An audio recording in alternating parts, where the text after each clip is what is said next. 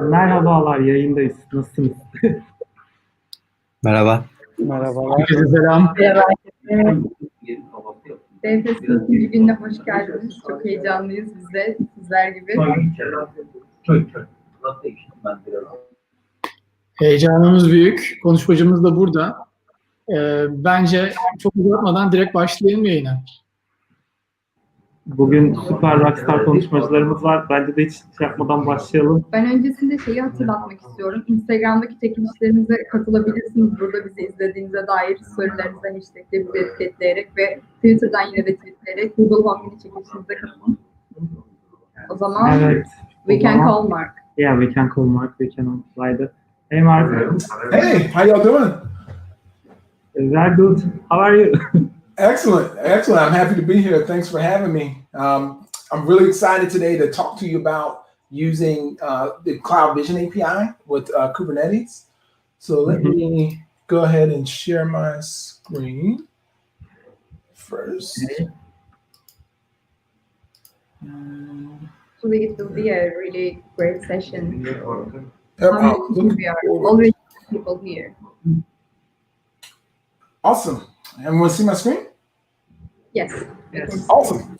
So let's jump into it. So once again, my name is Mark Johnson. Today I'm going to be doing a demo on the Vision API with Google. And this demo is basically suitable for anybody that wants to learn how to quickly use the Vision API and some of the benefits of it.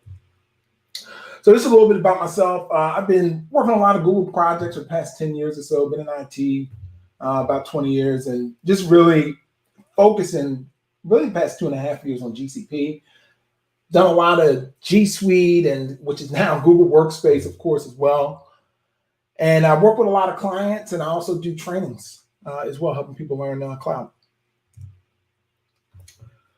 So what I like about this first slide is basically it's the question you want to ask yourself is, do you need a custom model, right? Do you need something that are you looking to create something that already exists and that Google provides? So when you're looking at this screen and you're looking at all these different APIs and tools you could jump into, we're going to be talking about the Vision API, but I just wanted to show this because it's giving you examples of the speech to text API, cloud natural language, cloud translation, dialogue flow, text to speech, and the video intelligence as well, which I'll touch briefly on that one.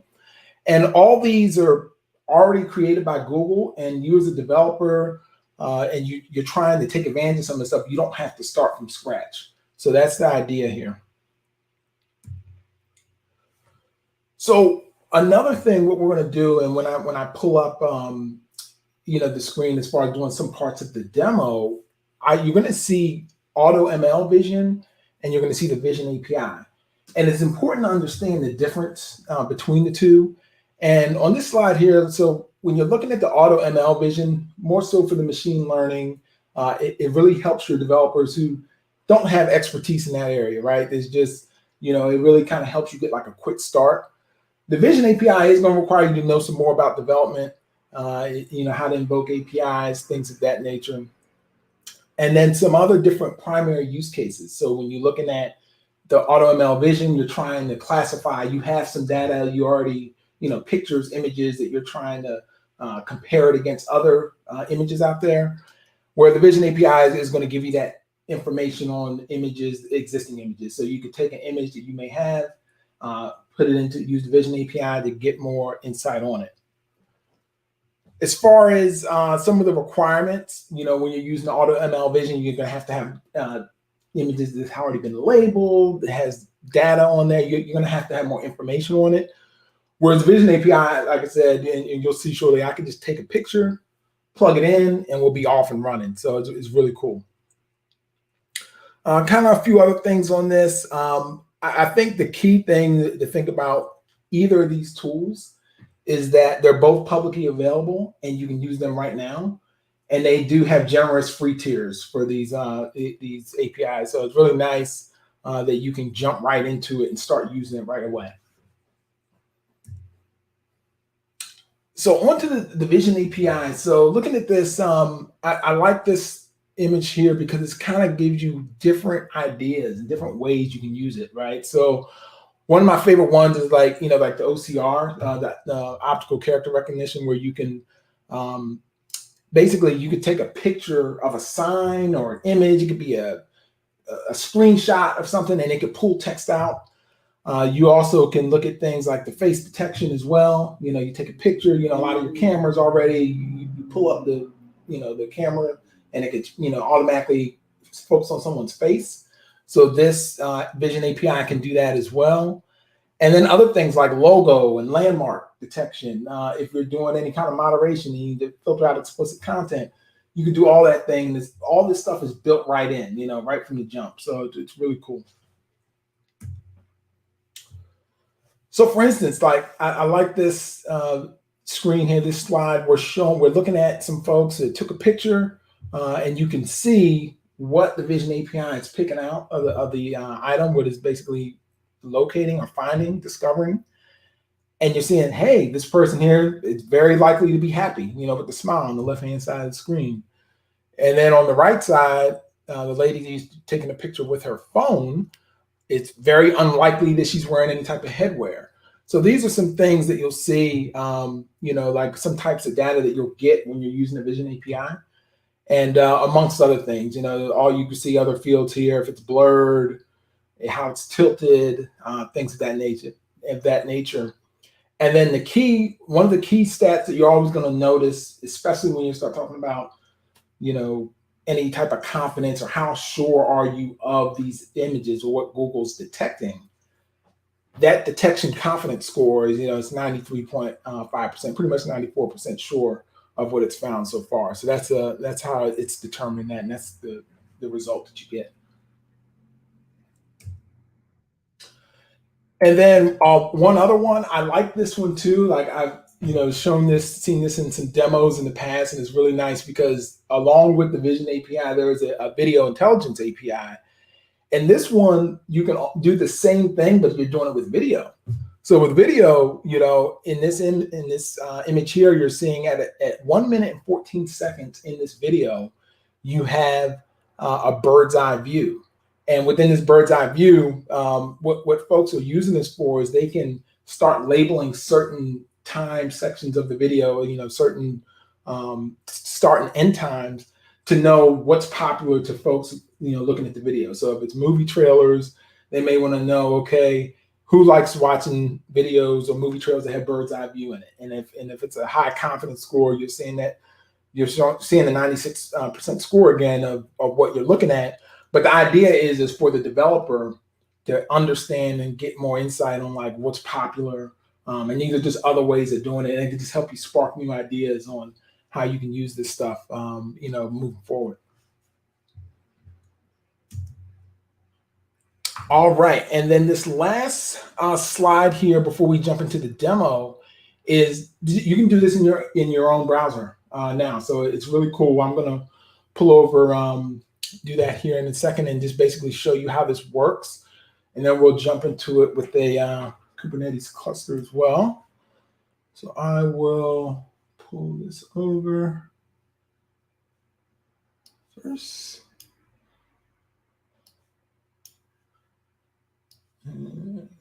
Get this here. All right. So before we'll go into, okay, so on the Google page here, and I'll zoom in here just to make it a little clearer. We're looking at the Vision AI again, what we're just talking about. And I'm going to take an image I have. Now, before I grab the image, you see, as I talked about a little bit earlier with the Auto ML Vision and the Vision API, it once again they're similar but not the same. And I like a nice little explanation of what those are on this front page. But I'm going to take a picture and just drag it in. This is something I downloaded. And then you're going to see, down here in the Texas area, we have, when I moved down here, I saw a lot of these birds, these green jays. I never saw them before. So I thought it was a good one to show because when you're looking at the labels, you really kind of get a lot of insight on it, what type of bird, it's a songbird, the bird's perched, and then when you click on things like the vertebrae, it will kind of give you more insight on that as well. So this is all just right from the site that you'll get just by if you just want to play with it yourself.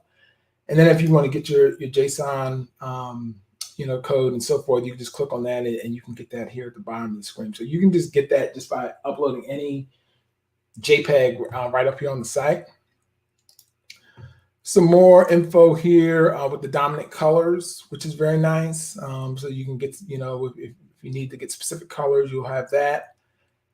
And then last but not least, you'll have your, if it's safe search and things of that nature. So with that being said, we're going to jump into the other part of the demo. Let me just move this over here.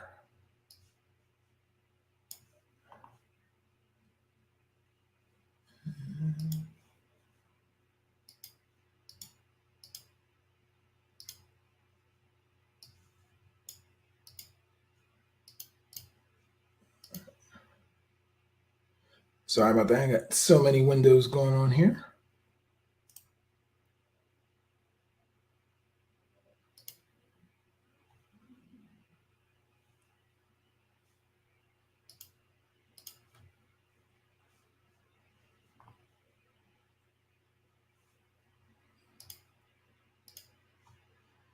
There we go.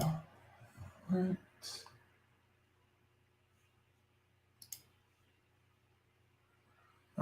Apologies. All right, so what we're going to do is we're going to go into the Google Cloud Console. Oh, there it is too. Got both of those set up. And in this demo, what we're going to do, we're going to set up a Kubernetes cluster, and then we're going to use the Vision API to run a crawler and look at and identify images on a Reddit page, okay? So the first thing what we're going to do is we're going to use Cloud Shell.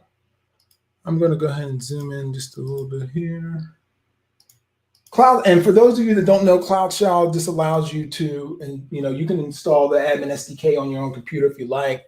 But what I like about it is, like, if you don't want to do that, you can just use a web browser and get into, manage your GCP resources and things of that nature. So the first thing we're going to do, we're just going to use the config zone. We're going to use US Central 1A. We've done that. And then we'll do a gcloud. We're going to create these container clusters, create.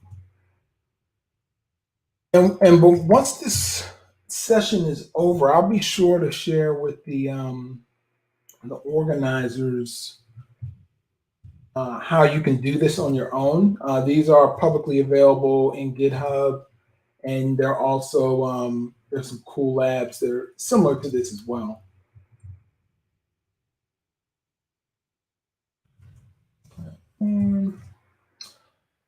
And so, yeah, once we type in our command to create our Kubernetes cluster, it's going to ask for authorization. So let's take a moment here. Usually takes a couple minutes. While that's going, if we go into GCP and I click on clusters, you'll start to see this in the background is starting to create as well. So you also could use the console if you like. It's just whatever you prefer. And we'll just let that go. Some other things that this is, while that's actually creating, I'll show you to be aware of. Is like when you're using these APIs, you can manually enable them. You can do it programmatically as well, but the purpose of this one is we're going to be using the Vision API. You could come in here and look at it, and you can also there's some documentation on it and the support. And if you hit manage, you can really see like what your free tiers looks like. So I'm looking at the quotas right now. And so when I look at the quotas, like you could see, how many times you could request it. There's 1,800 per minute. And then there's just different categories here: face detection, celebrity recognition, landmark, detection requests, logos, so all kinds of things here within the tier that you could do. Here's your safe search as well that you want to use. And so a lot of good info that you want to be aware of. And while we're waiting for that to create, we could just look it over here. Typically takes a couple minutes. I mean, depending on the time of day, and just depending on the region and zone you pick, but it should be good here shortly. And then once this is created, we're going to go into that cluster, and because this project is has the stuff set up already, so basically it's going to be using a few different things. I can tell you a little bit about what it's using. It's going to be using a Redis instance, for the data, a web app as well that's going to display the labels with the associated images. And then what's going to happen is there's going to be a worker node that scrapes all the images from Reddit and then classifies them to what type of image they are using the Vision API. So also some PubSub is being used to coordinate tasks between the worker instances, and we'll see that as well. So great. So in this case, we've already got this set up.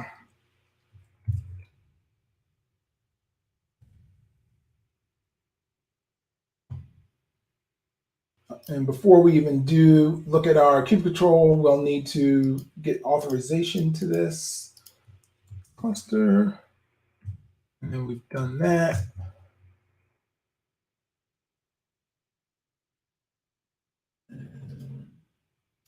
Oh, one more thing. We have to bring over some data. So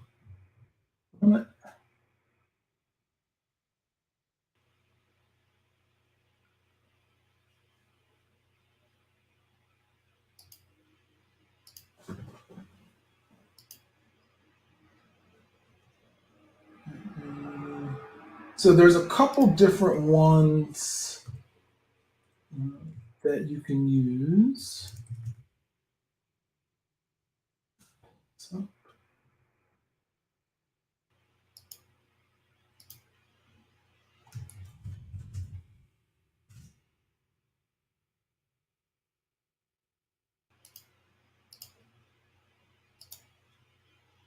So what we're going to do is there's a cloud storage bucket that has the data in it, and we're going to pull that in.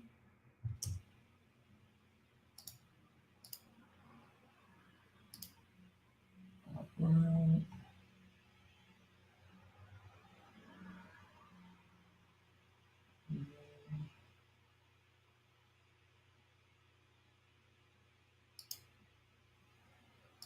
All right, so before we do that, get this updated.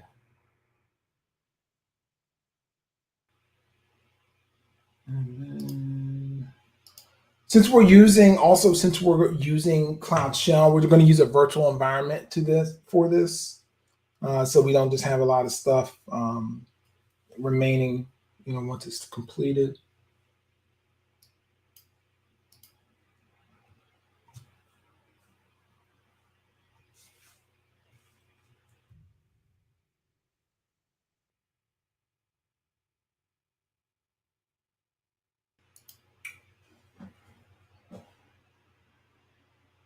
Awesome.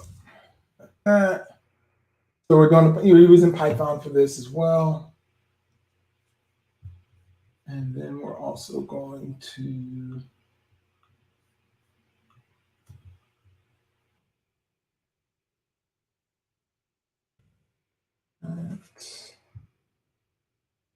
and then we're going to activate it.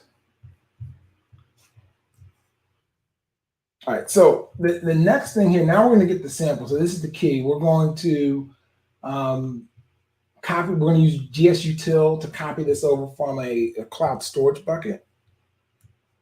So we're using that command. It's going to be recursive. And you see the GS, and that's the cloud storage bucket with the resources in it. So we're going to copy all this over. You'll see the All Vision and the Redis and all this, the web app and everything that's coming over.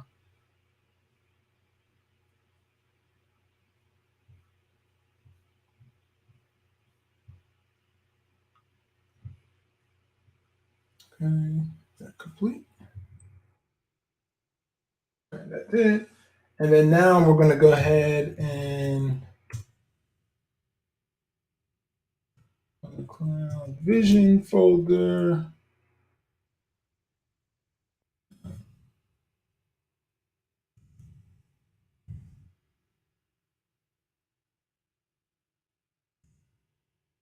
So Python, right? And then from here, we're going to go ahead and make all the files.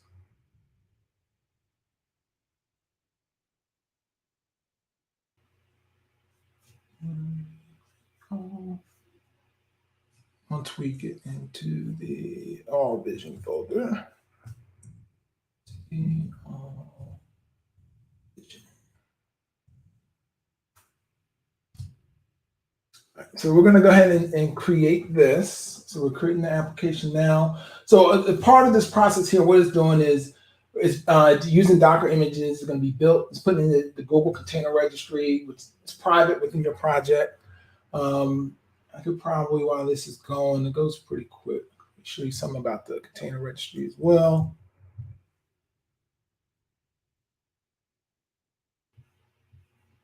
But still, this is just where you could push and pull your images into your own registry as well.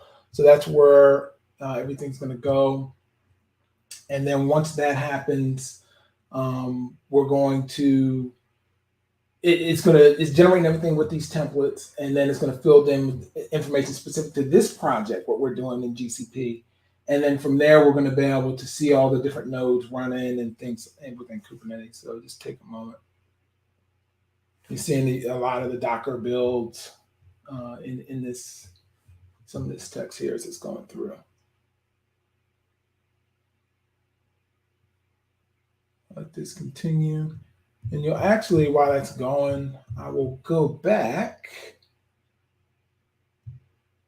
and you can see some of the stuff that it's starting to build. There's the Redis already being built, things like that.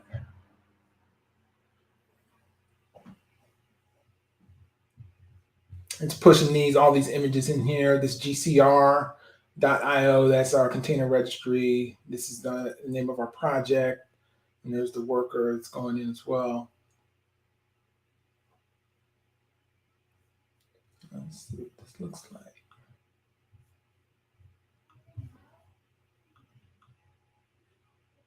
Okay, stick out there.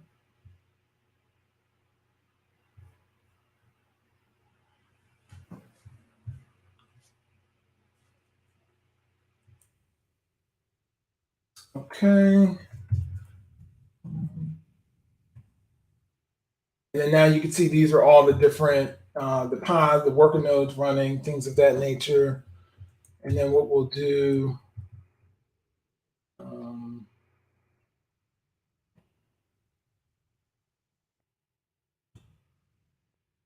and you can see more about the IP addresses and things like that of the different nodes. So we have all the Kubernetes resources up and running. And then what we're going to also do is, the purpose of this demo, we're looking at the different services, right? So what you see here with this All Vision web app, it is a load balancer.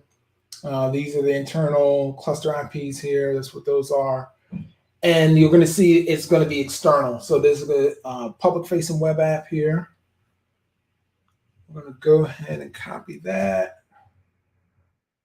And right now, this is just, like I said, the brief demo of the All Vision. Is going to be looking at this, this Reddit, this subreddit. And we're going to just go ahead and start the crawler. And it's going to be going to that subreddit, looking at the images there, and then classifying them and putting them into different like buckets, explaining what they are. So I just clicked on that, and it started the crawler. And then I'll go back. And as you can see, it's starting to pull them in. So like here's one, like I was looking at the different dog breeds, someone with dogs. Things with the otter as well. So yeah, it's pretty cool because like it gives you, what I like about this demo is that it gives you like like a visual representation, like what you could, you're using this API, it's running in Kubernetes. I mean, you get really creative on certain different applications on how you're building stuff, whether it's like I showed you in the beginning, jumping right into a website and I just have any image on my computer. Oh, I want to know what this is. Like, if someone sent me an image, what is it? Animal or anything. And as we're scrolling through, if I even refresh more, it'll be, keeps on going. This one here is like autumn's looking at you can tell by like the leaves and things like that. So it's looking at different things to tell you, to just give you more insight on it. It's a funny one, cat with the cake as well. And then last but not least, so what I like at the bottom, and I will share this with the organizer, if you click on the view source, all this is in GitHub, and it kind of pretty much everything I just showed you, how you could replicate this yourself, even from the creating the Kubernetes and to making these resources. You can do that, and then you could play around with it yourself. And if any other ideas, I mean, you can use different languages. If you're using Java, if you're using whatever you primary application or IDE you use, you can do that. And then, as you see, it was using some things with Python, with the web app, and there's, even if you want to use a different Reddit subreddit or a different website altogether, of course, you can do that as well. And and that's pretty much it. End of the demo. So that's all I have. Any questions about it?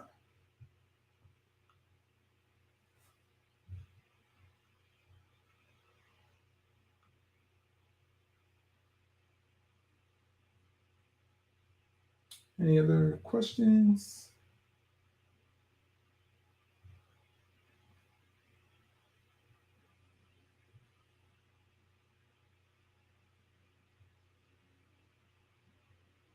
Okay.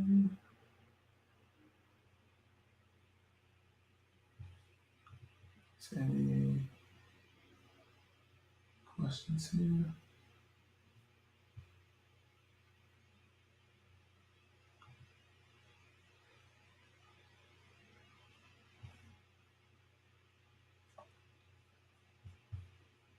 Awesome. Anybody?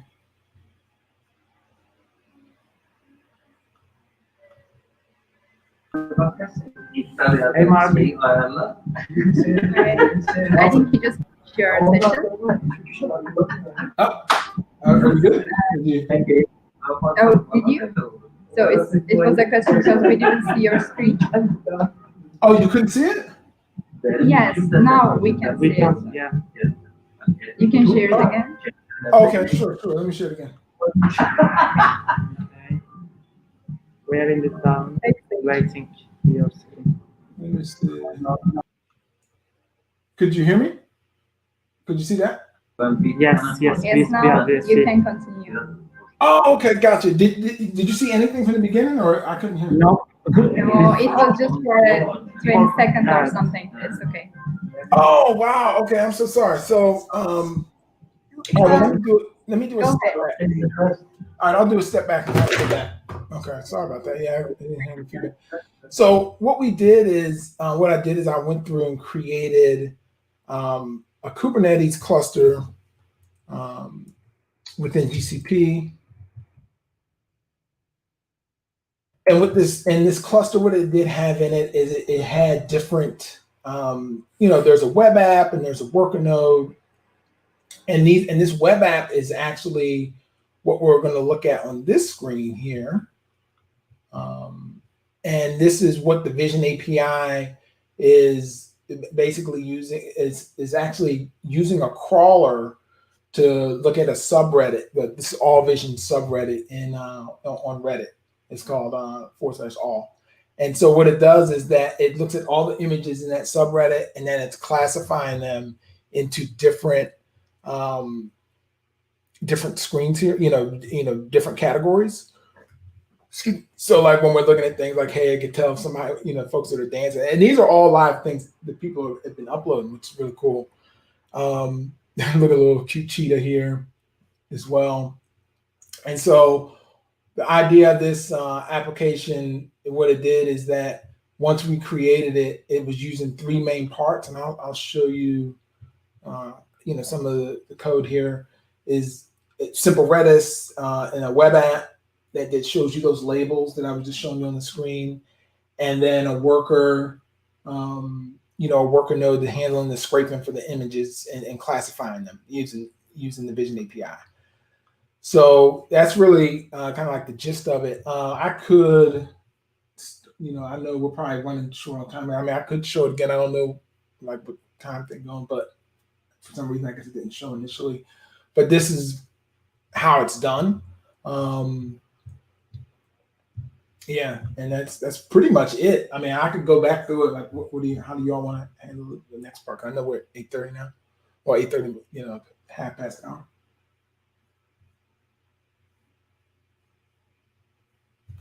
And then there's also, like I said, the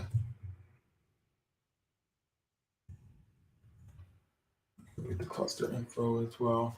You can see like the different, how Kubernetes is running within GCP, the backend master, and things of that nature.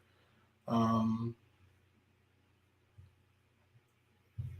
yeah, that's pretty much the gist of it. Is how are we at time, or how much time do we have left? Because I could kind of go back through it again. I don't mind.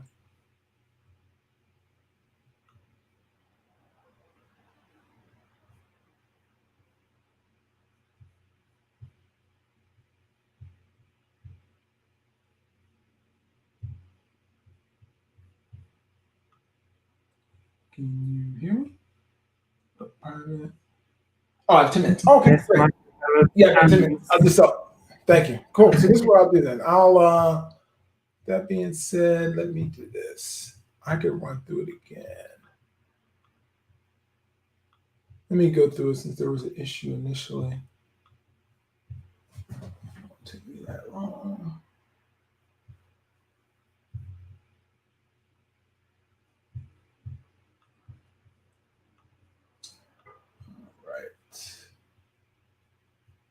So what we're going to do is we'll run through it again since there was an issue initially.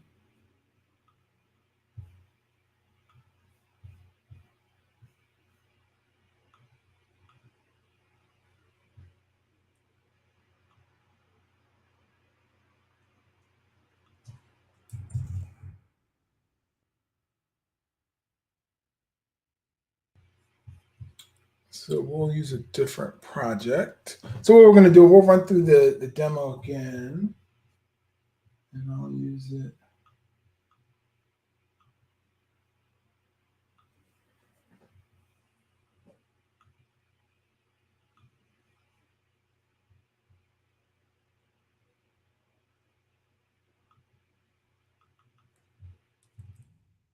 All right, so I'm gonna go ahead and sign in.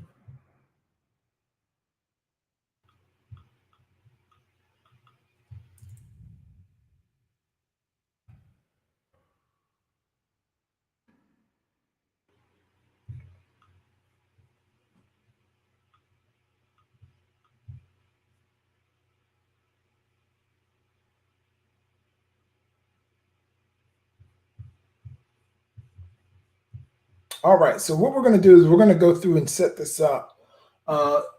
And we're going to start it from the jump.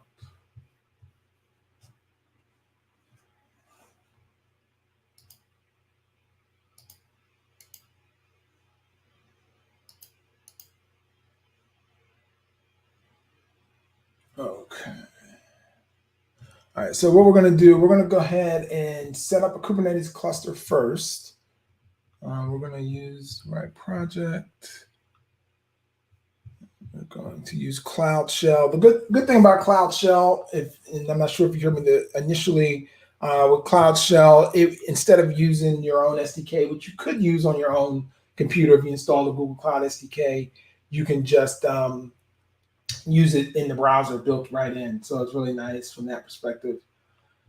And then in this case, we're going to make sure that we're using the right compute zone. Actually, we're in B this time. We're using B, using a different zone, which is a different data center.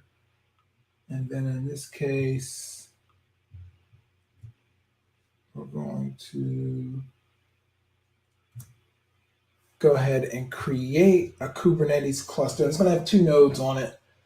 And then while that's creating, You'll see in the background, I will go into the Google Cloud Console and we'll look at the different, you'll just see it happening in the background. You see where it's creating at, and it's kind of giving you some insight there. While that's going, I will show you again the APIs in a sense where when you enable them within GCP, you could see all your quota limits and know exactly like what you have available to you. So if you're building your application and you want to, I don't know, you're trying to grab a certain amount of images per minute or scan them or have certain things detected, you can look at the quotas ahead of time. And so you understand, okay, I can do for a face detection request, I can do 1,800 a minute, per user. So then there's different ones in here like the celebrity recognition as well. You have to consult, you have to reach out to them for that one. I guess not displayed in this chart. And then there's other ones like the landmarks. A lot of these are 1,800 minutes. 1,800 requests per minute, not 1,800 minutes. And there's the logo and text detection as well. So it's definitely smart to look at this first, just so you get an idea just before you start developing something to classify a lot of images, and then you don't want to run out of your quota as well. While that's still creating, I will also show you a little bit more about just a little cluster within GCP, like where it's going. It's kind of, here's another way you could look at and see the percentage of it, where it's at, and send it to health checks and things of that nature. So we'll let that continue to go.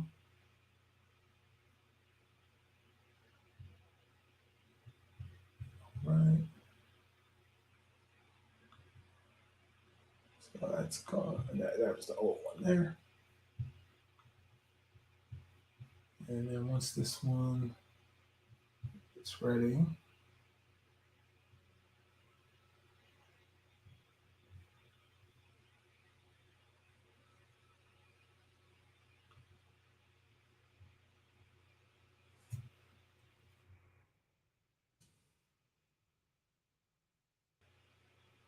all right. So in this case, we have everything set up. And then what we're going to do is make sure we can log into this cluster. We have the right credentials to get in. We can. And then if we do, we're going to look at the cluster info.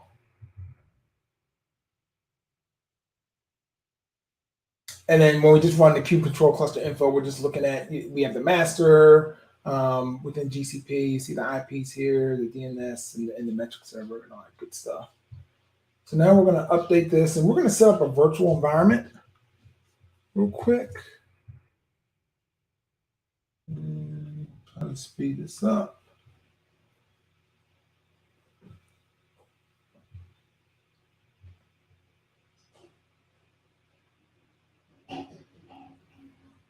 And as that's sped up,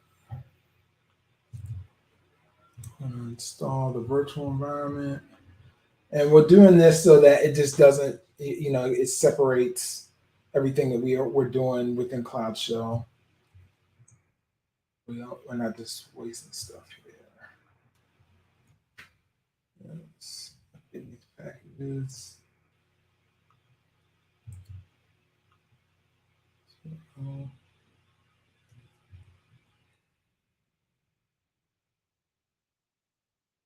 And we're going to go activate this. All right. So now we're going to just use a cloud storage bucket. I'm just going to copy this over real quick. Use a gsutil. This is this Google Cloud Storage bucket that has all this data in it from the Python code, the work, the web app, all this good stuff. So we're going to copy that over. And now we're going to go into that directory, and then we're just going to make we're just going to make the application. So we're going to make the web app real quick, And then once we make this web app, we'll be able to start the crawler, which is going to look at this subreddit, take the images from that subreddit, and then classify them based on the type of image they are. Now, what you're seeing here is this, as it's creating, pulling down these images, and it's going to upload them into the container registry as well. So that's another part of this application. So container registry is a big part. And then while that's doing that, you can also see we're using Redis, so it's already created that within Kubernetes as well.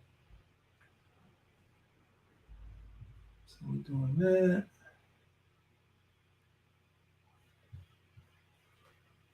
And then it's just pushing, as you can see, into the container registry. So it's pushing into there as well.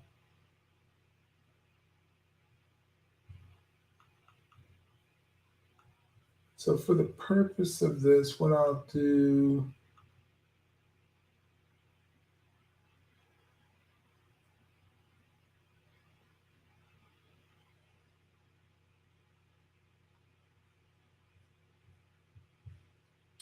it's just about done. I'll just refresh here. If I hit refresh, you're going to see there's the web app. So the web app is ready, just about. And then once we get the IP to that web app, it's gonna create an external IP address within GCP. And then once that's created, we'll be able to start the crawler to bring those images in.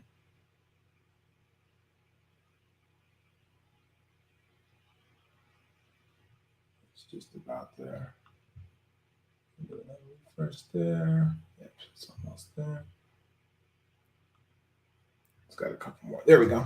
So we'll look at, so I'm just going to look at the services, and it did it pretty quick. It's still probably, the other one can probably take a second, but I can at least get to the external web page here. And then once here's the application, once we're here, we're going to just start this crawler. And what it's going to do is, like I said, it's going to look and start classifying those images using the Vision API.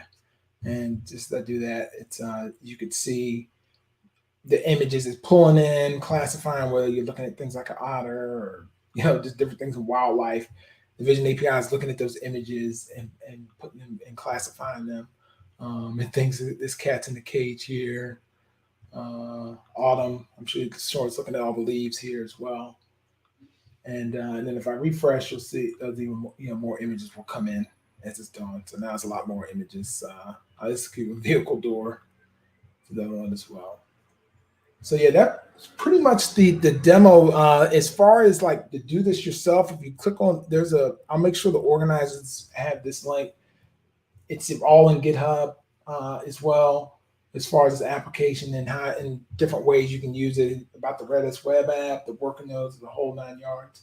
So all that's there. So hopefully this information here will help you learn more about the Vision API, like what it could do, some ways you could use it. And yeah, that's pretty much all I have to share.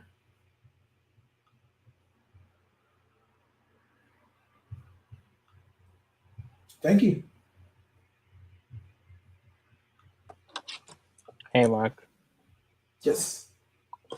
Thanks for you joined our event. Appreciate it. We completed your session. I will take it after that. Okay, awesome. Thanks for having me. Bye. Merhabalar. Şimdi sıradaki konuşmacımız Amel olacak. Kendisi 17.50'de aramızda olacak.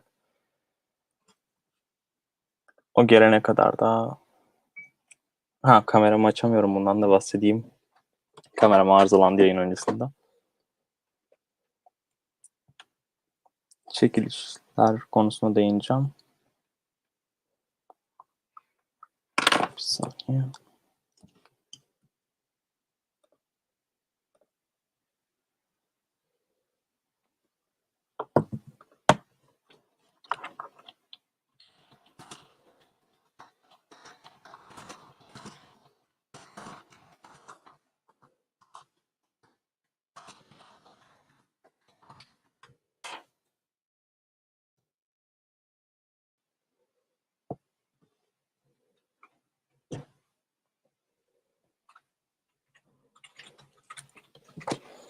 Arkadaşlar story atarak Cloud DevFest hashtag ile Instagram'dan tweetleri retweet ederek çekilişlere katılabilirsiniz. Yayın sonu kağıtla belirlenecek.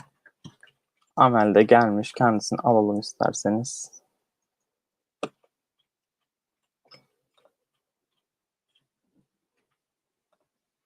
Hi Amel. Hi. How are you? Hi, everyone. If you are ready, we can start your session. You can share your screen. Okay.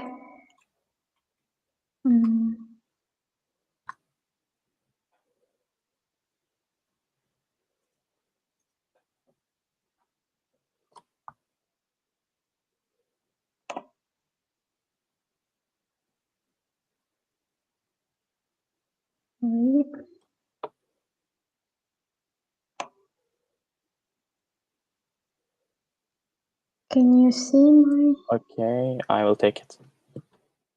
Okay, cool. looking. Can you see my? Yeah, everybody can see your screen right now. Cool. Great. Thank you. Good luck. Bye. Thank you. So hello, everyone. My name is Amel Salemi. I'm from Tunisia, a small country in the north of Africa. So today we'll talk about TensorFlow on Google Cloud Platform. I'm a Google developer expert in machine learning, a research engineer at Anstadip, and you can find me on Twitter via the handler DeepLearnWizard. So previously, this presentation was done by Carl Windmaster, who is a developer advocacy manager at Google. I just got it and changed quite some things in it. So before perhaps starting a few key points, I'm from Anstadip, as I said. So Anstadip, the company I work for, was founded in 2015. The team is composed of 108 RR AI engineer, software, hardware visualization team. So we have offices in Tunis, London, Paris.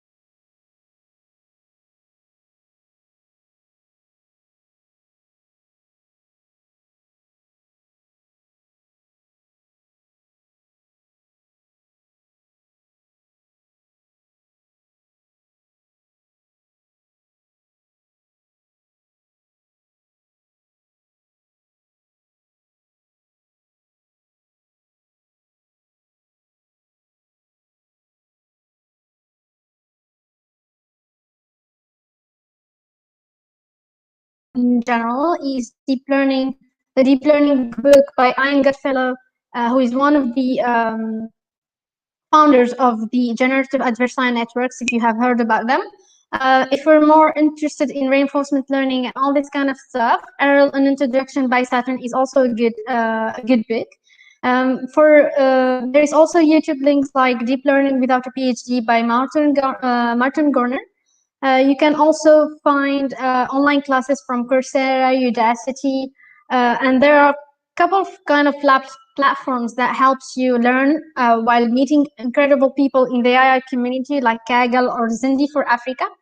So, and there's also Fast.ai, which can bring PyTorch kind of applications into the world.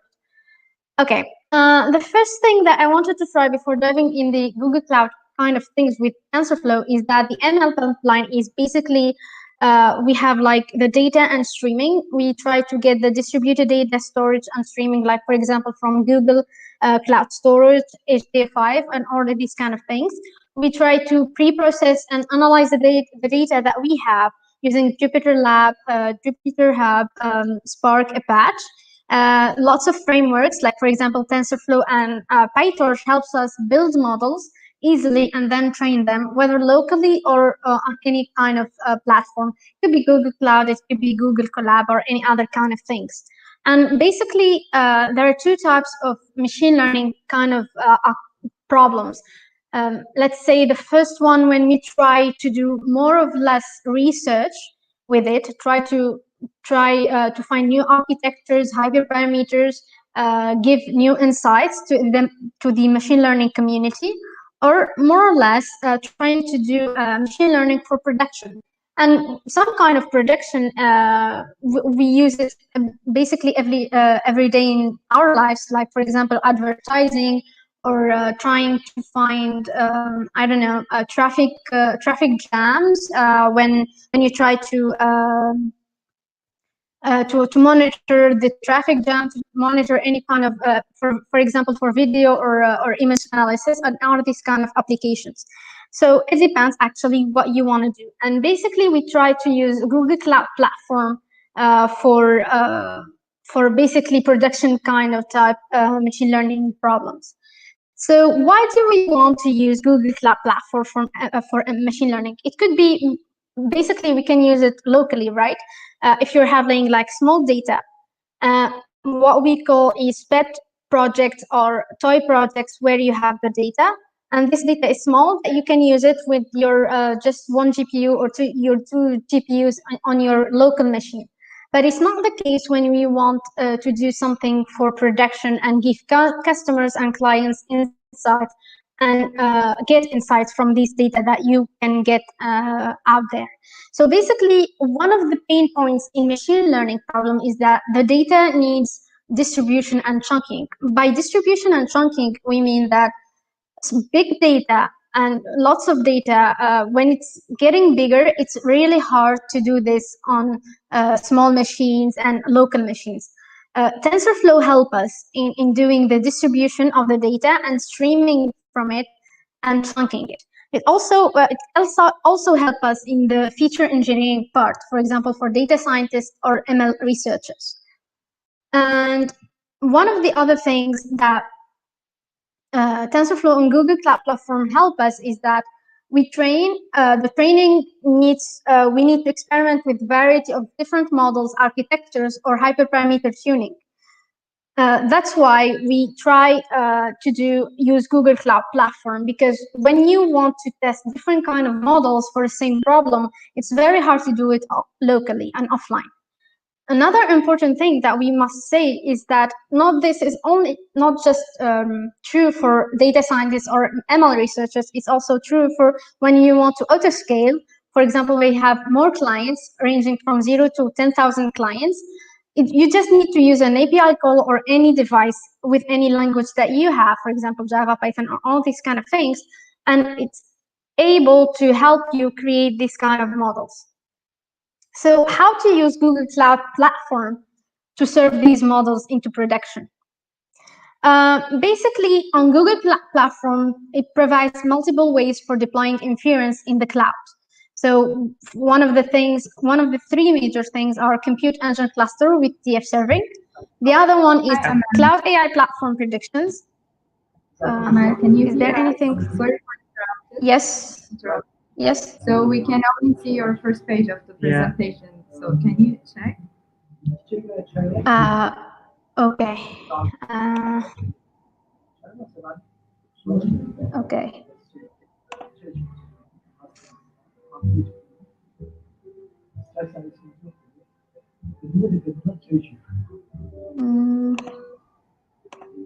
I think it's related to.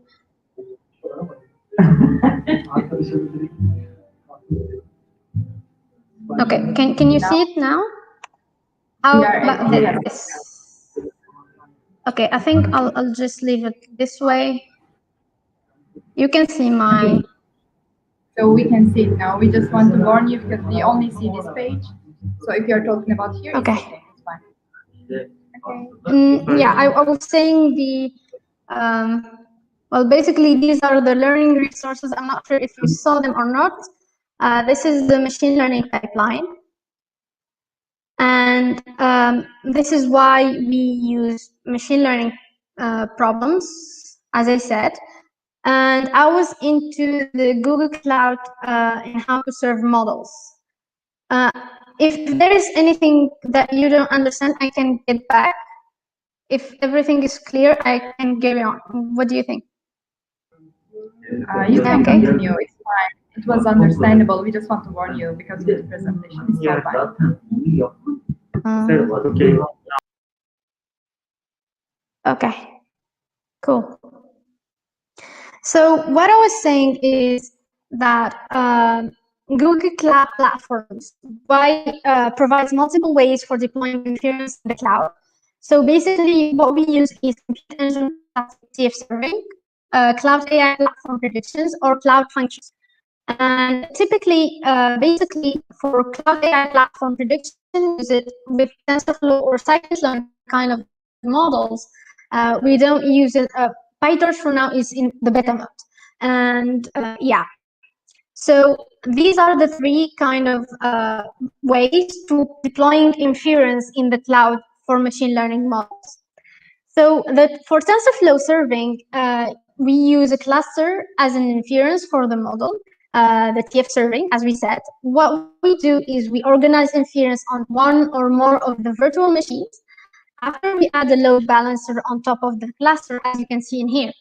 The second, this approach is that has some kind of advantages. The first one is you get response time as the model will be loaded in the memory. And it's an economy of scale, meaning that the cost per run will decrease much when you have a lot of requests. Typically, we use cluster TF servings when we have production-ready kind of machine learning models. And these production-ready we're going to access them in real time for 27 hours, 7 days a week.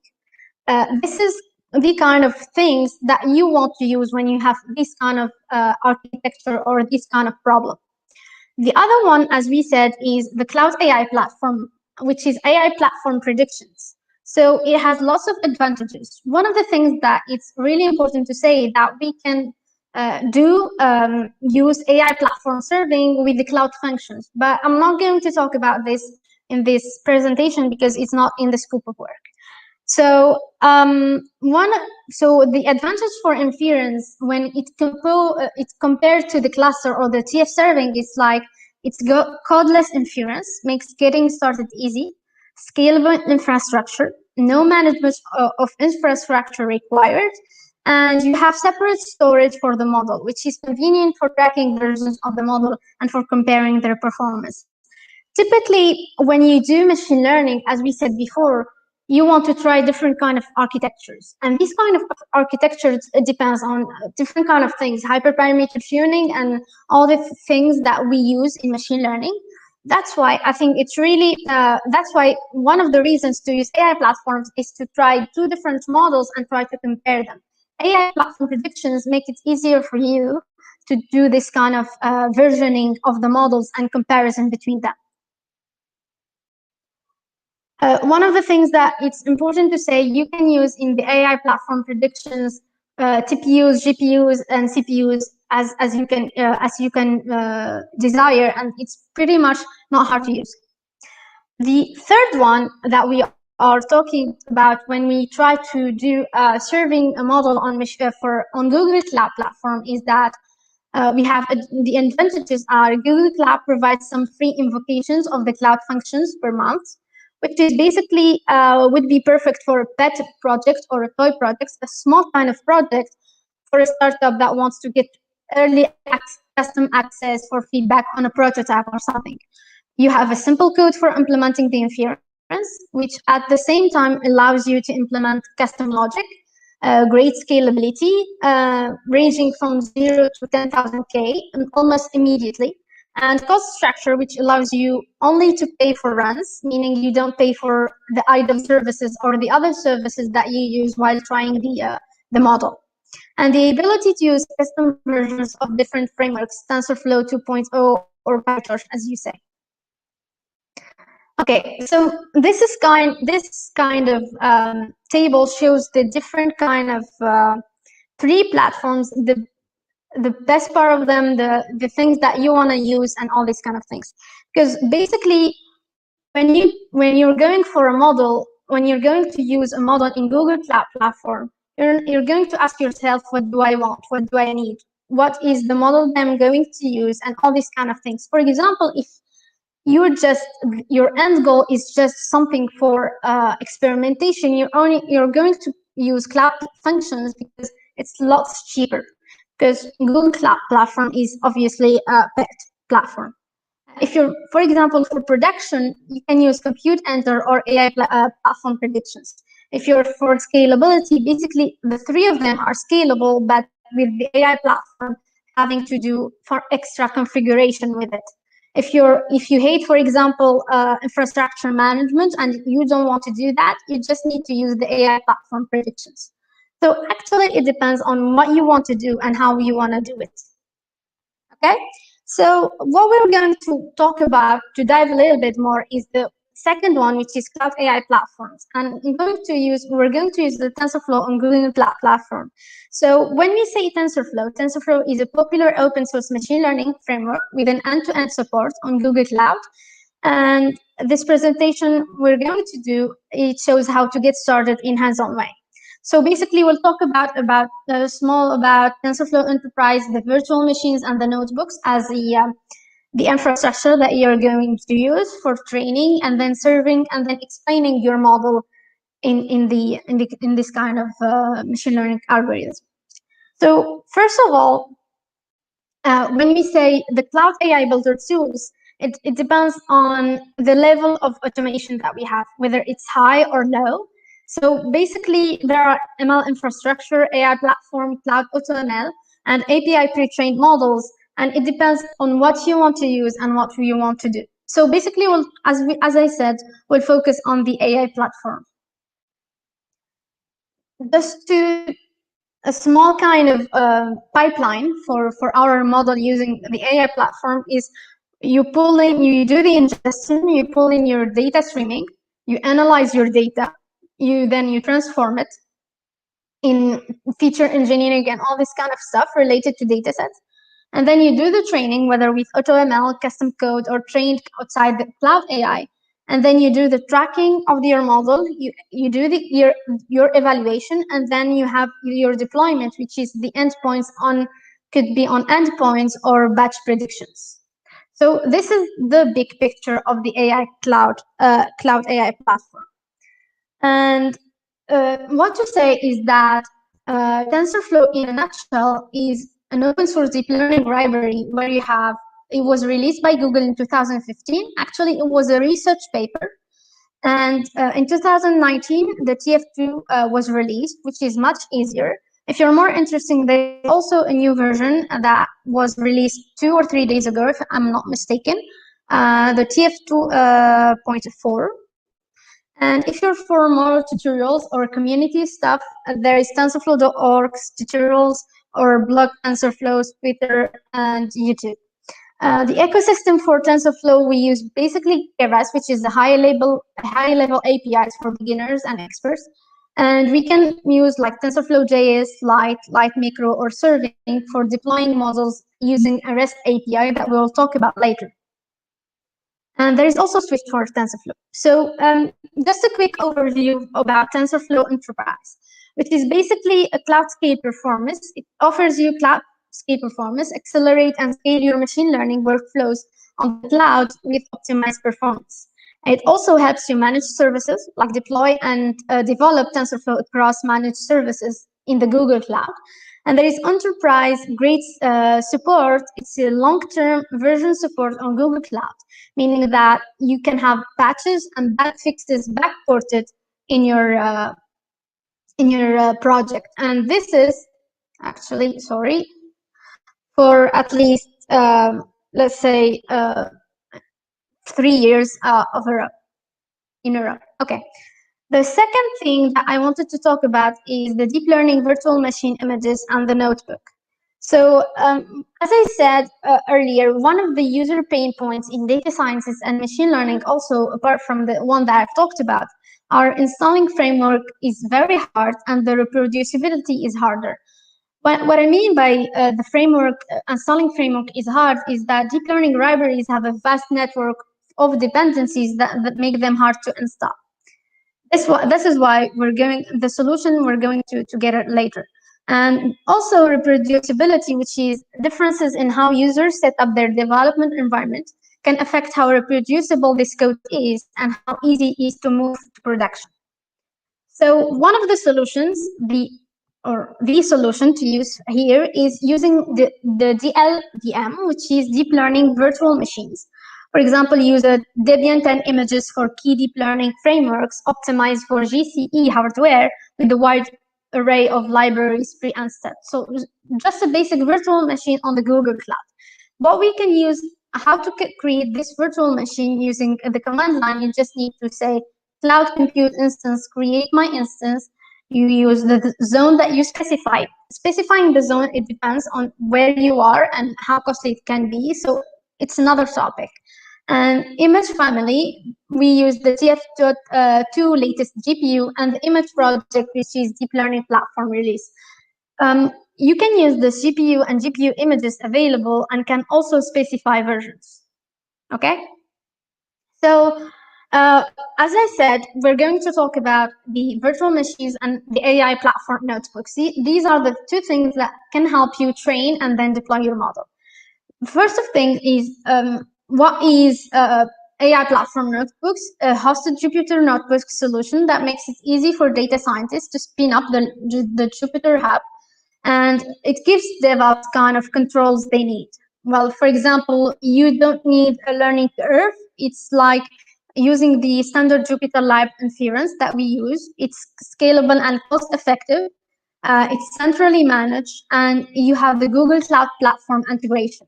And it's easily built, trained, and deployed, and deploy models. You can use this on it.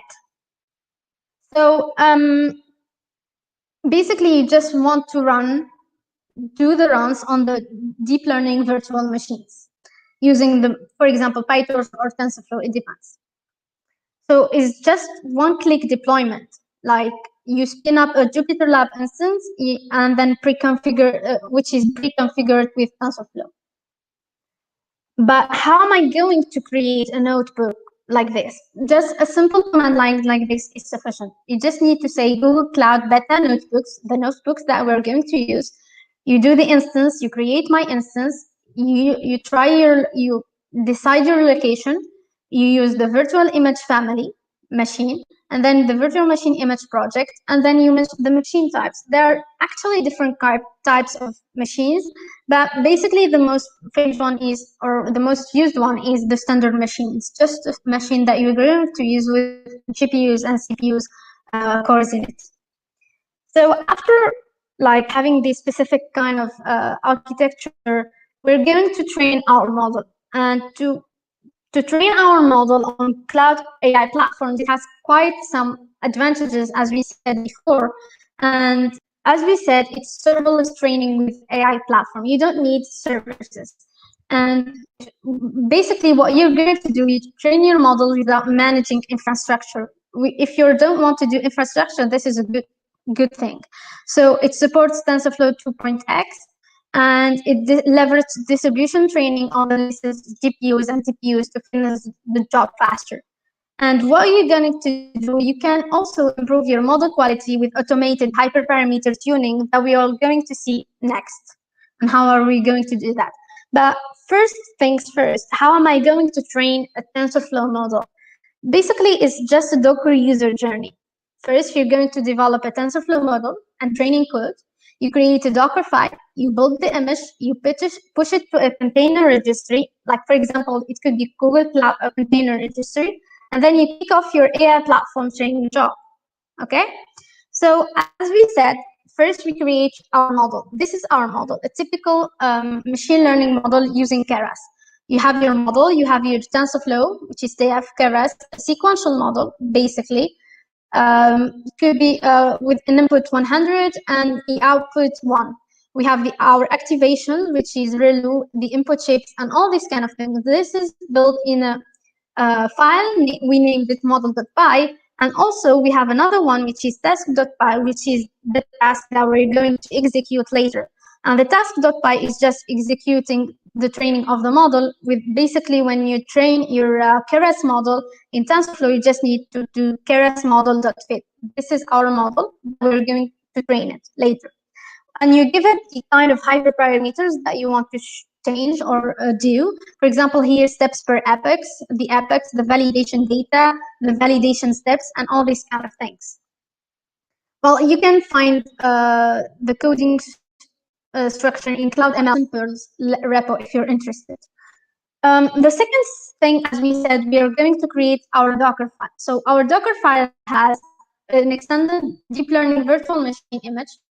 We have the work directory. We just create a model, then task, the model.py and the task.py that we copy them from our the one that we have created, and our entry point is just to execute this the file, which is task.py.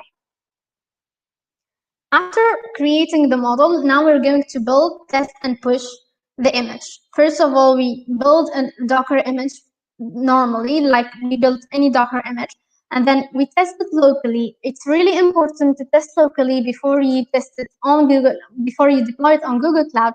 Why is that? It's just to push it on Google Cloud. Why is that? Because when you test locally, if there are any kind of errors, you try to find them and you won't be built, because it's you're basically going to try with this method to help don't lose money. And the other thing is you can pass custom model parameters, for example, the learning rate, as you can see in here, into our image. All you gotta do after doing this run, after testing locally, building the image, you just push the container to the registry. And finally, what you're going to do is to submit the training job. And to submit a training job into the AI platform that we are using is just Google Cloud AI platform. The jobs that you want to do, submit the training, my job. You just try to find the region that you want to use, the master image URI, sorry, and then we have the learning rate that we have passed during the that you have created. The dash is just to separate the model, the parameters of the command line from the parameters of the model that we are using. Another hyperparametering kind of optional thing is to do hyperparameter tuning. For example, in the task.py, we just add a parser, and this parser, for example, in our case, we use the learning rate, and this parser is going to be to get it from the config.yaml that we have to create it in here. And this will help us and do some hyperparameter tuning when creating and then comparing after the models. We'll see how we're going to create two versions of the same model, for example, using hyperparameter tuning or any other kind of things. So what you find in the console is something like this. You have your job, you submitted your job, and then in Google Cloud you can find something like this. And as you can see, this job was created in 15 July 2020. So you can find all the kind of information that you want to use in here. Okay, so what we have done is that we prepared our setups. We created our model. We pushed our model. We have like a job ready for it. Now we're going to serve a model, but how are we going to do it? So one of the things that is important to know is that with AI platform prediction, it's really robust and reliable when doing the model hosting. So for example, you serve online endpoints for low latency predictions, or you do predictions on massive batches of data, meaning that it's very immediate when you do predictions on AI kind of platforms, whether it's on batch of data or endpoints. And it scales automatically based on your traffic. And you have log predictions, requests, and responses to BigQuery for monitoring, for example, or debugging. And you can choose a wide variety of compute kind of options, including the inference optimization that we use in, for example, NVIDIA T4. It could be also a K18 that we can use in this kind of GPUs, which are really powerful kind of GPUs models. So how are we going to serve a TensorFlow model? First of all, we create an AI platform prediction model. You create a version of the model with the trained model binaries, and then you make predictions. It's 3 steps. So the first one is deploy the model. First of all, you export the model binaries from the training job. So for example, you have here the job directory, you export it, and then you have the model binaries. So these binaries are from the training job that we have done previously, as you remember, after training our model. You create a model on AI platform using cloud AI platform models, create a Keras model, we named it Keras model, and you can decide the region. And now we're going to deploy the model to the prediction service. When deploying our model, what we're going to say is we create version 1. This create version 1 meaning this is the first version that we're going to test. And it's based on the Keras model that we have done. And the origin from it is the model binaries. So for example, if you want to change the version, you just need to create another version, use another model's binaries, and so on and so forth. Then after creating the model, we make the predictions. And for making predictions, what we're going to do is, for example, we have this simple data JSON. We run an online prediction. We give it like cloud AI platform predict dash model Keras model, and then the version that we have specified, and we give it the simple data that we have. We run on an online prediction on our data. It could be one entry point or a batch prediction model. And with this, you can do it like you just need to give it the input and the output path to make the difference. And this is one of the best things about AI platform. And the third step, as we said, is to wrap everything with the REST API. This REST APIs will help you later on into using different kind of languages. For example, it could be used in Python, or it could be used in Java or any other device kind of or language that you want to use. So the REST API will wrap everything up and will help you with HTTP request to just give the predictions to a client if you're having, for example, 100 clients or 1,000 clients at the same time. Okay, so basically what we've done, we trained our model, we have served our model, we deployed it, and now we're going to try to explain it, because basically in deep learning models, the typical kind of vision to do it is that we train our model and it's great, the accuracy great, everything is great, you want to deploy it. The other way is I want to explain why things happened and how am I going to improve my model. And this is the part of explaining a model that you can use on Google Cloud platforms.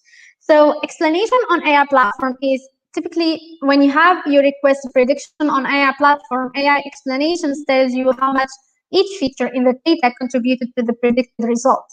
You can use this information to verify, for example, that the model is behaving as you want it to behave. It recognizes bias in your model, gets idea for ways to improve your models and your training data. And all these kind of things is that all the data that you can imagine, for example, interpret tabular, text, or image kind of data, it supports 2 explanation methods, and it uses the what if tool. So basically in here, as you can see, these pixels are why the model chose this picture to say this is a dog, not a cat. These pixels help you understand the reason behind why the model behaved in a certain way. The what if tool is just a tool that helps you wrap everything and understand. It can be used on Google Cloud platforms, Jupyter Labs, and all these kind of things.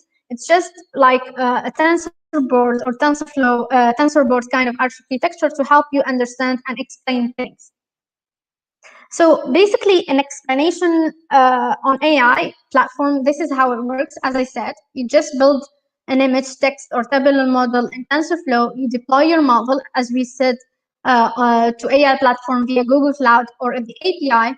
You just want to do surface predictions to end user with the AI platform predictions API, or you want to debug your model into a notebook using the attributions for the AI platform and the what if tool. So basically, the supported explanation methods are, as I see in Google Cloud Platform, are all in TensorFlow. So basically, integrated gradients, Shadey, or Xerai. For example, this one, it depends on the data type that you want to use. This is one of the reasons on how to which gonna kind of problem you're gonna use, and you can know more about them if you're interested in their paper. So to deploy explainable models on AI platform, this is how you use it. You just do vCloud Beta AI platform versions. You create the version that you want, the model that you have, the framework, for example, and then the machine type and the explanation method that you want to use. For example, in here, use integrated gradients. And then you deploy the explainable model on AI platform. But what if I want to get an explanation on AI platform models? All you have to do is just Google gCloud Beta AI platform, explain to me the model that you have, that I have, with the version, with creating the version, and this is my data that I have. And this is how I get the explanation on a certain kind of model. So the explanation JSON that I get is something that looks like this: the attributions, the data, the example score, and then the output name, the durations, and the baseline score. Just a quick view on how to explain things is that when you get the name here, you get the features, you get the attribute value. So basically, if you say, for example, the one with the feature value the highest is the one with indicates the most important feature. And here it says the attribute value is meaning that the negative attributions means the feature pushed our model predicted durations down, and vice versa. All of these attributions are relative to the baseline prediction model. Okay, great. Thank you. I hope that it was somehow clear. Well, I did have jumped up into. Hi, Emel. Thank you for presentation. It was a great I tried my best to just try to fit everything. There's lots of other important things that we can use, like for example, the pipelines and all these kind of things, and TPUs and GPUs, how we to use them on Google Cloud platforms. But I didn't find that this could be a very use time because we only have 30 minutes. Yes, but it was a super cool topic. Thank you a lot about it. And today we have six speakers, and you are the only one, which is a woman. So special thank you for you. Thank you about it, for inspiring us actually. Yeah. Thank you. And I hope everyone learned something new, and you try to dig more into machine learning and all this kind of stuff, because it's where the world is going nowadays. So yeah. yeah. So, and if you want to also have another session later, so you can still keep catch up with us, and we can also plan another meeting. It will be super good. Thank you a lot. Okay, thank you. Have a nice day. Have a nice day. Too. It's the next question. Next speaker is the Paul. Hi, Paul. How are you? Now you are in live. There you go. Hi. I'm doing all right. Yourself? Yeah, we are also going fine. It's just rainy in Istanbul, and we're just stuck in a cafe in DevFest. So we are just trying hard to do it. How are you? I'm doing pretty good. Yeah. Good. This is cool. I like your dog on the screen there.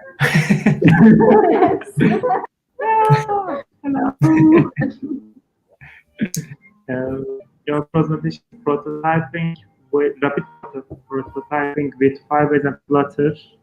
And if you want, you can share your screen and we can start. Oh, perfect. Let me. So when you're sharing, I will just do a quick announcement. Merhaba arkadaşlar, Instagram'dan bizi tekrardan paylaşmayı, Twitter'dan çekilişlerimize katılmayı unutmayın. Onlar devam ediyor ve en son oturumumuzda Kahoot çekilişi olacak. Ona da katılmayı unutmayın. Sorry for English, so I just made a quick announcement. Share with social media is one thing. So we just add your screen to the stream. You can go for it. We are in the backstage. Have a nice presentation. Bye. Right. Yes. All right. So, hey, everyone. My name is Paul Reese, and I'm a developer programs engineer on Firebase at Google. So today we're actually going to talk about two tools, Flutter and Firebase, and how they can be used for rapid prototyping. So whether it's at a hackathon with only one weekend to build something presentable, or you have an idea for an app that you want to test out before really investing in it, a lot of us have been in a situation where we want to build something that just gets the job done quickly. So during the normal prototype development process, developers plan out their apps and what they should do, how they should function, research the feasibility of the idea, map out their architecture, pick their tools, and then build a clean and organized prototype, right? So yes and no. Some people stick to a very formal process, but when building out a quick prototype or even just a proof of concept app, most of us, myself included, just want to open up an IDE and then start coding, and then we'll kind of figure it out as we go along. So given this, I'm going to talk about the two tools that I just mentioned earlier, Flutter and Firebase. Both of these are easy to use and address different development problems. Flutter is for client-side development, and then Firebase is for the backend. Both are designed to be easy to use, and they're well supported with content and documentation to make getting up and running as easy as possible. So while I wouldn't say this is necessarily going to be a deep dive, this presentation is going to look at some code and tools that will hopefully be helpful in getting you started with Flutter and Firebase. So while it might seem like a lot up front, I can't stress enough that you don't need to memorize everything. This is also going to be a condensed version of this presentation, but everyone can definitely reach out to me either on Twitter or email and all that. That'll all be at the end of the presentation, or I'll post my slides up online as well. So you can see the code and don't have to worry about trying to write it down or take screenshots or any of that. It'll be available for you later on. So with that, let's actually go ahead and just get started with this. So first, let's talk about Flutter. It's a UI toolkit that uses the Dart programming language for building native apps for multiple platforms on top of C++. And it's actually using a 2D engine that's called Skia. This is the same graphical engine that's going to be used by Chrome, Android, and a few other platforms. And it's all from this one single SDK. So since everything is built from a single code base, you can create your prototypes for multiple systems, such as Android or iOS, without requiring specific developer knowledge about each of those platforms. This actually also carries over to web. Flutter is doing great with web. Firebase is picking up all the features, so it's not parity yet, but it's getting there. Flutter is also completely open source, which is great. So not only is Google working on it, but so are many members of the developer community. Rather than being walled off from the internal workings of the tool, you can actually dig into the code to see exactly how Flutter is doing what it's doing, as well as send your own pull requests if you want to improve it. So far, there's been about 18,000 contributions from what I last remember. And it's all from the global development community into Flutter, and that number just keeps going up as more people are discovering and trying out this platform. So aside from Flutter being cross-platform, you're probably wondering when you should use it for rapid prototyping, especially since there's already other tools out there that exist and do similar things. So like most development decisions, the answer is basically, it depends. While Flutter isn't the only tool that can work cross-platform, it is designed from the ground up specifically for creating apps quickly. It's able to easily tie into device hardware using external plugins and packages that can be imported into your project. And it uses widgets, which we'll dig into a bit more here soon, to create UI components programmatically rather than requiring something like a layout file or a storyboard.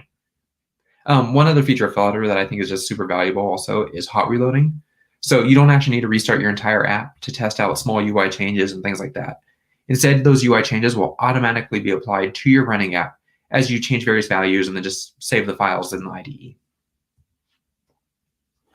So following up on the it depends answer, there's also going to be times when Flutter isn't the right solution for you. And it's kind of better to figure that out early on in the development process rather than doing a whole bunch of work and then finding out that it's not the right tool for you.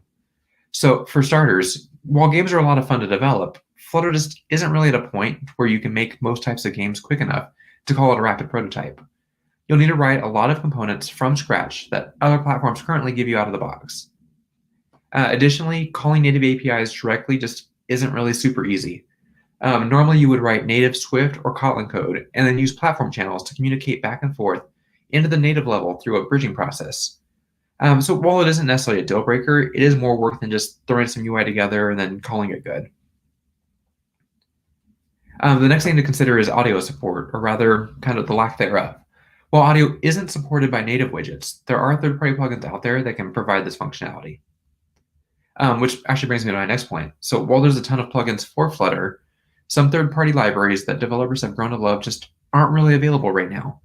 You'll have to weigh the necessity of things like that versus working with what Flutter has before deciding to use the tool. Fortunately, there's actually alternatives for most things, but we'll kind of dig into that a little bit more later as well. And then finally, Flutter doesn't really have support for additional form factors like watches, televisions, and cars. So right now, Flutter has very limited support for Wear OS, which is the Google Watch OS, but no support right now for platforms like TV OS.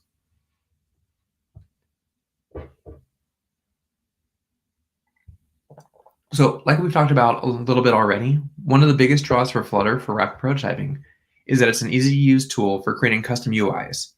So the first part of this presentation is where this talks a little bit more on the technical side. What I want to do here is give an overview of some of the ways that Flutter can be used to build out UIs. So when you're working with Flutter, everything is a widget, and all UI is described by widgets in a tree structure. So one key term that you'll see in Flutter documentation around this is aggressive composition, which essentially just means that aside from some very basic widgets, the widgets that you use in your app, either custom ones that you've put together or that come built into the platform, are going to be made up of other widgets. So you can kind of think of these like bricks where you just kind of connect them together to build what you want. So while there are hundreds of widgets out there, I just wanted to go over just kind of a few of them at a high level to give you an idea of this fundamental part of Flutter. So as a lot of you know, you can't really start with anything in the software world without Hello World, right? So let's go ahead and take a look at this example to get an idea of how Flutter uses widgets to create a bare bones user interface. All Dart apps use the main function as their entry point, and in there you can initialize various components and actually start your Flutter application. You can also see that we have a center widget in this example. This is just going to center all the content that you have within it in the middle of the device screen at this point. And then next up is a text widget that, as you can probably guess, is just going to show some text. So this text widget also has a few properties that can be applied to it. The first one is the string that will be displayed by the text widget. And the second is a named optional property. Now in this case, it's text direction that can be used to customize the widget. So all said and done, you kind of end up with this stunning example of a simple app that does pretty much nothing except says hello world, which totally okay for what we're doing right now. So the next component that I want to talk about is the list. Since honestly, like 90% of apps that are out there are essentially just list and detail screens. So there's actually a lot that you can do with lists, like setting them up for infinite scrolling, having items react to long presses, and adding various custom composite widgets that each do different things.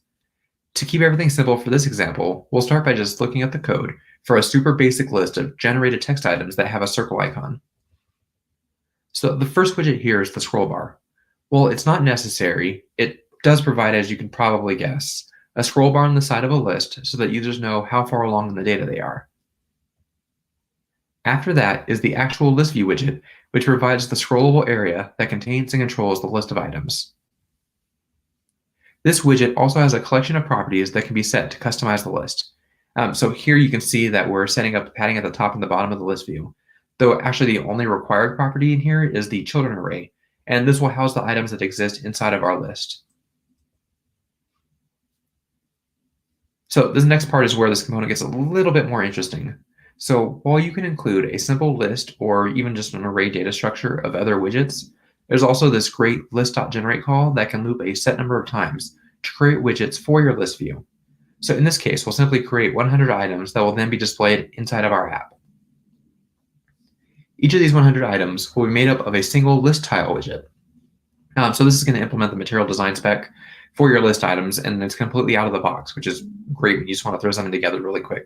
So yeah, so this will generally just display some like text and a leading item, like an icon for each of those list items. And then, as you might expect, this list tile has its own properties. So the first one is the exclude semantics widget, which wraps a circle avatar. So what this will do is it will display the text, or rather the index rather, from the list that we generated as an icon at the start of the list item. And then since it's wrapped by this exclude semantics widget, it's not going to be read by accessibility tools like screen readers, meaning it doesn't just add a whole bunch of noise for users that need to use those tools. And then the final part of the list tile widget in our list view, it's probably the most simple. So it's just going to be a single string in a text widget, and that's going to represent the content of our actual list item. So here we're just taking the index, turning it into a string, and then appending it onto this generate item or generated item text.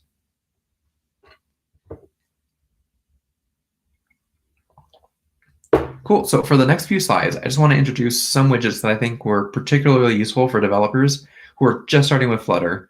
And then I'm not going to get into too much detail in code and whatnot for the sake of time, but I just basically want you to know that they exist. And then if you need to use them, you can find all the information and whatnot for them online pretty easily. You can even reach out to me and I'll send you links and all that sort of good stuff. So the first of these useful widgets is the card widget, which provides a card item that can be put into your list views. So these cards are also containers, which means that you can create really complex and completely custom UIs that you then put inside of them, but you still get that nice card shape and shadowing and all that stuff to really distinguish your items from each other. And then next up is the text field widget, which allows users to enter text into your app. So you can see here that there's a lot of ways that you can customize a text field, such as restricting it to numbers, hiding entered characters for passwords, or even just validating content based on values that are in other parts of your app. I'll just let this video play through here real quick. And you can see that it actually validated against the password. Cool, and then finally there's the picker widget, which will let your users pick out dates from a calendar or clock without having to recreate this common UI flow.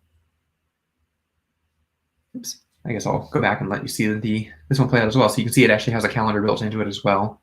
So this used to be a third-party library that you have to bring in for like Android or some other apps or platforms. And there's also a clock that shows up as well. So if you need to select a time out of it in addition to that calendar, it's all actually built into this picker widget.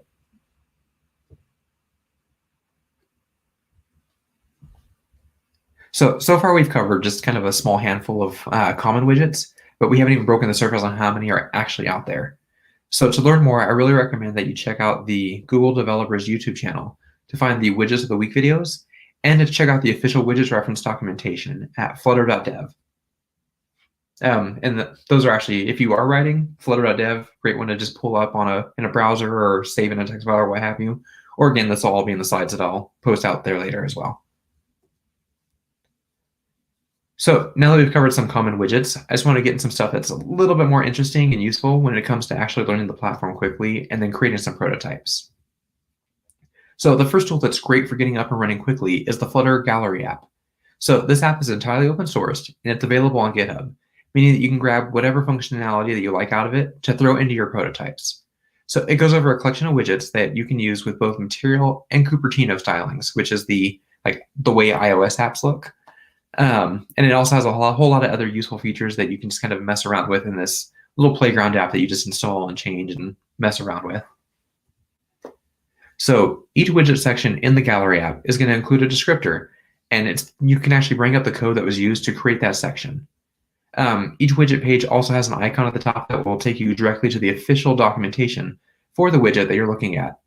Additionally, there's a variety of tools out there that you can kind of just see in this app to see how to do animations, media playback, or even like just displaying the available stock colors that are in Flutter. So you can kind of put your apps together a little bit faster just by seeing them in actual use. And the Gallery app also includes case studies. So you can see how common features are going to work together in a big picture scenario, rather than just a bunch of one-off widgets. So here you can see that we have a staggered grid view, hero animation, which is when you click on an item and it kind of expands to fill in the screen as it goes to the next page. Circular animations and different types in a single list. And there's a few other things that are just kind of in this set of screenshots that are pretty useful. So this is great when you're trying to put together a quick prototype, as you get examples of animations and interactive components right out of the box, rather than spending a bunch of your time trying to figure out how to work through already solved problems from random blog posts, Stack Overflow, or just other documentation in general. But speaking of the documentation, you've probably noticed I've already mentioned it a bit already. So I'm a huge fan of what the Flutter team has already put together, especially since a lot of it isn't just the standard, this component does something without a lot of examples that goes with it. One of the things that they have is the Flutter Cookbook, which is a documentation page containing various code samples, and they're actually kind of called recipes, which is where the name comes from. But they cover a lot of common tasks that you might want to do in Flutter, and it's just all there and available for you to copy, paste, and play with. So this is just kind of a sample of what's there, but you can see that there's a lot of great content that you'll use in almost any app, such as animations, design elements, and networking. So the next thing to talk about, plugins, and I've mentioned them a few times, but we haven't really gotten into what they are. They're essentially just kind of a fancy word for libraries or modules, but they're one of my favorite things about Flutter. Because the development community is so active and passionate about the platform, they've created thousands of open source plugins that you can use in your app to easily accomplish tasks without having to just reinvent the wheel. So you can find most of these plugins by using pub.dev, which is a site that was created by Google for searching through plugins and finding their documentation as well as their source code. You can find the specifics for implementing pretty much any plugin that I can think of through this exact site. And then I'm going to bring in a couple of these to talk about as well. And then we'll just, I don't know, just introduce them here, I guess. And if you're interested in learning more about them, I'd recommend going to this pub.dev site and then just actually searching for them, and they'll find all the extra details for implementation, what they do, what the source code looks like. So if you want to do anything special with them that's not covered by their little README file, anything of that sort. So while there's a ton of great third-party plugins out there, I figured I would actually start with Google Maps, since it's one of my favorites and kind of my go-to when I want to display location information for my users. So this plugin will display a map for your users, and it'll allow you to customize it with styles and pins and drawing on the screen. Pretty much anything that you can think of that you can do with Google Maps, like on the web, you could do with the mobile app and put it into your apps. And then next up is Flutter. So Flutter is actually just this really cool third-party plugin that I thought was just too cool to not include in this talk. So this plugin is great when you want to animate icons, buttons, and some other items in your app to add some extra kick to your UI, which is just always great when you're trying to sell an idea to somebody or show it off for a hackathon judge. It's worth noting that you can do some of this manually using native widgets like Animation Builder or Transform, but it's just not really as easy. But you can see that it does this like spinning and fading animations and all this other stuff. They actually have a web tool you can use to design this, set up your keyframes and edit it and make it just look like this essentially. And then what it'll do is it's going to export a little JSON file that you include in your app, and then you just include that for the I think it's called the Flare Actor widget. I'd have to look at the documentation again. But that's how you would get this in here, and you actually design everything through a UI tool. Cool, and then while we've talked a lot about rapid prototyping for just strictly UI apps, it's becoming more and more common that people need to make prototypes that consist of an app with a hardware device. So given this, the next plugin that I want to introduce is Flutter Blue. This is basically just a plugin that helps you communicate with Bluetooth devices using a Flutter app. So this handles finding, connecting, and communicating with BLE devices with only just a few lines of code. And it's invaluable for anyone that's actually working on an IoT project. So if you need to work with hardware and it's going to go over Bluetooth, this is the plugin that you'll want to look into. Since there's hundreds of plugins out there, I can't really even begin to make a dent in describing all of them in a series of talks, let alone a single talk. But I would really recommend that you search for anything that you're trying to do in Flutter first to see if someone has already made a plugin that can help you out. It'll save you just a lot of time and headache and so forth. You can see a lot of them will work on both mobile and web. So I have an example of this charts library working on web as well as on a mobile device. I have this like really cool animated menu pop-up one that I found. Yeah, there's just a ton of stuff that's out there though, and I really recommend just checking into whatever you would need and things that would be useful for you. Cool, so for the next part of this talk, we'll learn a little bit about Firebase and how it's used with Flutter through Google's open source plugin, which is called Flutterfire, and you can also find that up on pub.dev as well, or it's up on GitHub. So first, let's just go over the official pitch for Firebase. So Firebase is an application development platform with a mission to help app developers succeed by using Firebase products.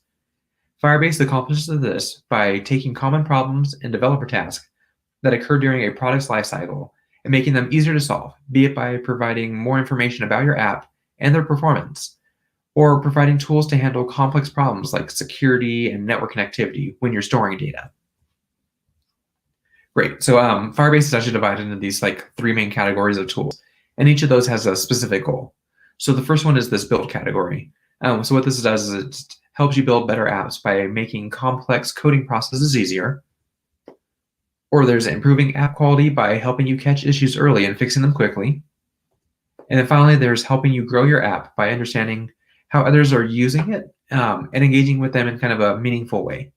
So as you can see, there's like 20 different products here, and we don't have that much time. So what I'm going to do here is focus on the features that are going to be the most relevant to rapid prototyping.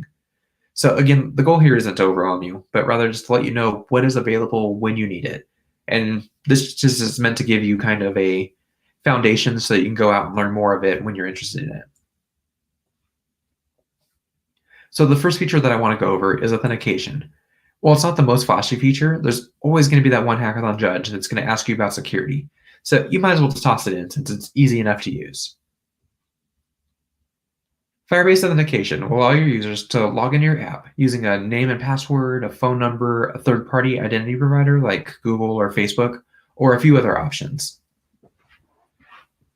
So to keep things short, I'm just going to go over how to use Google Sign-In. So from my own experience, this is probably the easiest of the third-party authentication methods that you can use, but that's also because we have this Google Sign-In plugin that helps streamline this process. If anyone is interested in like a really detailed look into Firebase authentication, I actually have a whole series of blog posts up on Medium that I've recently released that goes over how to use Firebase Auth with Flutter for email and password, email link, Google Sign-In, GitHub Sign-In, which is one that we'd actually had a lot of people request just because it was a little bit more complicated. And then I just did SMS and phone auth as well as anonymous. And I'm going to be doing another one here pretty soon on custom authentication and account linking. Sorry, that was kind of a lot. If you want to know more, there's more on Medium. And you can just reach out to me if you have any other questions with that part. Cool. So a major part of the setup process for Firebase authentication occurs in the Firebase console. So aside from linking your app to Firebase, you'll need to enable each type of Firebase authentication that you'll want to use within your Firebase auth section in the Firebase console. So after project setup and enabling auth, though, you can actually just get right back into the code for your app. So the first thing you'll need to do in your code is instantiate the Google Sign-In object, then call the sign-in method on it. So this is what's actually coming out of that Google Sign-In plugin that I had mentioned earlier. And this is going to retrieve their credentials from their Google account. If the user's device is able to use Google Sign-In, then they'll be prompted with this sign-in dialog that looks kind of like this. This comes up on Android. If they're using iOS or web, what it'll do is it's going to open up another browser window where they can just kind of sign in through the normal Google Sign-In pages, but it still returns those credentials to your app when it's ready to send all that information back. And after the user has selected their account, you'll receive this Google Sign-In account object. So you can use this to call authenticate against Google's identity provider service. And then once the user is authenticated, you can retrieve their auth credentials from the Google Auth provider, which is a part of the Firebase Auth framework. And then finally, you can retrieve the Firebase user using their Google Authenticator credentials. Additionally, if the user has already been previously authenticated, then you can actually just retrieve the Firebase user using the current user method, which is what you see as the last line that we've highlighted here. And then next, I just want to talk about the 2 database options that are available in Firebase. So the first one, real-time database, is going to use a simple JSON tree structure to store and access data. So this data is stored and synced between users and devices. And its main goal is to provide a backend data storage solution without having to go through the whole tedious process of setting up your own database server, authentication schema, REST endpoints, and basically everything else that goes along with building a typical like database infrastructure. So the first thing you'll need to do to use the Firebase real-time database is actually create a Firebase database object in your app. You can then create a reference to a specific node in the JSON tree structure.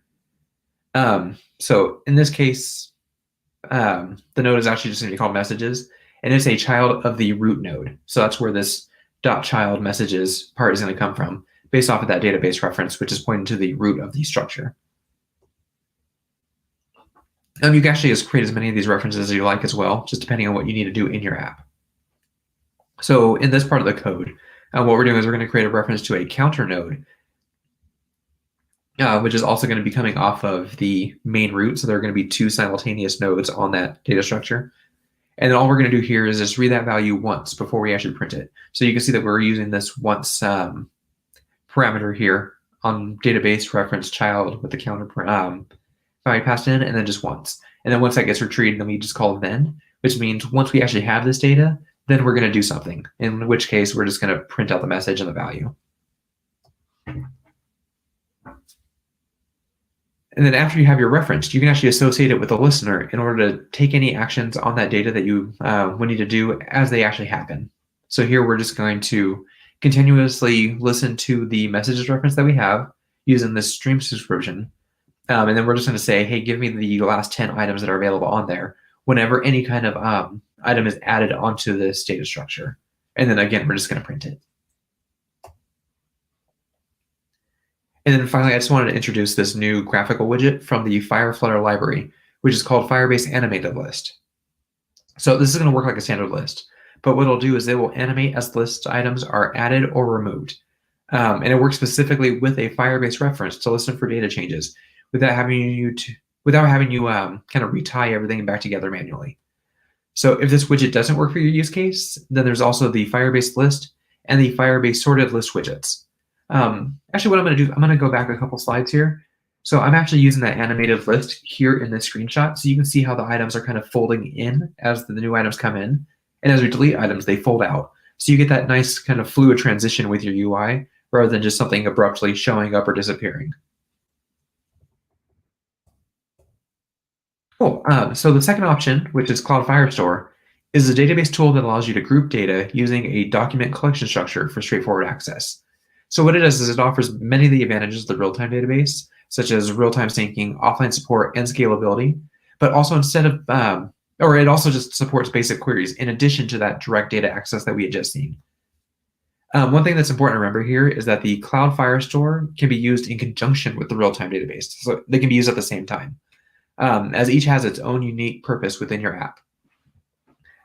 So actually, I'm going to skip the code discussion for the next few slides today, just because of time and whatnot. But you can find this and all of the other complete samples in the Flutterfire repo up on GitHub, or if you're using pub.dev. So while we've talked about the database options already, sometimes you need to store and serve user-generated content, such as images or audio files, directly into your mobile app. So you can do this using cloud storage for Firebase. So uploads and downloads are actually handled by the Cloud Storage SDK, and they're resumable, making them more resilient to changes in network connectivity. So when a user's connection is disrupted during an upload, the SDK will automatically handle retrying and resuming, which can be just very critical when you're dealing with the kinds of network connectivity issues and conditions that you're going to encounter when you're working with mobile devices. Downloading content is also going to use this similar system, which allows users to receive their data once a connection is successfully reestablished. Once the user's content is uploaded, it can be shared with other users of your app using the same SDK, and since you'll likely run into situations where only certain users should be able to see or upload very specific content, you can use Firebase's security rule system along with Firebase authentication to restrict content according to your app's requirements.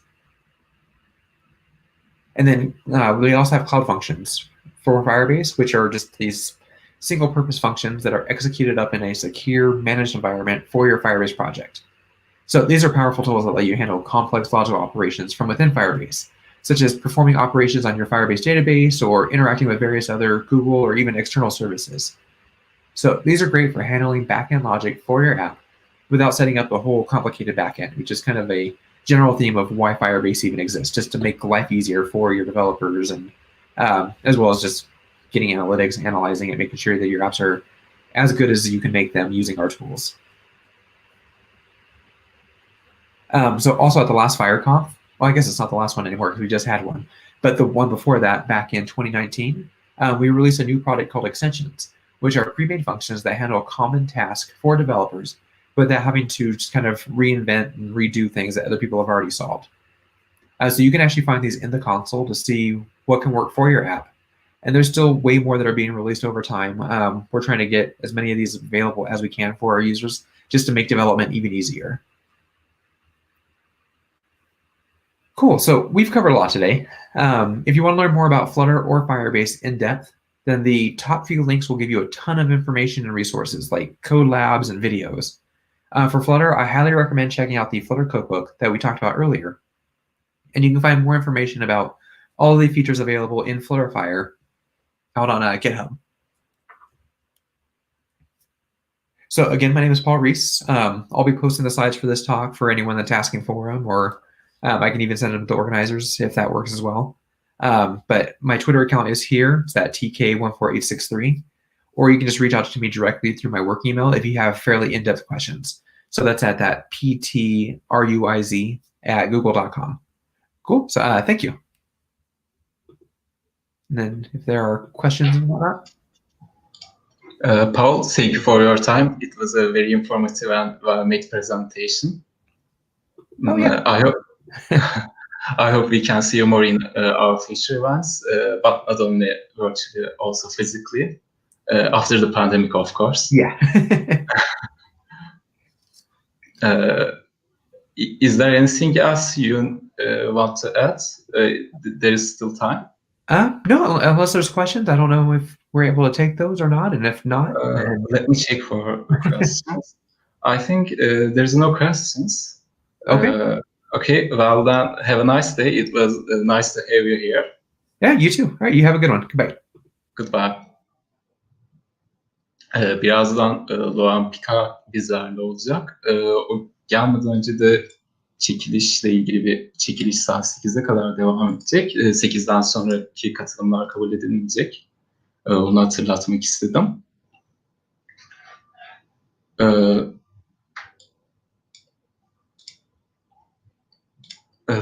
Loan gelmiş. Alabiliriz aslında.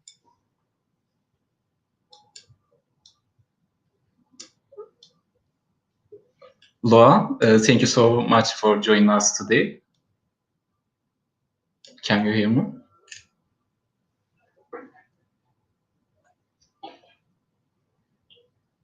I think your microphone muted.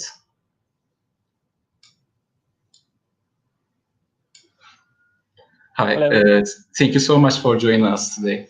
I hope my pronunciation was correct. It's Loan, right? Sorry? Can you hear me? Yeah.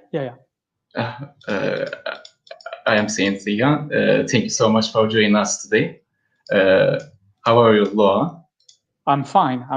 Thanks a lot. I'm speaking from Paris, by the way. I hope my pronunciation was correct. It's Laurent, right? Yeah. Laurent. Yeah, that's perfect.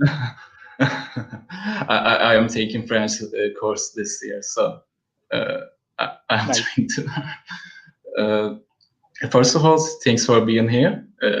If you are ready, we can start anytime for your presentation. Sure. So that means that I can have 10 minutes more, right? Yes, you can have anything. So that's cool because I have a demo, and so I will take a few more minutes to try out the demo. The demo is live with attendees, so I hope you'll have fun. You'll be able to try two machine learning APIs live with my demo. Okay. Oh, that's nice. It will be interactive then.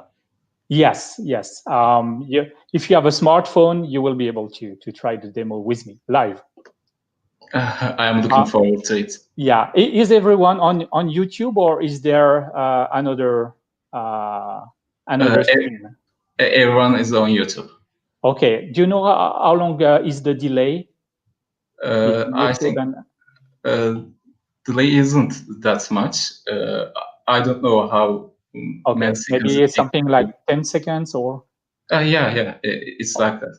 Okay, perfect. So I will slow down for the demo. Okay, 10 to 15 seconds. Thank you. So I'm ready. We can start if everybody is ready. Yeah, you can start. Okay, perfect. So thanks a lot for having me today. This is my first event in Turkey, even though it's remote, but next time I'll be here physically with you. So I hope you're all doing fine. My goal today is to speak about machine learning. But what's weird, I'm speaking about machine learning, but I'm not an expert. So that's a bit weird, but I hope you'll understand why. So quick presentation. My name is Laurent Picard. By my accent, you can tell that I'm French. I work with Google Cloud. I've been working with them for 4 years now, almost. And before that, in a previous life, I was an ebook pioneer for 17 years. So in 1999, for instance, we made the first ebook reader in Europe. It was like a big iPad, but before the iPad in 1999. Okay, so let's move on. So this is the quote I love, and that very much represents what I feel and still feel after a few years when I see something new developed with machine learning. Magic.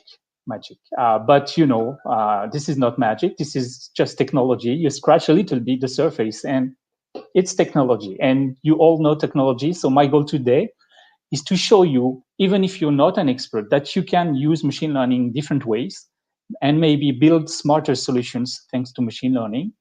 And hopefully also that may give you a few ideas.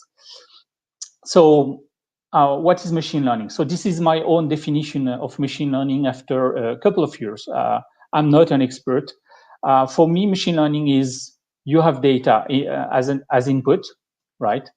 And from this data, you want information. You want to extract information. You want to understand what's in your data, maybe do prediction, maybe get specific insights. So that's my definition. But it's a bit wrong. The real definition is that machine learning is actually a part of AI, right? You know that. And in particular, we are mostly speaking about deep learning, which is a subset of machine learning.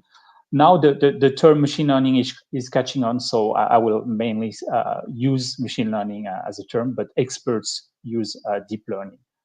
So what is machine learning? How does it work? So it started 40 years ago, and researchers at the time tried to mimic the way they thought, and we think still our brain works. It is using examples. And if you think about it, this is how we learn. We think as kids, we see our parents, we see our friends, we see our family, our teachers, we see examples, and we learn from that. We extract information, we memorize, we learn. Maybe we try, but new examples, but we learn from that.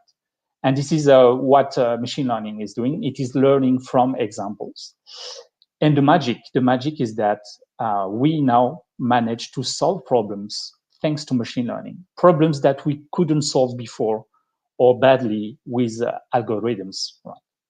So that's the magic, and I really truly feel that magic. How can we developers benefit from machine learning today? If you are an expert, then you know how to deal with neural networks, you know how to build them, but I hope you'll learn a couple of things in the next slides. If you have developer skills, then there's a first way, which are the machine learning APIs. So these APIs are existing pre-trained machine learning models. They have been trained most of the time on millions of samples. And they are state-of-the-art models. You can use them through an API, a web API, sometimes an embedded API on Android and so on a browser. And there are models ready to use. And in between expertise and APIs is a new field called AutoML that is very much pushed by Google. I think the term AutoML now is starting to catch on also and is becoming like a standard. And with AutoML, you're going to be able to build your own models, your machine learning models, without any expertise. And that's filling a big gap because all developers cannot be data scientists. It's impossible. And my goal, so in this presentation, my goal is to show you these building blocks so you know they exist, so you have an idea of what they can do, and maybe let you integrate them into your solutions. So let's start with the machine learning APIs. So if you remember my definition, you have data as input. So the data can be images, videos, text, or even speech. And from that, you extract information. And sometimes this information, so your output, is your input that has been transformed into a more intelligible way. You can better process or understand your output than your input. So those are, this is the machine learning API family that you can find on Google Cloud. I like to start with the Vision API because as a student, so that was in the last century, in the 90s, as a student, I was working on pictures, and I was trying to understand with my teachers how to understand what was in the picture. And at the time, the only way we had, or idea we had, or what was kind of working, was using image processing and detecting edges. And from the edges, we could kind of get an idea or trying to find objects in the picture. So it kind of worked, but as soon as we would use a new picture, then it just failed miserably. So machine learning is the solution for a few years now, and that's the magic again. So if you give a picture to Vision, to the Vision API, it will describe it to you with labels. So this is an example of a picture from New Zealand, and here it tells me that this picture is about nature. Most likely there are flowers. And this is the JSON response that I can get, okay? More precisely, so this is the same picture, but I change it. So it's a picture I got from the web, I changed it, I zoomed in, cropped it, flipped it, and changed the colors. Here, the Vision model is still able to match this picture with something that exists on the web, and from that is able to give me the location of this picture. And that's right, this is Hobbiton. This is where the Lord of the Rings movies were shot. And so it means you can even get the precise GPS location. More precisely, if there are objects, people or objects in the picture, you will know, you will get the bounding boxes. So like here, so I guess the cast here was in a restaurant. And here I get bounding boxes for the different persons here. Even in the back here, I get bounding boxes for the pants, the tops, and even the ceiling lamp here, okay? Still, even more precisely, if there are faces, it will give you the location of the faces, even the location of the different features. So where is the nose, the mouth, and so on, and try to detect generic emotions. And so in this phase, we're being told that most likely, not most likely, yeah, likely this face is angry. And as you know, Gollum is always angry. So it works here. Every time you get a confidence, so a score to know whether you can trust very well or if you should be cautious about the results. You even get a few more results, like the position of the head in 3D, if the picture is blurred, if the face is wearing a hat or something on the head. So you can understand what's in the picture. But if you have text in the picture, it also works. So that's OCR. Maybe you heard that during the first talk, OCR, optical character recognition. So many companies have worked on that for decades. It kind of worked pretty well, but still, it was still making a few mistakes. And machine learning, again, is solving this problem. So it's fully solved. If I give this screenshot to the Vision API, I get different results. I get a high-level blocks, so like paragraphs. I get blocks for the different sentences, blocks for the different words, and even blocks for the different symbols. And of course, I get the text transcription here. And it is making no mistake at all. it is perfect. So also one thing I like very much to try is see the limits of the model. So if I take this same screenshot and put a perspective effect on it, it is still working perfectly, not making mistakes. So the next step, so this is type written text. The next step is that now the Vision API also works on handwriting. So this is a piece of paper from Tolkien himself, who wrote his famous quote for the Lord of the Rings. And here the Vision API is able to transcribe this handwritten text. Of course, it's a lot harder problem. So here, for instance, I would have preferred to have the attached with Lord of the Rings. We can understand that. So the vision model, not yet, but almost. And yeah, it's making one mistake here, missing for shadows. It read a V instead of a W. But it's very, very good result. Very amazing given the difficulty of the task. What is the limit? It's the human limit. If a human is not able to read the text, then the machine learning, as of today, model will not be able to read it either. Maybe the limit is a piece of paper, a text written by a doctor, so that's a joke anyway in France. Doctors, they write prescriptions, so now they print them. But some still write them and they can't read them themselves back. So that's the limit. Okay. And finally, if there's something famous or someone famous in the picture, the Vision API is able to tell you so. So here I've taken a picture again that I've transformed. I zoomed in, cropped it, and changed the colors. So there's not any pixel in common or very specific area. So it's coming from something existing. And the Vision API is able to match it with the picture I've used from a Spanish newspaper. So this is a very rare picture that has been used only once, and it does work. It tells me that this picture is about Tolkien, and that's true. And what I love here is that for the web entity, I get an identifier. This ID perfectly identifies Tolkien, J.R.R. Tolkien. If it was Tolkien, Christopher Tolkien, the son, then I would get a different ID. So you see, you can really understand what you have in pictures.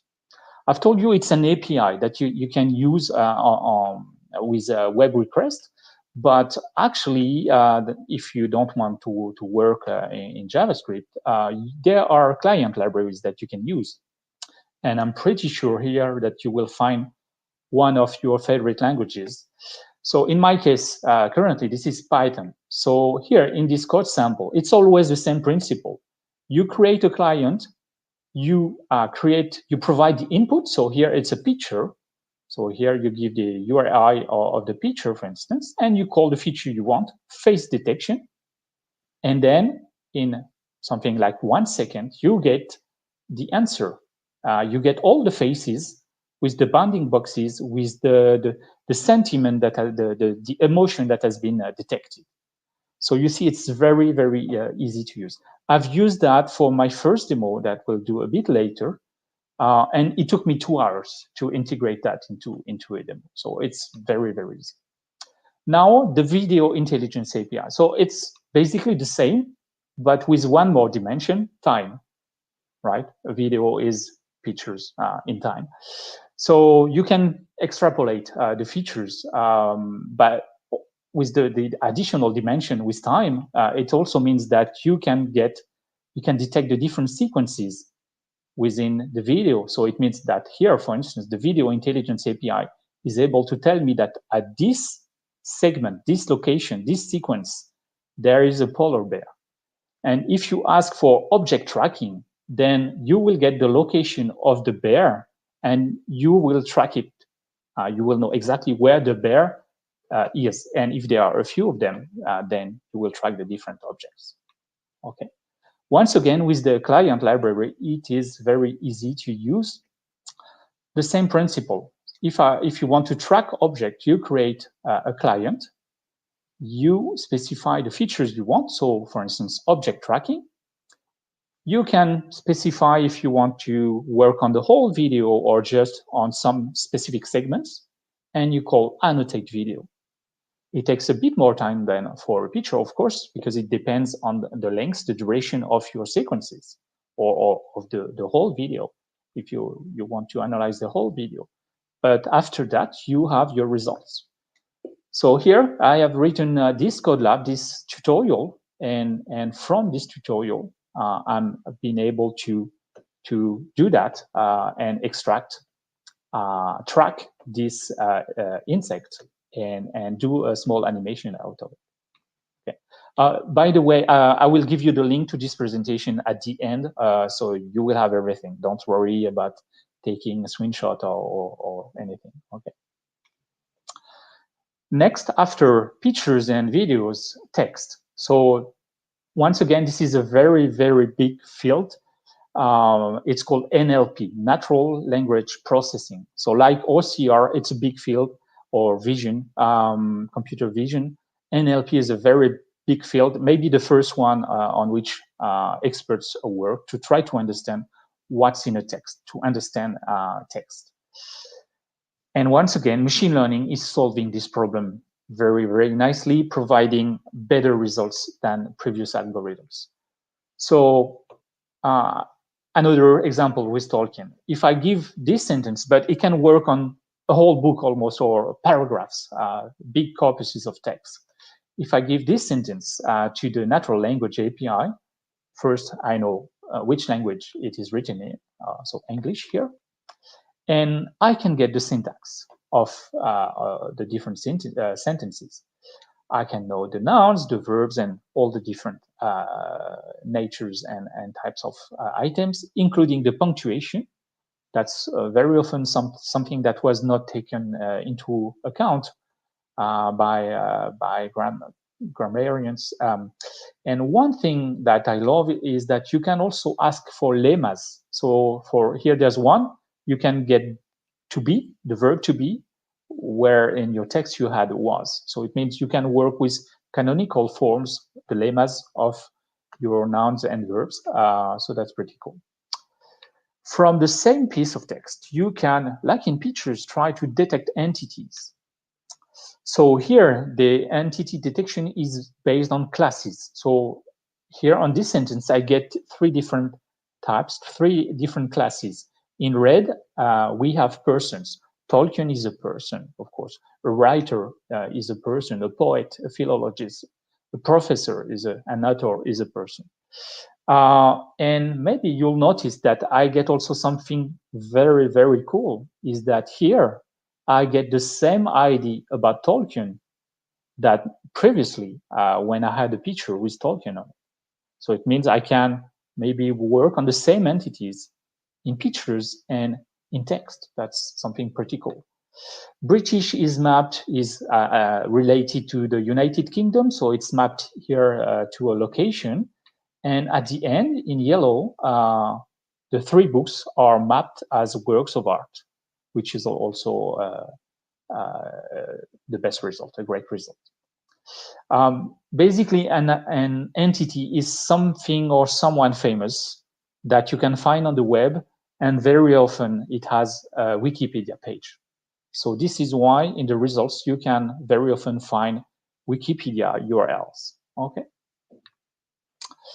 And finally, with the natural language API, you can ask for classification.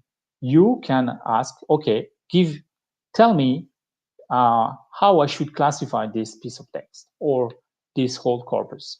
And here, the natural language API tells me that it should be classified under books and literature at 97%. And that's perfect. So we are getting very, very great results on NLP. And this is used by companies. For instance, it's used by the New York Times. They have legacy centuries of articles that decades, almost centuries, decades of legacy articles that, of course, were not written on computers at the time. And from the scans, they can analyze, they can classify the articles, they can understand what's in there. Okay.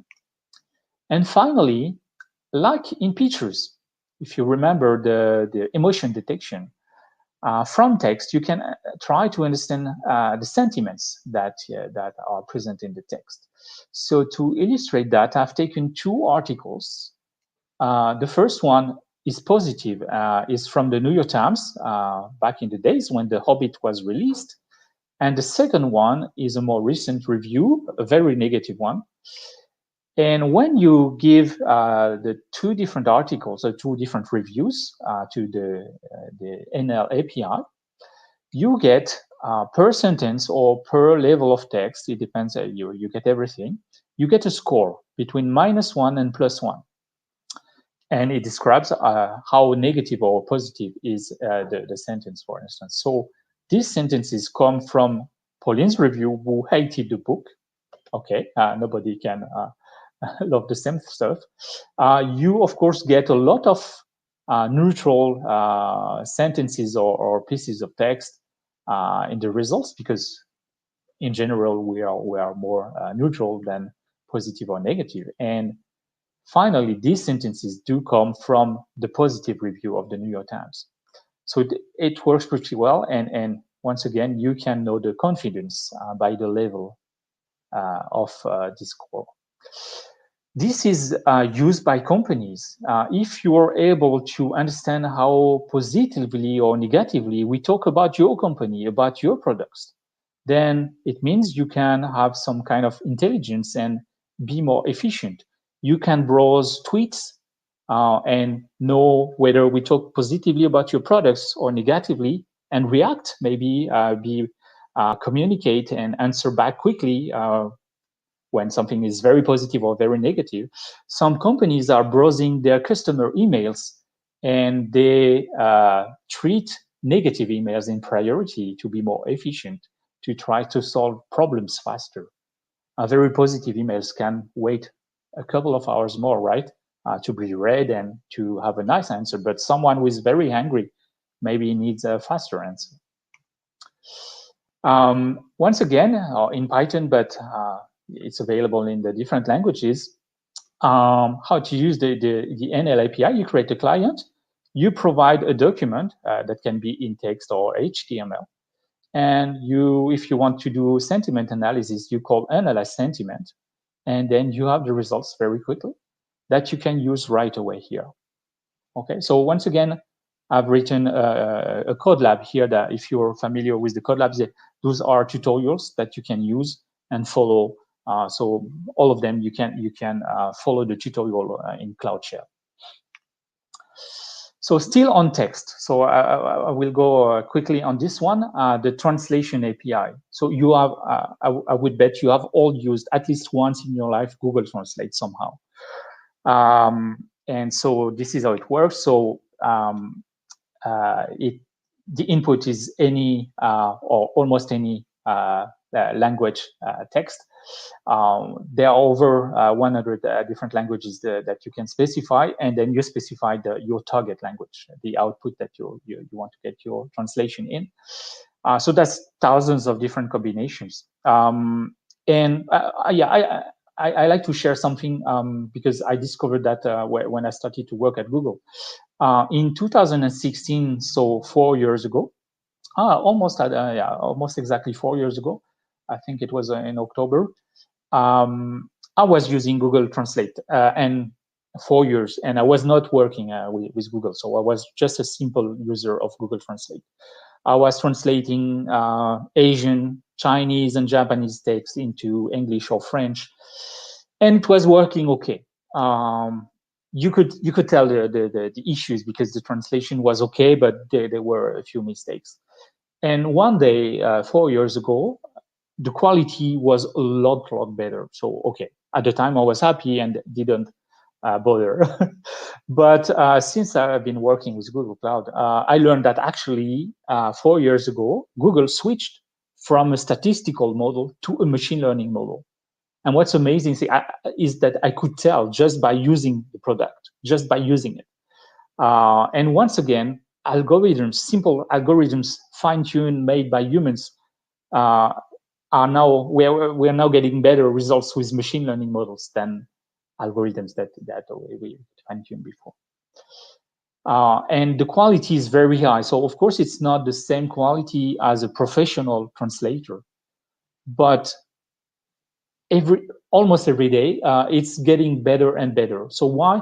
It's also one specific of machine learning models is that as they learn from examples, if there are issues, you can input, give new examples, more examples, better examples, counter examples, and then the model gets better with time. So that's one of the cool stuff is, and now Google Translate for 4 years has just kept being better and better, and the translation is just amazing. If you want to use it in your favorite language, it's actually, I think, only 2 lines. There are more comments than everything. Translate client, you create the client and you call translate, and that's it. And you can use the translation right away. Okay, so we've spoken about everything that you can see, everything that you can read, and now speech. So this is, once again, a field where experts have been working carefully, fine-tuning, working on phonemes.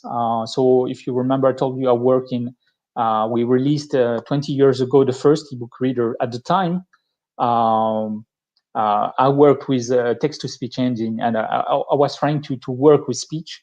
And at the time, companies were working with phonemes, and the best of them maybe have phonemes. So they had their techniques to deal with speech. Now, machine learning once again is solving these problems quite nicely.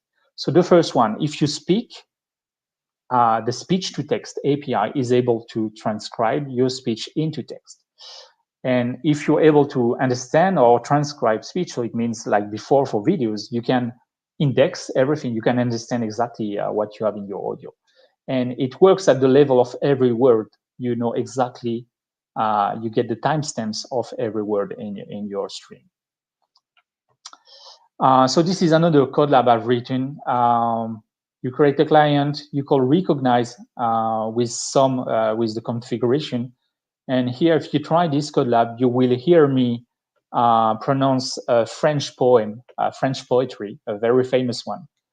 And it actually gets translated, Maître Corbeau sur un arbre caché, and so on. And, okay, and with a high confidence. You have many different options. One of the coolest ones since I think it's 2 years now is that you can ask for punctuation. So this is a pretty hard feature from speech to be able to put punctuation in the sentences. Okay. And now the opposite. You have text and you want to get the text, the speech transcription from your text. So this is a problem that has been solved by DeepMind a few years ago. And it is the most, I have to admit, I'm a bit jealous because I love the Vision API, but I have to admit that this is the most advanced machine learning model of the family, because it's able to, in 1 second, it's able to generate 20 seconds of speech with WaveNet. So this is the name of the technology, WaveNet, with WaveNet voices, and they sound very, very natural. It's like someone talking to you, very pleasant to hear. When I did that 20 years ago using a text-to-speech engine, nobody used the feature because it was a robot talking to you. So it's really, really amazing. And this is what you have with the Google Assistants, or what you have on your, if it's Android, your smartphone. Okay, I can't share the audio right now, but I'm going to do you a demo as you can hear me. Okay, let's go on google.com. Okay, and let's, I switch to English, but, or let's try, some of you speak French, so let's try it maybe. I'm going to speak French with an English accent. So let me, yeah, I will try that to see the result. Quelle est la température à Paris? and I'm hearing the result with the text-to-speech API. So here, I hope you could see, but what happened is that in real time, my voice was transcribed into text, and in real time. So it means when I started to pronounce temperature, it recognized something else, but at the end, the sentence is perfect. And it was not proper French. I spoke with an English accent in French, but still it worked perfectly. So it means that this speech to text model has understood the essence of speech, is able to understand really what I'm pronouncing, and getting rid of accents. So this is once again something that I find pretty magical. Okay, and to use that, this is another code lab I've written. Here, with these few lines, you can generate MP3s or WAV files with different English or French or German. I don't remember about Turkish. Sorry, I didn't check before. But in these few lines, you can generate any speech, almost. So you've seen what you can do with existing machine learning models. You can do cool stuff. But in some cases, that will not be enough for you. That will not work. So let me show you this example. If I give these two pictures to the Vision API, I get the same results, because basically I have clouds in a sky. It's almost the same results. But if I want to do a forecasting application, for instance, I want to understand that here I have a cirrus and here an altocumulus, and here I'm going to get good weather and not in the other cases maybe, then I'm stuck. I need something more. And this is where you can use AutoML. If you cannot solve your problem with the existing APIs, then you can maybe solve it with AutoML. And the way it works is the following. This time you need to work a little bit more. You need to create a data set. And this data set is actually examples. If you remember the definition, you need examples. You create the data set and then you launch the training, and everything is automated. Very often you do a first training to get an idea of how well your data set is. You realize that's every time it's my case, I realize that I've made a few mistakes in my data set. I fix them. A couple of iterations, and then I launch a longer training. I'm happy. And then I have my own API, like the APIs that you've seen, but this is my own private API that I can use for my own solutions to solve my own custom problems. And the way it works is that you can do a cloud model, and in this case, you have an API, and you can do live predictions, live transcriptions, live detections, or you can also do batch. You can provide batch payloads if you don't want to do it in real time. But you can also train an edge model. So the edge model is a bit smaller, but you'll be able to export it and get it to run in a Docker container, for instance, or in a mobile app with the TensorFlow Lite export, or also you'll be able to export it as a TensorFlow JS model. So it means it can run in a web page, can run offline once it's downloaded.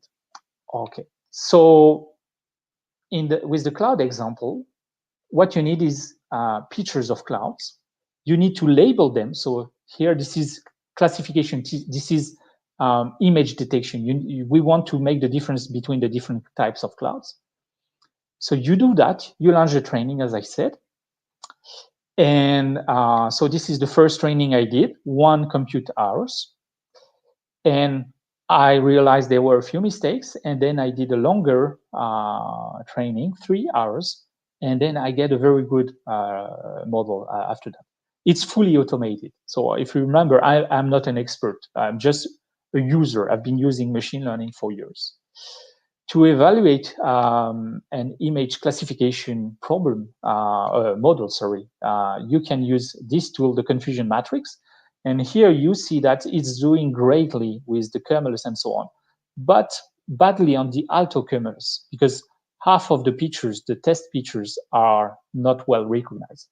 So here, very often it means that either you don't have enough samples for this label, or maybe you have the same amount of samples, but they all look the same. They all look alike, right? So this is also a way to see and improve your data set.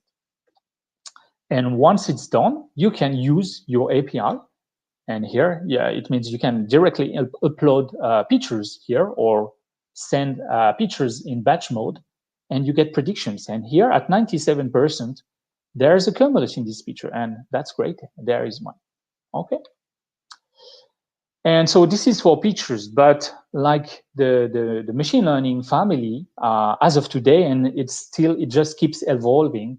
It works on pictures, videos, text, and also data, databases, CSV files. And from that, you can get specific features. You can do custom classification. So that's what you've seen with the clouds. You can do custom object detection if you want to track objects.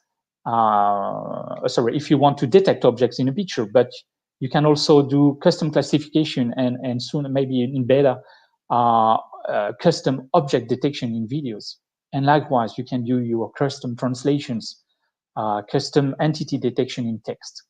And one big field is also you can do predictions on data without being a data scientist. So I've made the demo. I hope you'll be able to all participate.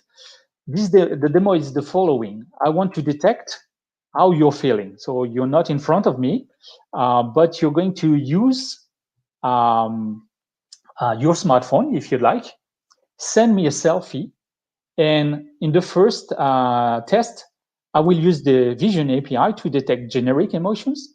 And in the second one, I've made an AutoML vision model with pictures of myself, my teammates, and also attendees from previous talks who gave their authorization.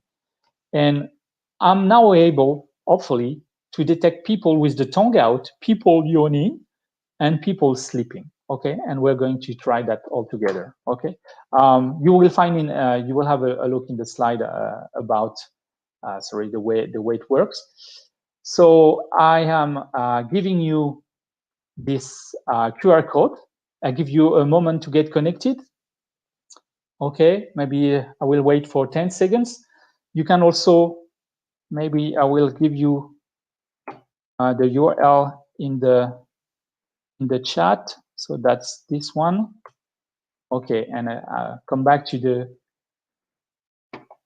QR code, and you can also type bit.ly/ml-devfest20 in your browser. Okay, if you go there, you should reach this page, and it will ask for your authorization for the webcam.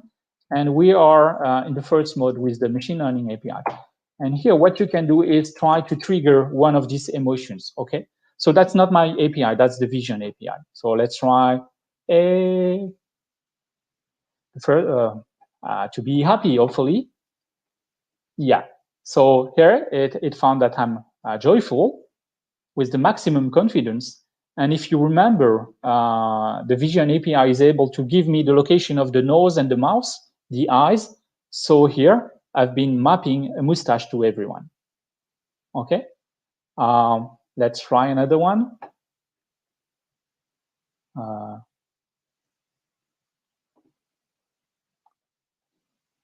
So here I'm surprised at 80%. That's great. I should have. Okay. Now I'm going to move, and with the delay on YouTube, maybe if you're doing it right now, maybe you will be in AutoML mode. So I'm switching to my own AutoML API, so my own machine learning model.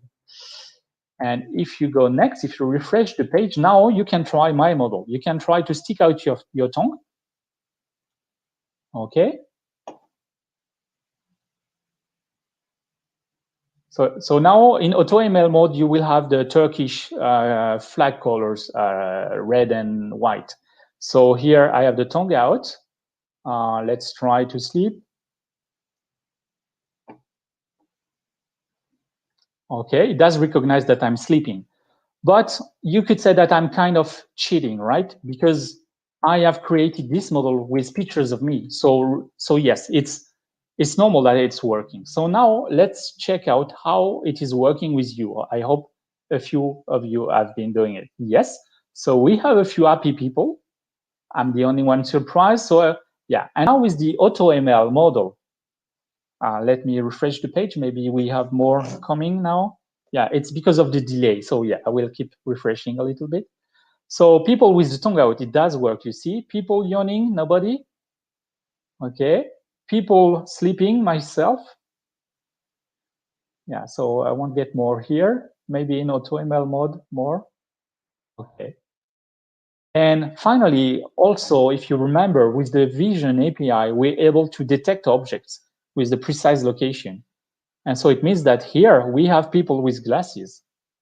Okay, a bit more now. Okay. So it's pretty easy to use. I did that in 2 days. The data set, I needed 2 days to do the data set. Okay, let me go back here. How much time do we have? Yeah, a couple of minutes, right? Yeah, one thing I want to mention is that to evaluate your model, you have to know about the positives and the negatives. So the results that you get from your models and the results that you don't get. And if you expect them or not, if it works or not, then you get 4 different cases. And you've heard about the terms, but it works when you are getting true positives and true negatives. And the mistakes are when you're getting false negatives and positives. Okay. There are more slides in the online presentation, but it's time to wrap up. So what have we seen? Okay, thanks. What have we seen? We've seen that there are 3 ways to use machine learning as a developer. The time you need to use the machine learning APIs, hours. Honestly, all the code labs that you'll get at the end, if you want to try them, in a few minutes, you can use any API and try the different features. So just in hours, you can maybe have a lot smarter solution. With AutoML, realistically, you need days because you need to create a data set. So maybe in half a day, that's what I did. For my demo, I took 4 half days. So the first half day, I created the first data set, and you need to understand how you need to classify, to sort out your examples and so on. So I did it in 4 passes, but totally I needed 2 days to create the data set. Then you need a few hours for the training, and then you can use the API in your solution. For machine learning, if I was in my 20s, I am in my 40s. If I was in my 20s, I would do machine learning 100% of my time. But I'm not young enough anymore. Maybe I would spend, like for ebooks, I would spend 17 years of my life working on this field. What is the difficulty? For the machine learning APIs, no difficulty at all. You're just calling an API and using the results. For AutoML, as I said, you need to create a data set. And your machine learning model quality will depend on your data set. So it's up to you to do a great solution. AutoML is fully automated, everything with state-of-the-art stuff from Google. We're using TPUs, dedicated hardware, to do a very compute intense training with the TPUs, the tensor processing units. So you just have to focus on the data set. Sorry, yeah, and that's it. And of course, if you want to work more on machine learning, and that would be with TensorFlow, for instance, or PyTorch. TensorFlow has become a standard now. Then you will deal with everything, with the data set, the neural network. You can reuse. It's a full ecosystem. You can reuse a lot. So there are more slides in the online presentation. Here are a few resources, the documentation for the different products for AutoML. So AutoML now is a big field. It's going to get bigger than the APIs, and for TensorFlow. I started to write a few articles to give you some ideas, and every time here I've been trying to solve a specific problem. In the first one here, so it's on Medium, on my Medium account, I wanted to be able to take a video and drag and drop the video in my serverless architecture, and after the processing, get a summary. So here, this is a video of a few minutes. and I get a 10-second animation out of that automatically. I don't have to do anything, and I can understand what I have in my video here. Here it's the same still with the video intelligence API, but I am creating animations of the different objects. So here I know that there's an animal here in this sequence. In the latest article that is face detection, if you remember, we have detected the faces in the demo you just tried. So here, there's actually another demo in line with the source code on GitHub. And you can try that out. And every time it's in under 300 lines of code. And every time also I'm using serverless technologies. So it means that my solution is somewhere in the cloud, is ready to be working. And as soon as somebody is using it, then an instance is starting and you can try the demo. And so here's, it is another article to show how you can launch maybe you can launch a cloud function in almost in a few different languages in a few lines, and you have something that is very efficient, very easy to deploy, and that is very efficient from a cost point of view. Here, this is a comic that has been done by Google AI, where you will learn, it is very nice, and you will learn about all the different machine learning terms that I've not mentioned here, and you will get an even broader view on deep learning and machine learning. Okay. And finally, here are my slides that you can use. They are ready. And if you want to send me feedback now or in a few months, feel free to come back to me. I'm also available on Twitter. You can follow me on Twitter. This is my handle.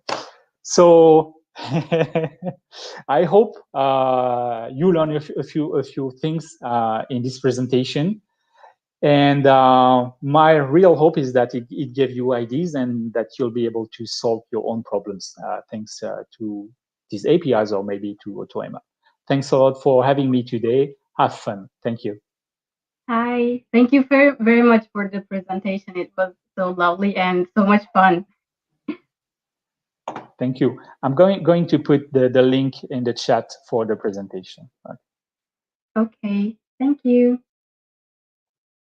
Bye. So we can move on to our next speaker, and that's Randy. Hi, Randy. Hello. Hi, how are you? I'm fine. Thank you. So that was an awesome presentation about the machine learning. I must say I always enjoy that. I have tonight something for you about Kubernetes. I understand yesterday you had a track about Kubernetes, but you might talk into today's track, right? Yes, yes, of course. Okay, good. Yeah. Okay, so I'll leave you with your presentation. Okay, thank you. So my name is Randy. I'm Google Developer Expert for Cloud, and I'm mostly busy in the Kubernetes and microservices space.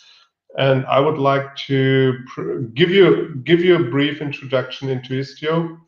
And first of all, I would like to have a look at what a microservices is anyway. So according to Martin Fowler, microservices describe a way of deploying independent entities and independently services. The problem with that is, so if you have a look at this, this is a typical microservices architecture. I've taken the examples from here from the Istio page. For a brief of simplicity, they have prepared very good examples. Here you have a mixture of multiple languages. So what you can see here is HTTP requests are incoming into a Python application, which is rendering a page, and that page is querying a different service here implemented in Java for getting some reviews for a particular book in that case. Furthermore, you have ratings, and in case of the second version of this microservice, so you have the product page, you have the review page, and the review is implemented also as a Java microservice. And then, and starting from version 2, that microservice is again depending on another microservice, which is implemented in Node.js. Then this product page will also query some detail pages, which is implemented in Ruby. So this is the sample application that we will look into. And if you would deploy that into Kubernetes, you have here well, at least 4 independent services, and as an operator of these services, you don't really have control over how they communicate, and if the communication is secure, and if there are glitches or if there are bottlenecks, and that is where Istio is motivated from. Let me before I go deeper into how Istio is working, I would like to speak here a little bit about Kubernetes pods. A pod is the smallest deployable entity. It can, in its smallest version, it has 1 container inside. It can also mount volumes, but it can also have multiple containers in one pod. They all have in common that they share the same IP address, and they can share the same volumes. And this is an important concept to understand now. I will get back to that later on.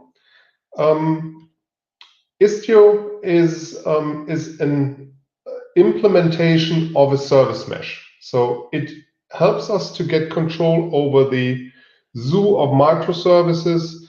For example, in my last project, we had 136 microservices working all together, and yeah, that can become very complicated if you don't have any tools to understand what this all together does. And that is where it makes sense to have a service mesh, and which gets you a better notion of what the whole system is doing. So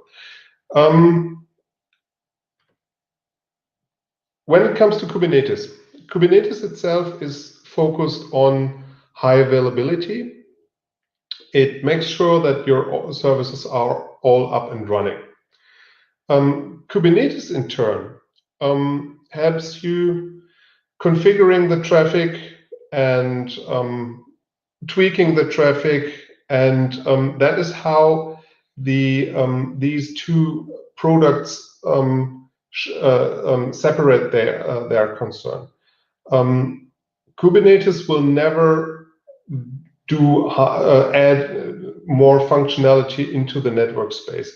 Actually, in the beginning, it was discussed to develop Istio as part of Kubernetes. Back then, there were also other products like Mesosphere, etc. And so the Istio team has decided to develop Istio separately from Kubernetes and make it compatible also to other products. And then Kubernetes has become very successful. And with that, nowadays you have more or less the combination of Istio and Kubernetes. So it is not so common that you find Istio on any other platforms than Kubernetes. So key features. What you can reach with Istio is load balancing. Well, that is something that you can also achieve with Kubernetes. But with Istio, you can also say, I want to send a certain percentage of traffic to a destination. I will show that later on in the demo. What it also gives you is it gives you an observability by tracing. That means if you look at our application, you can see how the traffic is flowing through the product page, through the revisions, and to the ratings, etc. I will show that also later on in the demo. So what it also has is it provides you with a service-to-service authentication. So that means when two services are talking to each other in a Kubernetes cluster, that is usually just via HTTP. You don't have any authentication between it. You can apply network policies, yes, but they're also just based on IP addresses. And with Istio,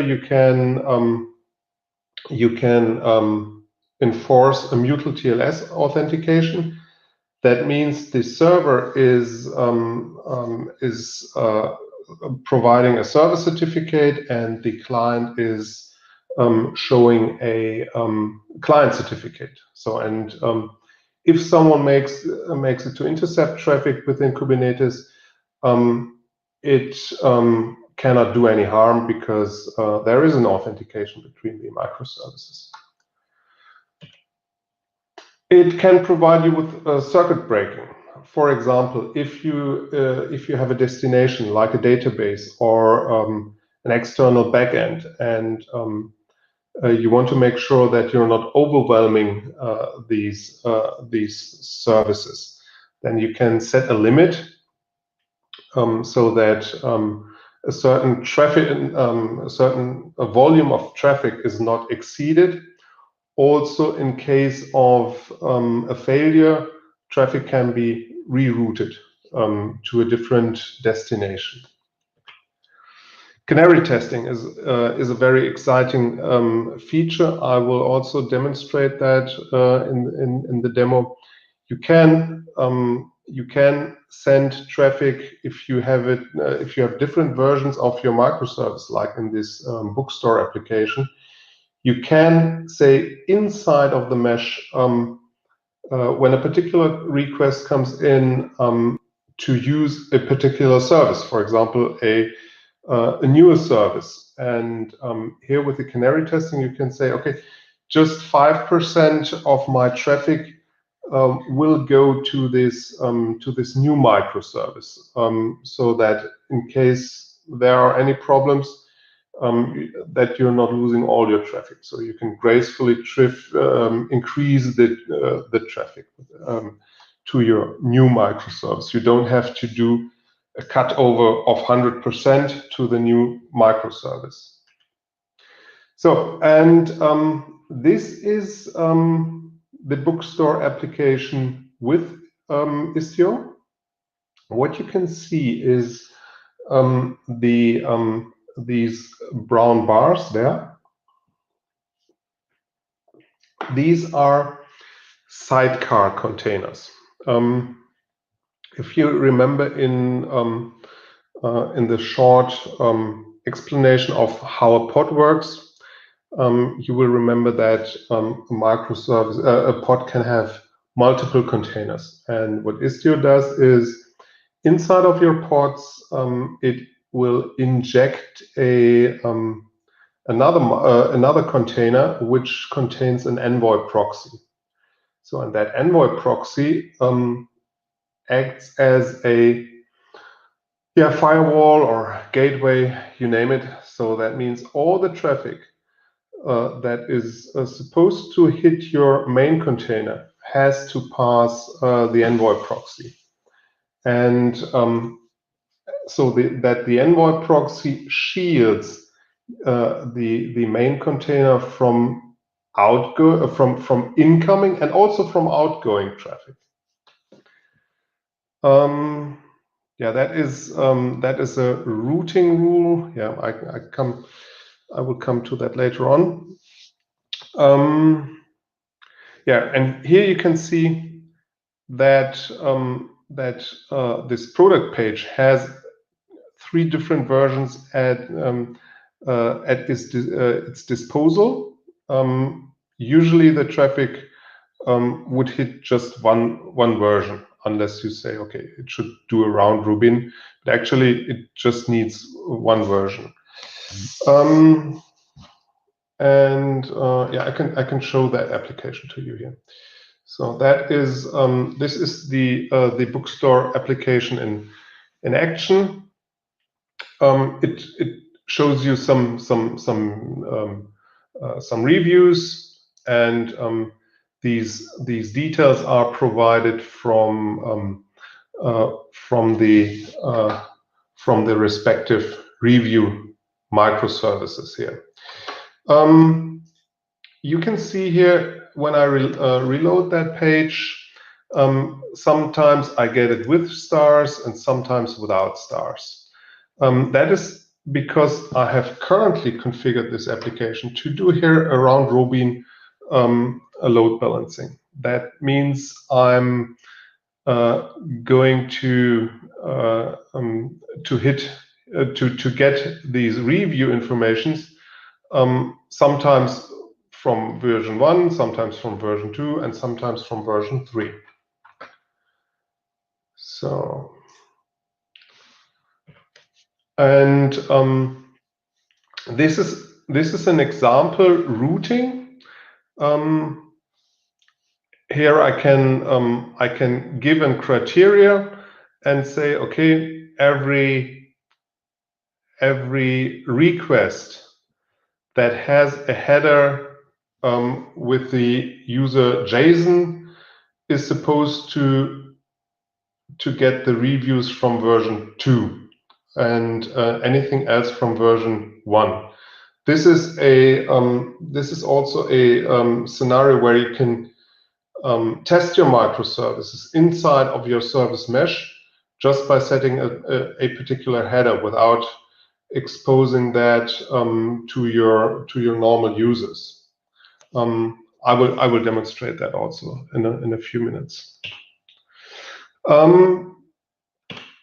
The anatomy of Istio, as I have mentioned, here you have your microservice, and the microservice gets an sidecar proxy injected automatically. This proxy injection takes place on the startup of your microservice.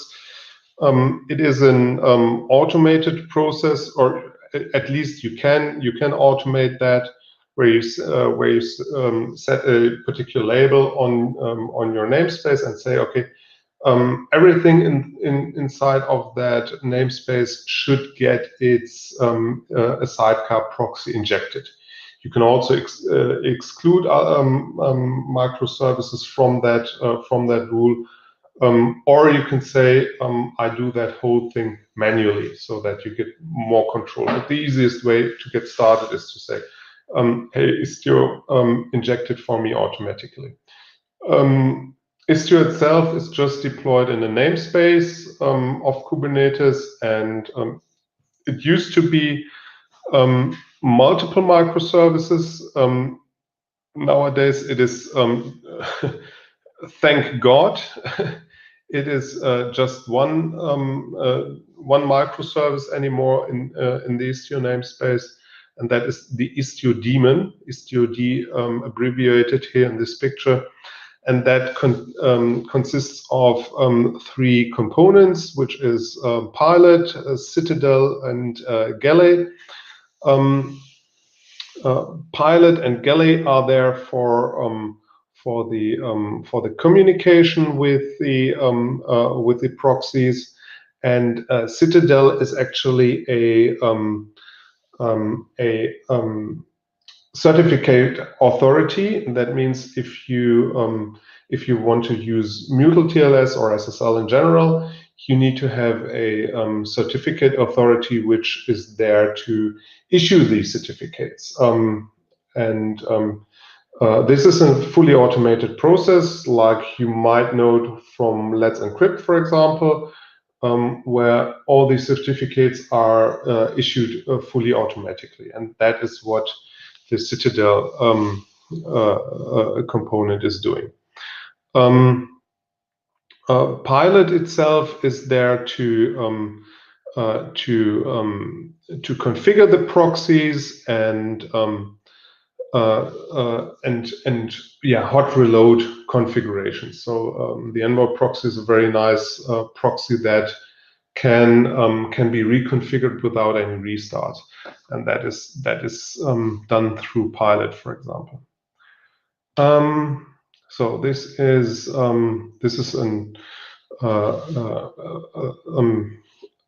zoom into the pod. Here again, we have the service, we have the Envoy proxy. As an operator, you don't have to do anything. This traffic rerouting will take place, is implemented through IP tables. So there, the moment Istio take control over the pod, it tweaks the IP table rules so that every traffic in and outgoing will go through Envoy. You don't have to take any care about that. So okay.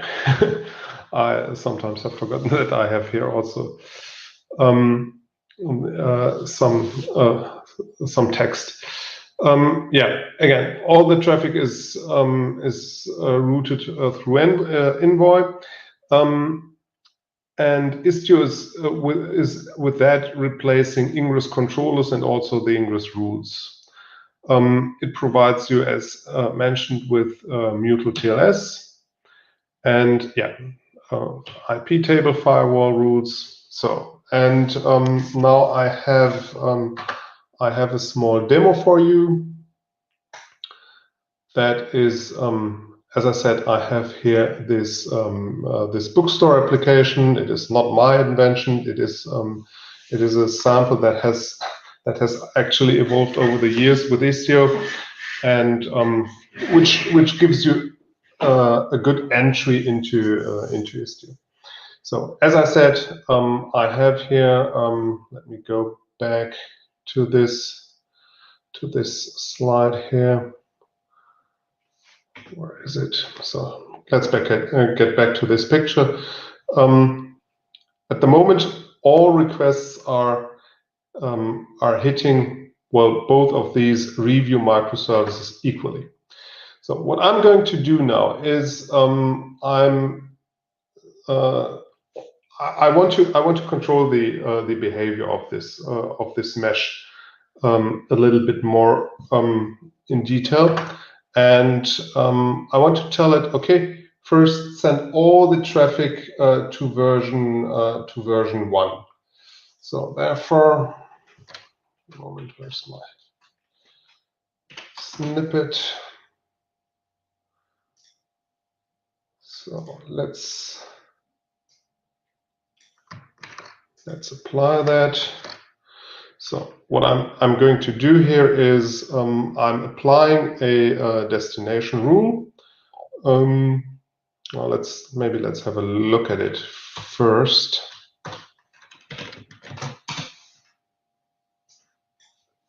So what this says is I have here several versions of my of my microservice, and the destination rule is that it should go to version 1. So that is, no, sorry, that is the good that I'm looking at this. So that would be the wrong. So this one here is actually the right one, because so, and here we can see that everything is supposed to go to version 1. So the other one was also including other rules. So, and if I apply that, I can reload the page, and all the traffic will go to just version 1.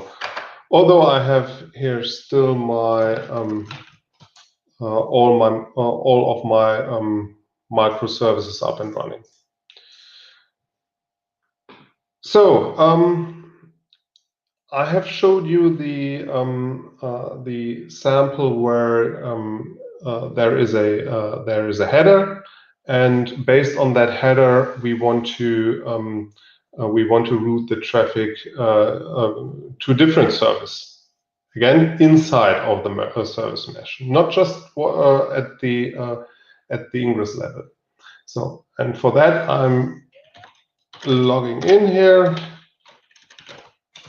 as a user.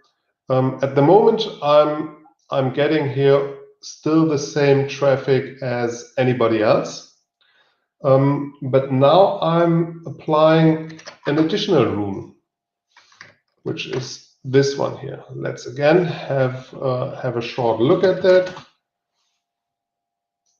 So, and this says I have here a match rule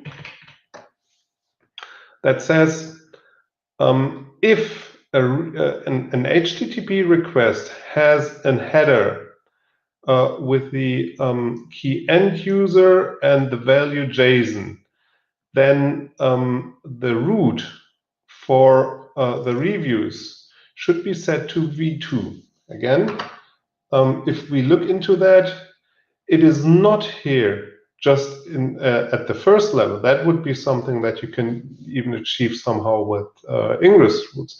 It is the traffic between the product page and the review page.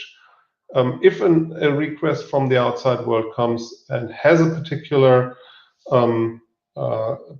header, the traffic is then routed from the mesh here in to a particular version.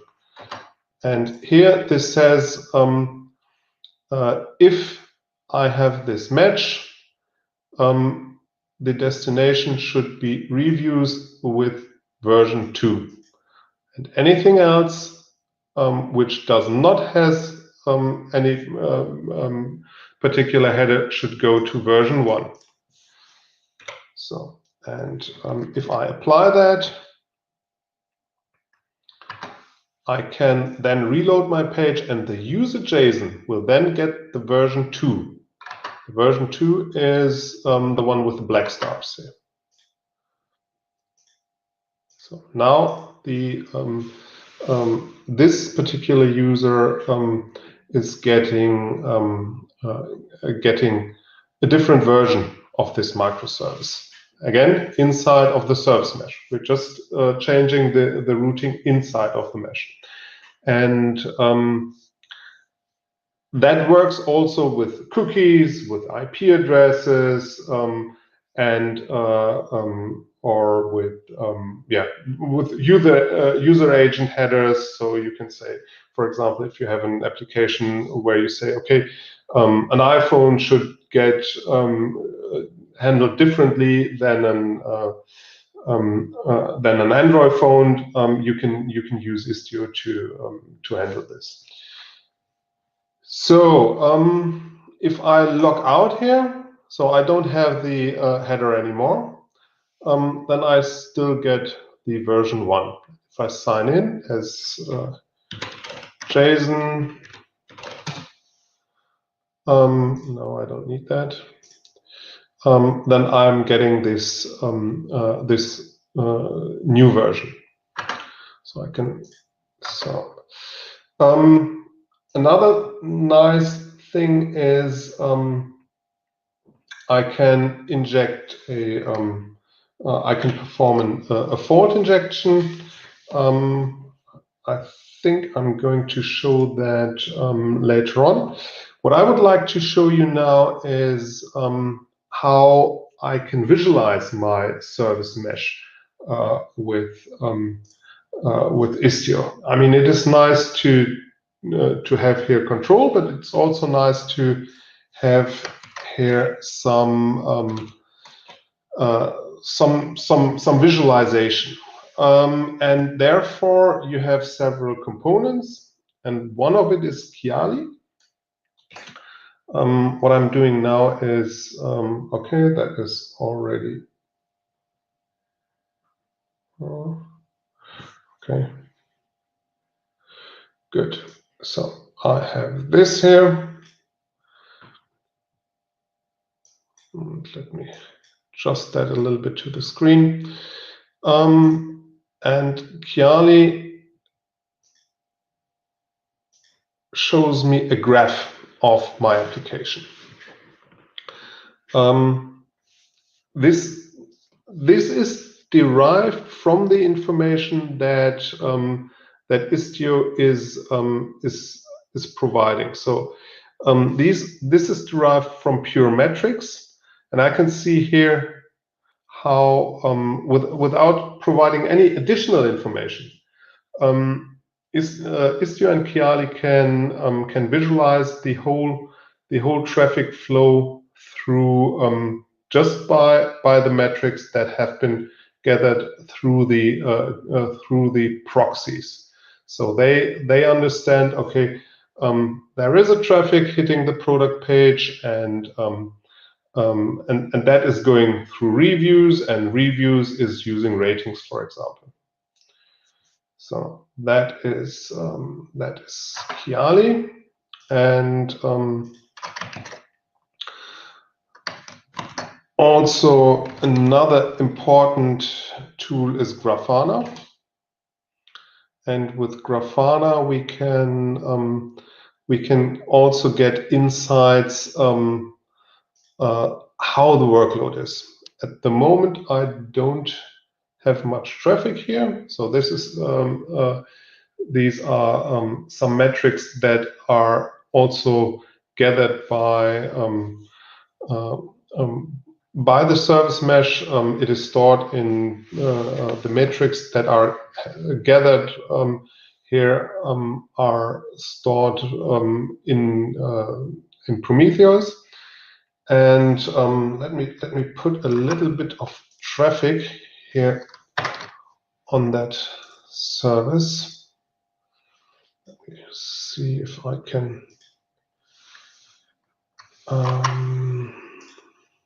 Let's take the URL.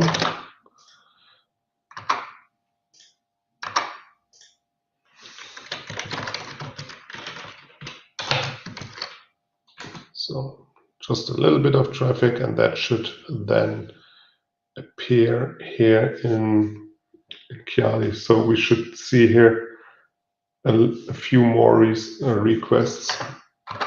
Yeah.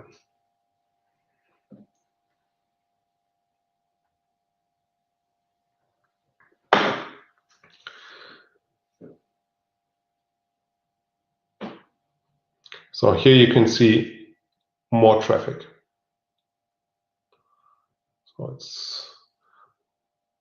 So if I would like to have some more peaks, I think I should use something like JMeter or something like that, and not just watch. Okay, that was so far for the dashboards. You have you've seen Kiali. With that, you can also use Prometheus, but here in this case we're using Grafana to visualize all this. And what we can also do is we can watch the single requests. Istio control is a command line utility that helps you to control the service mesh, to get some insights, like the version of Istio. So I've currently installed version 1.7, and it also can start here Istio control dashboard. It can also start the respective dashboards here for me. These are, for demo purposes, they are shipped with Istio as well. So I would like to show you now Jagger. Jagger is a tracing tool that helps you display the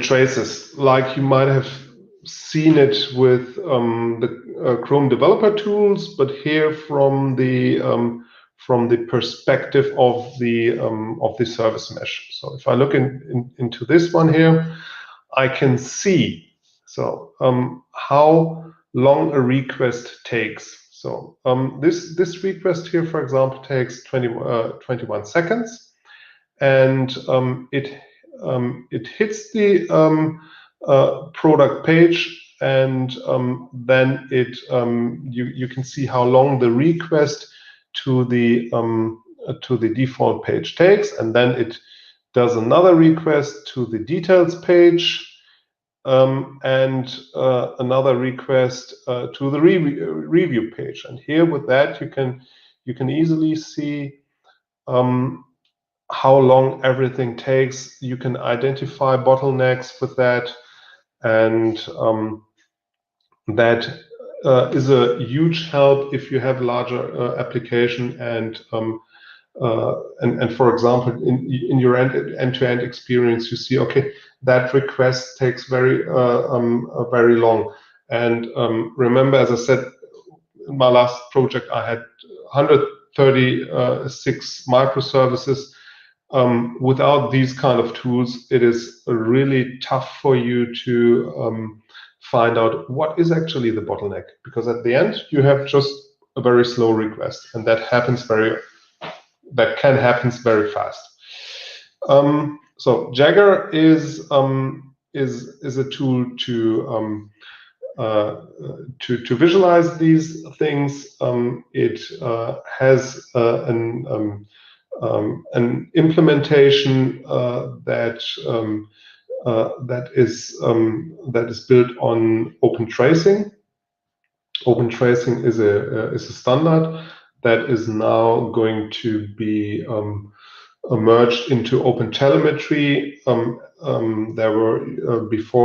We had two tracing standards. That was open tracing, which is a standard, and open census, which is an implementation, a different one actually.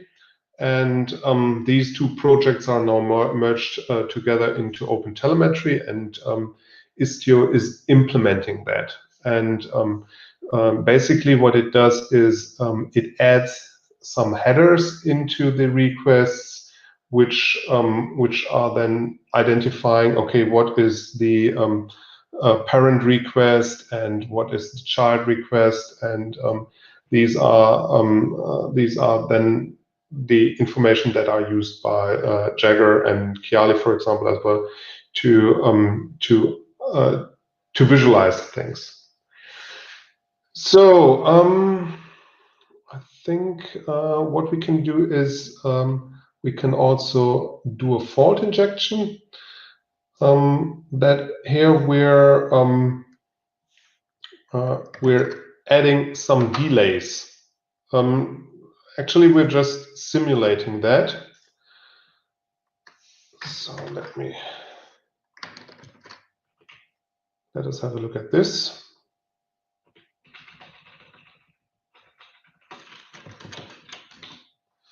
So, and what it does is, when I'm using the again the user JSON, it will add a delay of 7 seconds.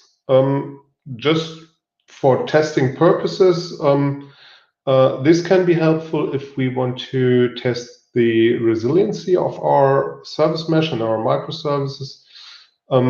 For example, what happens if a service is not working as expected? Sometimes before you go live with a larger application, you want to test all the components of your microservices, and therefore this fault injection feature is sometimes very helpful. So going back to my let's apply that.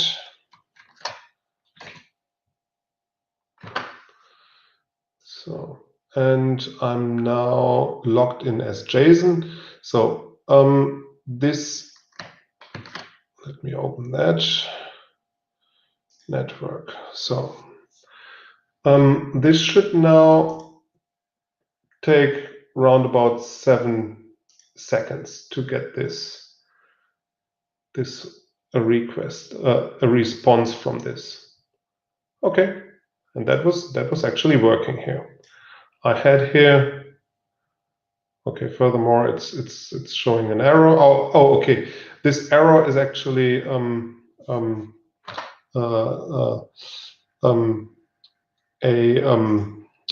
desired. So this fault here. Let me think. I have explained it a little bit wrong.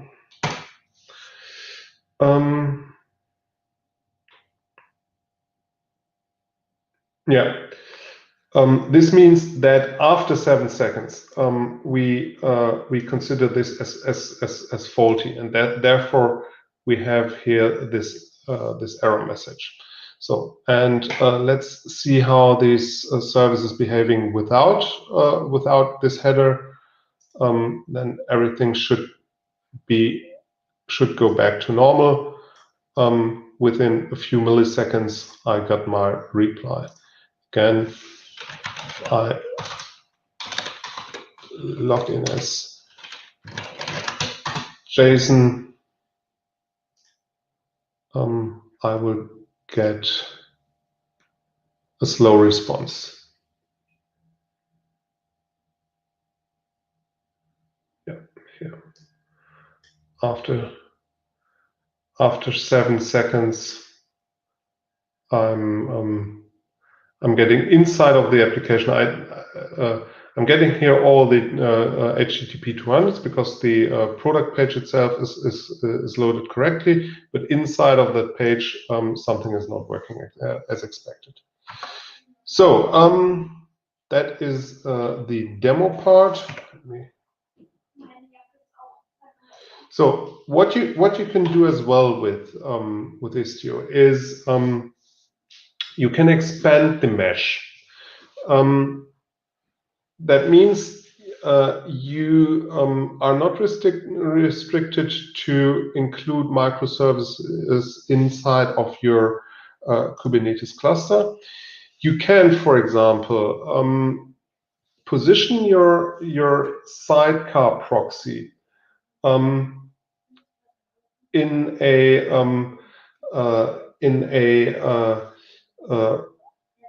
data center that you operate on-prem, and put it aside of a SQL database, and make that SQL database part of your service mesh. Here in this example,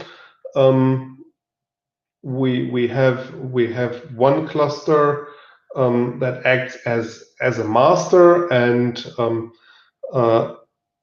another cluster acts as a slave. So one cluster has the full control of the service mesh. the other cluster also has becomes part of that service mesh, and yeah, I think okay this and with that you can also include another cluster. So think and as I said, you can also include totally external services like a SQL database just by adding a sidecar proxy outside of your service mesh. So I think that is that is the end of my presentation, and I'm now happy to answer some questions if you like. Hi. First of all, thank you so much for the great presentation. We have one question in the chat, which is, how safe is it to send a gateway message with Google Cloud? I think this applying is just possible with third-party tools. Thank you. How safe is it to send a gateway message with Google Cloud? What do you mean by gateway message? I don't get that, to be honest. I don't get that in this context, to be honest. I mean, Istio is also a security tool, right? If you're referring to the mesh expansion, then you all the messages inside of that service mesh are mutual TLS encrypted, and with that hardened, right? So I mean, I always have problems to say, okay, this is absolutely safe, because there is no absolute safety. But I think this is a very safe way to expand the communication of your inside of your mesh. Okay, thank you. Well, he says for IoT devices. Okay, for IoT devices. To be honest, I wouldn't recommend Istio for IoT devices. The reason for that is Istio comes with a cost. So the Envoy proxy is not entirely for free. I mean, it's open source software, but it costs you resources. And on IoT devices, you usually have limited resources in regards of battery, etc. Therefore, I wouldn't recommend a service mesh unless your devices are powerful enough. Therefore, yes, you can. I would rather use something like PubSub or something to have here a communication across the devices, unless they are powerful enough. Okay, thank you so much for coming here and for the great talk. So have a nice day. Okay, thank you very much. Bye. Bye. Well, before we invite our last speaker, Wesley, I want to make a quick announcement. As you all know, we've been giving out 3 Google Home Minis, and 2 of which we have making contests in Instagram and Twitter. And the last one will be the winner of the Kahoot contest right after Wesley's talk. So stay tuned and warm up your fingers. So hi, Wesley. You're muted. You're on mute. You're okay. Merhaba. Merhaba. How are you? I'm doing fine, thank you. Ready to Okay. go. without further ado, I'll leaving you with your presentation.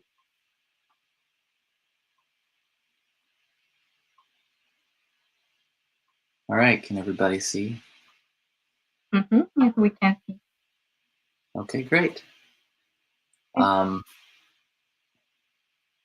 Okay, great. İyi akşamlar. Normally I would say good night, but it's a little late for you, so I will try and finish quickly so you can get to dinner. So anyway,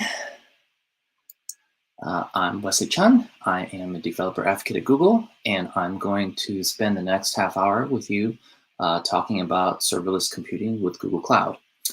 Of course, I'll take questions afterwards, and if the conference is over and you have extra questions, there is a link and a barcode to an open Google Doc. Just go into the document and find the correct location for the DevFest here in Turkey, and just fill out your question, and the next time I check the document, I'm happy to answer your question. All right, so let's see if we can move ahead. So my background, or my mission, is to enable all current and future developers everywhere to be successful using Google Cloud and other Google developer tools and APIs. Before I came to the Cloud Platform team, I was on the G Suite team, so I've made a bunch of videos. So if you see any of my videos online, they're mostly related to G Suite developers. So that's Gmail, Google Drive, Calendar, Doc Sheets, and Slides. So I show developers how to code those. I'm not going to show you how to use them, but if you want to add reference to them in your application and use them from your app, then yeah, that's what my content is. And I've written on blogs many times, and I'm on Twitter quite a bit. My background is I've been a software engineer for several decades. I was one of the original engineers that built Yahoo Mail many years ago, if you've ever heard of that one. Mostly I do Python. I've written a few books. I've been a teacher in the same parallel career as an engineer. I'm a member of the Python community, and my academic background is there. Okay, so this talk is going to be 5 parts. We'll start with an overview of cloud computing so that everybody's talking on the same page, because everybody thinks cloud computing is something different than somebody else. So I want everybody to think the same way. And then I'll introduce you to Google Cloud, so you know what Google Cloud is made of. And most of the time we will spend on the serverless platforms. That's the purpose of this talk. And then the second to the last section is showing you some inspirational ideas of some applications, variety of applications that you can build using serverless technologies and other Google Cloud tools. And then we'll wrap up by giving you lots of different links that you can continue your investigation. Okay, so cloud computing review. This is everything you need to know about the cloud. So what is cloud computing? Well, I'm sure many of you know that cloud computing is where you're outsourcing some sort of computing resource, whether it's actual compute power or data storage or even applications. And of course, one of the most well-known ones is email. Many years ago, in order to send and receive email, we would have to have an email server running on our machines, the same desktops that we use at work every day. And if you weren't able to do that, you could not send and receive email. And then as the internet became, bigger and bigger, and into everyone's homes, it was not reasonable for your grandmother to maintain SMTP on port 25, right? So, so that's how we decided, it's not a good idea for everybody to do this just to get email. So we need to have an email service that we outsource to somebody else. Let a professional manage my email service for me. So that's why we have, Gmail and outsourcing to Google, and Yahoo Mail outsourcing to Yahoo, and then Hotmail outsourcing to Microsoft, right? So you're choosing a vendor to manage the email for you because you just don't have time to do that anymore. So that's really the basis of cloud computing. And in the industry, when we talk about cloud computing, we break everything down into these 3 major service levels or pillars. So the first one that I'm talking about, speaking of email, email services belong to something called software as a service, or SaaS. So you see all the email services there, but it also includes things like, Google Workspace, which used to be called G Suite, which used to be called Google Apps, Office 365, and NetSuite. So these are basically applications that you've outsourced. Basically, anytime you get a web browser and you have to log into it, that's pretty much a SaaS application. So that's one type of outsourcing. Another type of outsourcing I described earlier is down at the bottom, which is infrastructure as a service. This is where you're outsourcing the hardware. When you outsource the hardware, the reason is because you don't want to maintain it. You don't want to worry about upgrades. You don't want to worry about computers getting out of date and things like that. So you're choosing to rent or lease or hire, compute power as well as big disk. So of course, we have it in Google Cloud, and AWS has it, and Microsoft has it as well. But there's one catch, and the catch is if your purpose of renting, hardware and big disk is to run an application, it may not be the correct tool. It may be the wrong tool. And the reason is because when you get the bare bones machine like this, when you get a VM, you're responsible for everything above it. You have to first decide on the operating system, is it Windows Server? Is it Linux? And then if Linux, then which distribution? And then which version of the kernel? So there's a lot of those decisions that have to be made. Then you have to decide on a database server, a web server, load balancer, and all of these other middleware pieces that your app needs before your application code, right? You can't even think about your application code until all this other stuff is taken care of. And so that's one of the reasons why this other third pillar, platform as a service, may be the right thing for you. Because if your purpose is to get some code online, these systems allow you to do that without thinking about the infrastructure. Okay, so we're going to, this covers a lot of the serverless compute that is going to be in the rest of the talk. So that's why I'm kind of discussing it now. All right, so you write the code, you upload it to these systems, whether it be, us at Google or Heroku or AWS, with a service like Lambda and things like that. That's the power of platform as a service, because it allows you to just focus on, the code that you're writing and trying to run in your applications, and not as much about the infrastructure and all the other things that you have to, the layers in between your application and the raw hardware. Okay. So those are the three main service levels. And of course, like any large ecosystem, there's always going to be gray areas in between. So in between infrastructure and platform, you have services which are more than the raw hardware. Generally, these are networking services. These are data services. So, databases, data processing, data analytics. You'll find containers here. You'll find networking tools here. Okay, so all that is there. I mean, it is more than hardware, but you can't exactly upload applications to these systems and run them, right? They just don't handle application code. So that's why they're kind of in between. And then similarly, up here, you have systems which are PaaS systems, but they are what I call restricted PaaS systems, because they operate dependently, they are depending on data that live at the SaaS layer. So for example, Google Apps Script as well as Force.com are great PaaS systems, but generally if you're using Google Apps Script, you really need to have some kind of Google Workspace data up here, like Gmail messages or files in Drive or data in Google Sheets. And then similarly for Force.com, you really should have some Salesforce data to manage your customers and things like that. Because if you don't have any of those, there's no real reason you should use these restricted PaaS systems. You might as well use something more general down here, a regular PaaS system. And then the other thing I want to mention is that, with SaaS software, like Gmail, for example, if you find a bug, you can't fix it because it's not your code. The only thing you can do is file a bug or a ticket with the software vendor, the cloud vendor, like us for Gmail, right? And hope that our engineers fix it, okay? Similarly, if you're using a PaaS system, realize that you are creating a SaaS app for your customers, because if they find a bug, they can't fix the code either because it's your code. So they'd have to file a ticket with you or your company, right? So that's what PaaS systems are used for. They're used to make SaaS apps for your customers. All right, so I hope all that makes sense. Now, to look at it from a different angle, let's take it from the perspective of what are you responsible for? So if you're creating a SaaS, if you have a SaaS app, well, you're not really responsible for anything except for, if you're using, email, right? You're responsible for your own personal email settings, like your signature and things like that. but you've outsourced everything, right? The entire app is outsourced to a cloud vendor. So they're managing it and it's their responsibility. When you use a PaaS system, this is your application code and the data that belongs to that application, but everything else is outsourced. At the infrastructure level, you rented the hardware, okay, but you're responsible for everything from the operating system level on up. Okay, I kind of described this earlier. And lastly, if you're not using the cloud, you're on premise while you're responsible for everything. Okay, so hopefully this is a good sort of like high-level overview so that everybody's like talking about cloud computing in the same way.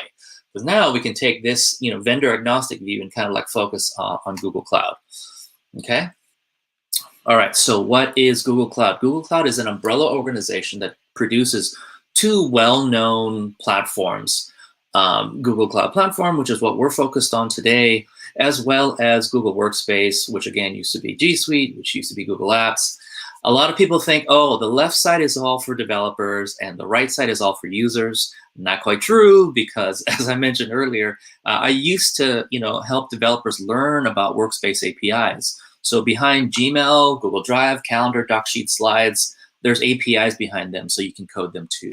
So I have a little bit of an example of that later, even though, you know, this is not the main focus of this talk, but I'll show you some of that in a little bit, just to give you an idea that it can happen. Okay, so where does Workspace and Cloud Platform fit into our cloud diagram that we looked at earlier? Well, it's pretty easy. Anything that is SaaS flavored is going to be Workspace, G Suite, Google Apps flavored, because those are all, you know, application layer things, right? And then anything else from the PaaS layer on down is GCP. So it's pretty easy to kind of like figure out the difference here. The line is very clear. Okay, so there's lots of different places that you can run code using GCP. We are only going to focus on the managed serverless products. All right, so obviously you can get VMs on Compute Engine. You can manage, you know, a cluster or Kubernetes pods using, you know, fully managed Kubernetes. You can, of course, run Kubernetes on your own on-prem systems as well. And then Cloud Run on Anthos is sort of our solution. You know, well, I'll describe Cloud Run, but Anthos is a tool that allows you to have hybrid cloud and multi-cloud. And then we also have App Engine Flexible. So I'm not going to spend too much time on those. If you really want to see this chart in full glory, you know, where you can actually read everything, you know, it's pretty difficult to read with a small graph like this. Just go to the link down at the bottom. And by the way, I'm going to provide the slides for everyone, so you don't need to, you know, screenshot everything or, you know, spend too many horsepower in your head thinking about these things. Okay, so running your code on Google Cloud Serverless. So we do have VMs and we do have big disk, all right? So I will just have to say that most cloud vendors will provide you some sort of VMs. You know, we provide all kinds of VMs from very small microsystems all the way up to really large VM that has 416 vCPUs, almost 12 terabytes of RAM, and 256 terabytes of disk storage. And of course, there's also Google Cloud Storage, which is like your massive data lake, right? That's where all your data goes into, because all of your data rivers flow into your data lake. All right, so it's your big giant blob storage that you can ingest all of your data into, and then you can just, from there, send that data to any of the GCP services if you want to process that data. So we do have VMs and big disks, but why would you want to use these? Okay, so as I mentioned earlier, if your purpose is running applications, you still have to do all that extra work before you can put your application code on it. Again, the operating system, database server, network, you know, a load balancer, web server, all of those different things you're responsible for. It's a lot of work. You know, it's already great that you can outsource the hardware, but why don't you outsource all the other hard stuff as well too? Okay, so, I mean, you can use these, right? We support most versions of Linux as well as Windows Server that you can see there. And that's fine. If you want the ultimate flexibility, then yeah, maybe you should be using this. But for most of us who are application developers like myself, you know, I'm really mostly focused on the code. So let's kind of like take a look at that angle. All right, so what is serverless? Obviously, it is a lie. Okay, of course there are servers. The main idea is that you don't have to worry about it. It is not your problem, and you only focus on your, you know, the solutions that you're building for you, your company, your customers, and things like that. And then why serverless? Well, it's one of the fastest growing segments in cloud. At one point, I think it was the fastest growing segment in cloud. And one analyst, basically did some research and realized that, the corporate spend, which is how much money companies spend globally on serverless, has been growing the last couple of years. So these are in US dollars. So you have to kind of like translate from Lirashi to USD. But anyway, it's expected to double from 2018 to next year, and then double again a few years after that. So it's doubling every couple of years. The other cool thing about serverless is that it can handle the edge cases. Many times in technology, we say, do the 80-20. Make your application work for 80% of the cases and don't worry about all of the 20% corner cases or edge cases. But what's great about some of our serverless tools, or some serverless tools, not all Google serverless tools do auto scaling, but most of them do. And I think the same goes for other cloud vendors as well. So if you do go viral, and let's say you have a small company and you spent most of it hiring engineers and you really didn't buy enough hardware. Well, if you go viral, what happens is your servers won't be able to handle the load from all your new users. And so they're going to be upset and not use your service. And then also your existing users used to be happy, but now they can't access their service either, so they're not happy. And so everyone stops using your app, and then you're going to go out of business. Not good, right? Similarly, on the other hand, what if you spent too much money on hardware and not enough on engineers to actually build your application? Well, you've just wasted all that money. You don't have a solution. You don't have enough users, and you're going to also go out of business. So the other cool thing about serverless is that if your code's not running, you're not paying, because you're not, your code is not on any instance. There's no instances up, which means you're not getting billed, which means there's really nothing to pay. So that's the other cool thing about serverless, is that it handles a situation where if you're just not getting the traffic, then it's not an issue. But if you had VMs, well, guess what? You're paying for the VMs whether they're live or not, whether they're serving traffic or not. As long as they're up, as long as you're renting big disks, you have to pay for that, and that's not the case with serverless, right? Your app has to be running. Of course, there's a cost for storage, right? You just, if you have like multi-terabytes of data sitting there, you still have to pay for that, right?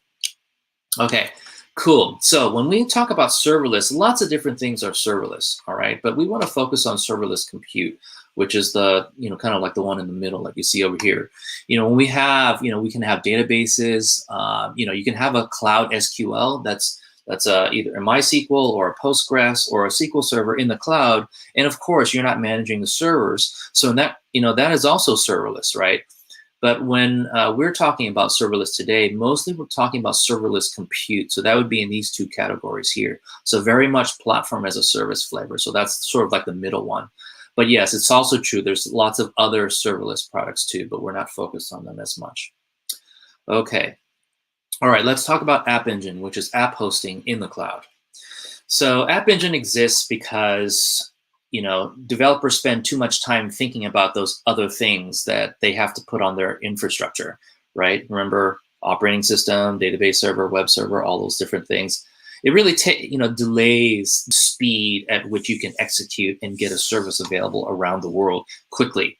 So App Engine was created to specifically solve this problem. You write the code, we handle this stuff for you, we help you scale, we deploy your app so it's available globally. We're going to use familiar programming languages that you're familiar with. We have a local dev server so you can do testing before you deploy and things like that. So you take all these little brown boxes and put them into one giant box called App Engine, make it available in multiple languages that people are familiar with, like Java, Python, Node, JS, Ruby, PHP, and Go, and then let them do their work. So here's your, this is the hello world. So the smallest Python web app you can write using the Flask web framework. So there's one configuration file. You have your main Python file, which is just hello world whenever you go to / for your application website, and then whatever, packages that you have.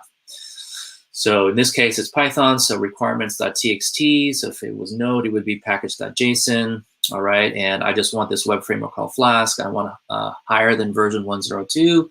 And then once you have all this in a folder, then you just do gcloud app deploy. You answer all the questions, and then in less than 60 seconds, in usually about a minute, under a minute, your app will be available globally around the world, and you get a free domain name as well too. Obviously, if you have a company, you can just create a DNS to point to this app. So if you want to build this yourself, there's a link to the quick start down there. Popular use cases for App Engine. If you don't have a web app, you can actually write a mobile backend. So that's actually a very popular use case for App Engine. It doesn't even have a user interface. The mobile app just making HTTP post calls and get calls to your App Engine app, that's perfectly reasonable as well. A lot of gaming, social apps on it, consumer apps, school apps, because App Engine has a pretty generous free tier. So we'll mention the free tier towards the end of the presentation. And of course, enterprise apps as well too.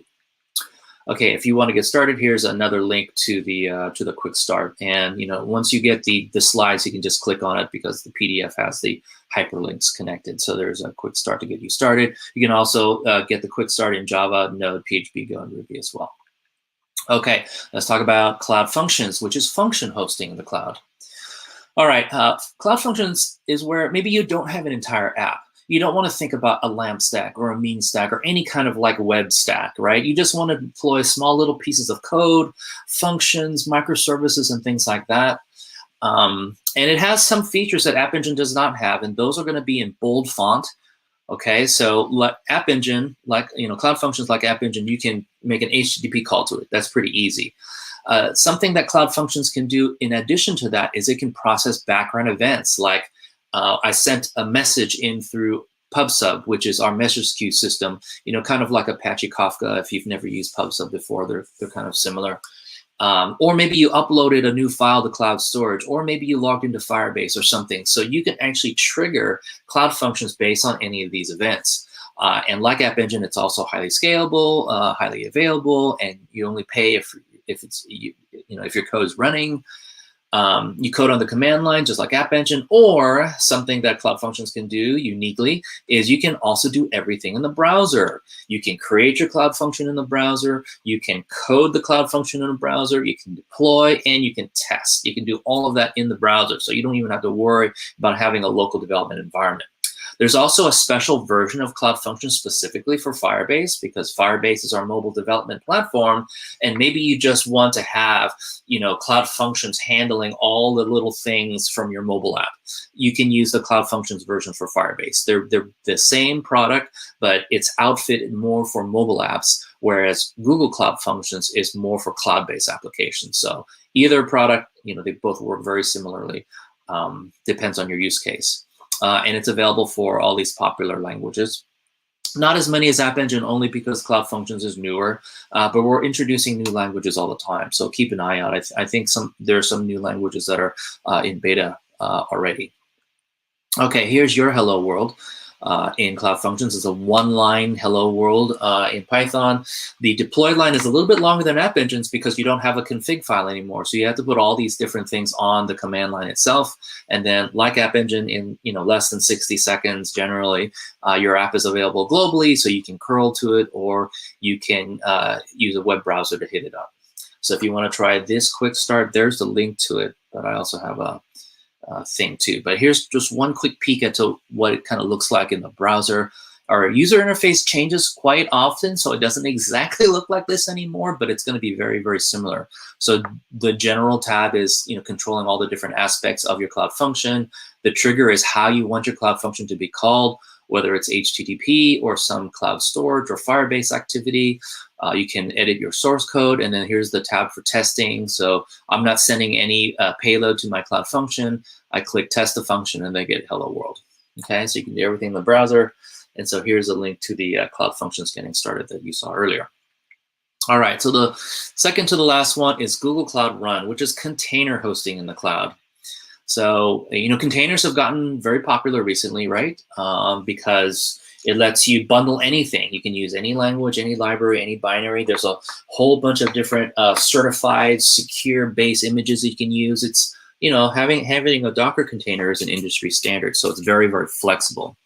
On the other hand, there's also serverless, all right? Serverless is great. I just told you about App Engine and Cloud Functions, but maybe it doesn't support all the different language. Maybe I want a different language. Maybe I have a library in C++. Well, I didn't see C++ in those languages that you listed. That's true. How can you use binaries? Because most PaaS systems are restricted where you cannot have binaries because it's not exactly secure, right? Or maybe you're afraid of being locked in. Maybe you have to use a cloud vendor's specific APIs, and now you can't move it somewhere. Okay. The problem is why do I have to choose between the flexibility of containers and the convenience of serverless? Why can't I get the best of both worlds? And you couldn't until Cloud Run. So with Cloud Run, you're deploying containers in a serverless way, which means you can use any language, any library, any binary. Okay, so that part is great. The only thing we ask of you is that you leave an HTTP port open to us so that we can call into your service, and that it is stateless, so that anytime you call your app, if multiple calls come in, it doesn't have any side effects into your database, it can't corrupt it and things like that. So those are sort of like the two main requirements. So you take your application, you bundle it into a container using Docker or Cloud Build. Your container goes into a container registry, and then once it's in the registry, then you can deploy to Cloud Run. We also have a thing where one of the features of Cloud Run is that you can do push to deploy from Git, or what we call Git ops. So as soon as you do a Git push, it will trigger a whole process where it will build your container from that code. It will pull down that code, build a container, and then deploy it to Cloud Run all in one shot. And then just like App Engine Cloud Functions, you also get a free domain name with your app as well too. Okay. So that's Cloud Run. Here is your Hello World, which is very similar to the App Engine one. Okay, the only difference is that I now have some main code running that starts up a web server on port 8080. All right, but everything else is pretty much the same. Here's your quick start here.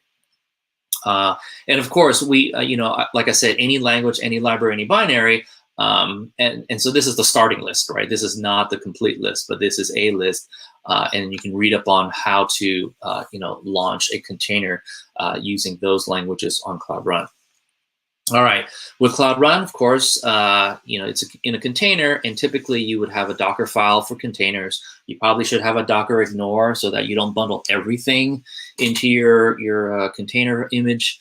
All right, and then you have a requirements.txt file, just like App Engine. So you can use gcloud build submit to create your container and push it into the registry. So that's like Docker build and Docker push. And then you can go and deploy that to Cloud Run. So this is like Docker run. And then, of course, like I said earlier, you have a URL too. Okay, there is an alternative if you don't want to have to maintain your Docker files. All right, because Docker files can be very tricky. You can have additional layers that make your container not optimal. So there's a new thing called build packs. Well, it's not really new. They've been around for a long time. Heroku kind of started them, about 9 years ago, and they've now become an industry standard. So it's basically a way to build a container without a Docker file. What happens is the build pack will go and investigate what application you have, what languages you're using, what tools you're using, and it figures everything out and builds the container based on what it can see in your source bundle. All right, so it's more convenient. So take a look at the blog post. It just came out a couple of weeks ago. So build packs are very new, and it's an alternative for Cloud Run, or just for you to build a container without using Docker. All right, and so here's your quick start for Cloud Run. All right, so the last serverless product, we jump from GCP over to the G Suite side. So this is Google Apps Script. What is Apps Script? It is a customized serverless JavaScript runtime for automation. And so automation is the main thing, but it can also be used to extend and integrate with Google Workspace, which again used to be G Suite and Google Apps, as well as other Google and external services. So what does it look like? So here's your hello world in Apps Script. So this is a one-line JavaScript application that connects to Google Sheets. So instead of using APIs, it uses objects. So I'll just do spreadsheet app.getActiveSheet.get cell A1, and I want to set that string value into cell A1. I save it, I go through the OAuth prompts like usual, and then boom, I have hello world in cell A1. And while this is very boring if you did it yourself, because most people have used spreadsheets before, and this is a very boring app, but it's much more exciting because you wrote code to make this happen. All right, so I have a video on this one if you want to find out more, but it's just a beginning of kind of like some excitement. But this is not a real useful application, right? So how about something more useful like actual data? So here is a spreadsheet, a Google Sheet that has the address of Google's New York office. All right, if you want to visit. Let's do something with this. So now notice the data is in cell A2. So we're going to blow this application up from 1 line to 4 lines, but let's make it do something useful. So I'm going to connect to the spreadsheet again. This time I'm going to get cell A2, but instead of sending the value, I'm going to get the value, which means I'm going to read the address out. Then I could say something like, hey, Google Maps, can you make me a new map and put a pin or a marker on this address? And then line 4 is, hey, Gmail, can you email my friend, send them this map as an attachment so they can come join me for lunch at the Google New York office? All right, so 4-line application that touches 3 different Google products. Well, theoretically 4 if you count AppScript. All right, so AppScript, Sheets, Google Maps, and Gmail. And this app is much more useful than the Hello World one, right? And it's only 4 lines of JavaScript. So imagine how much power you have at your fingertips. And by the way, it's not limited to Google technologies only. I can use the JDBC object to connect to an outside database. I can use URL fetch and talk to any service that I can reach from Google. You know, any public service I can reach from Google. Okay, so you're not just tied into to Google technologies and Google products. And there's a video for that one as well. And if you want to code this line by line, I created a code lab, which is a self-paced hands-on tutorial, so that you can write your own version of this this app. Okay, so what you can do with that, you can expand that into an application where maybe you're visiting 4 of your biggest customers in New York, or maybe you have a book club or a user group meeting, like a GDG. You can use the Gmail API to send out reminders of monthly meetings. You can use the Gmail Calendar API, the Google Calendar API to put the events in their calendars. Google Maps, as you know, also has walking and public transit, biking, driving directions. So you can actually give, you can use AppScript to pull that out of Google Maps as well. So there's a lot of different things that you can do with this technology. Okay, so that is it as far as all the technology and serverless tools that we have go. Let's wrap up by showing you a couple of inspirational apps, and then I'll give you some links to follow up. So my colleague wrote this great app that he was able to add custom intelligence to Gmail by analyzing Google Workspace data using GCP. So what did he do? So his use case is, we get a lot of email. Everybody does. Gmail does a great job of filtering the spam messages, but even within the legitimate email, maybe there's only a few messages that he cares about. And in his case, they're messages with attachments that have pictures of birds in them. Okay, I know that sounds really funny, okay, but kind of bear with me here. So what did he do? He wrote an app that every time he got a message in his Gmail inbox, it would send that notification to Cloud PubSub, which is our message queue service. This is the service that's like Apache Kafka, if you've used that before. PubSub will then take that and trigger a Cloud function, because that's one of the things that you can trigger a Cloud function with, a PubSub message, which will take that email message, extract all the attachments out, send it to our Cloud Vision ML API. Cloud Vision API's goal is to analyze a picture and try and determine what is in the photo, and it returns back a bunch of labels. And so if it's categorized as bird as one of the images that was found in that attachment, then the Cloud function will call the Gmail API to star that message, so that when my coworker logs into his Gmail the next time, without running any code himself, okay, you can see that some of his email messages already have stars next to them because he wrote this automation tool. So this kind of demonstrates the event triggering mechanism that Cloud Functions has. He didn't run that Cloud function. It happened automatically whenever a new message came into his inbox. Okay, so if you want to find out more about pushing Gmail messages to PubSub, here's a link for that. If you want to find out how PubSub can trigger a Cloud function, there's a link to that. If you want to read more about this app, take a look at his blog post that he wrote. I'm sorry that the URL is kind of long. I didn't create a short one for that.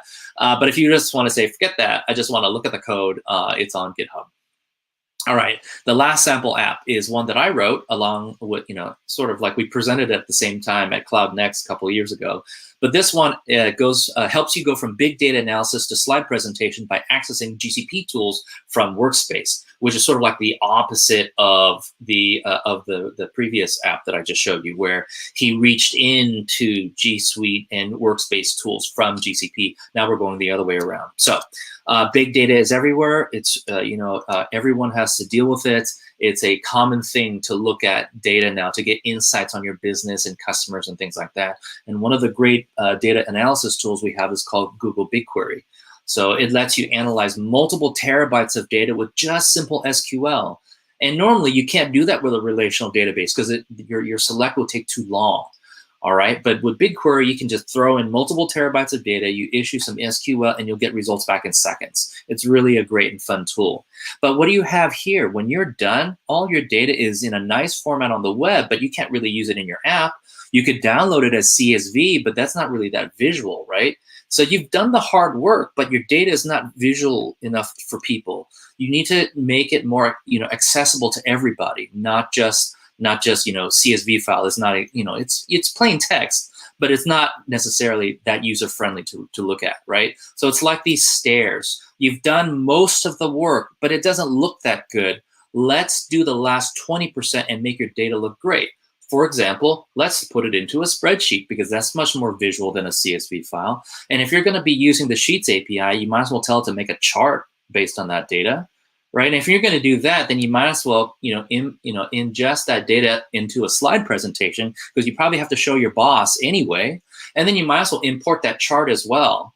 And in fact, you can build an entire slide deck based on that data that you put into the spreadsheet. So this is an AppScript application. I, as the user, I'm going to call my application. What it's going to do is it's going to send a request out to BigQuery. It's going to get the results back. It's going to throw it into a sheet. I tell Google Sheets to make a chart.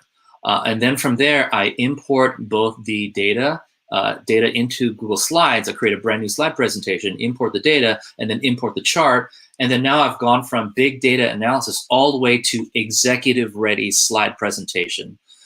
So I did the last 20%. I did hard work, which was getting the correct data, the correct query, and getting the data. But now I did the last 20% to make that data presentable to my management.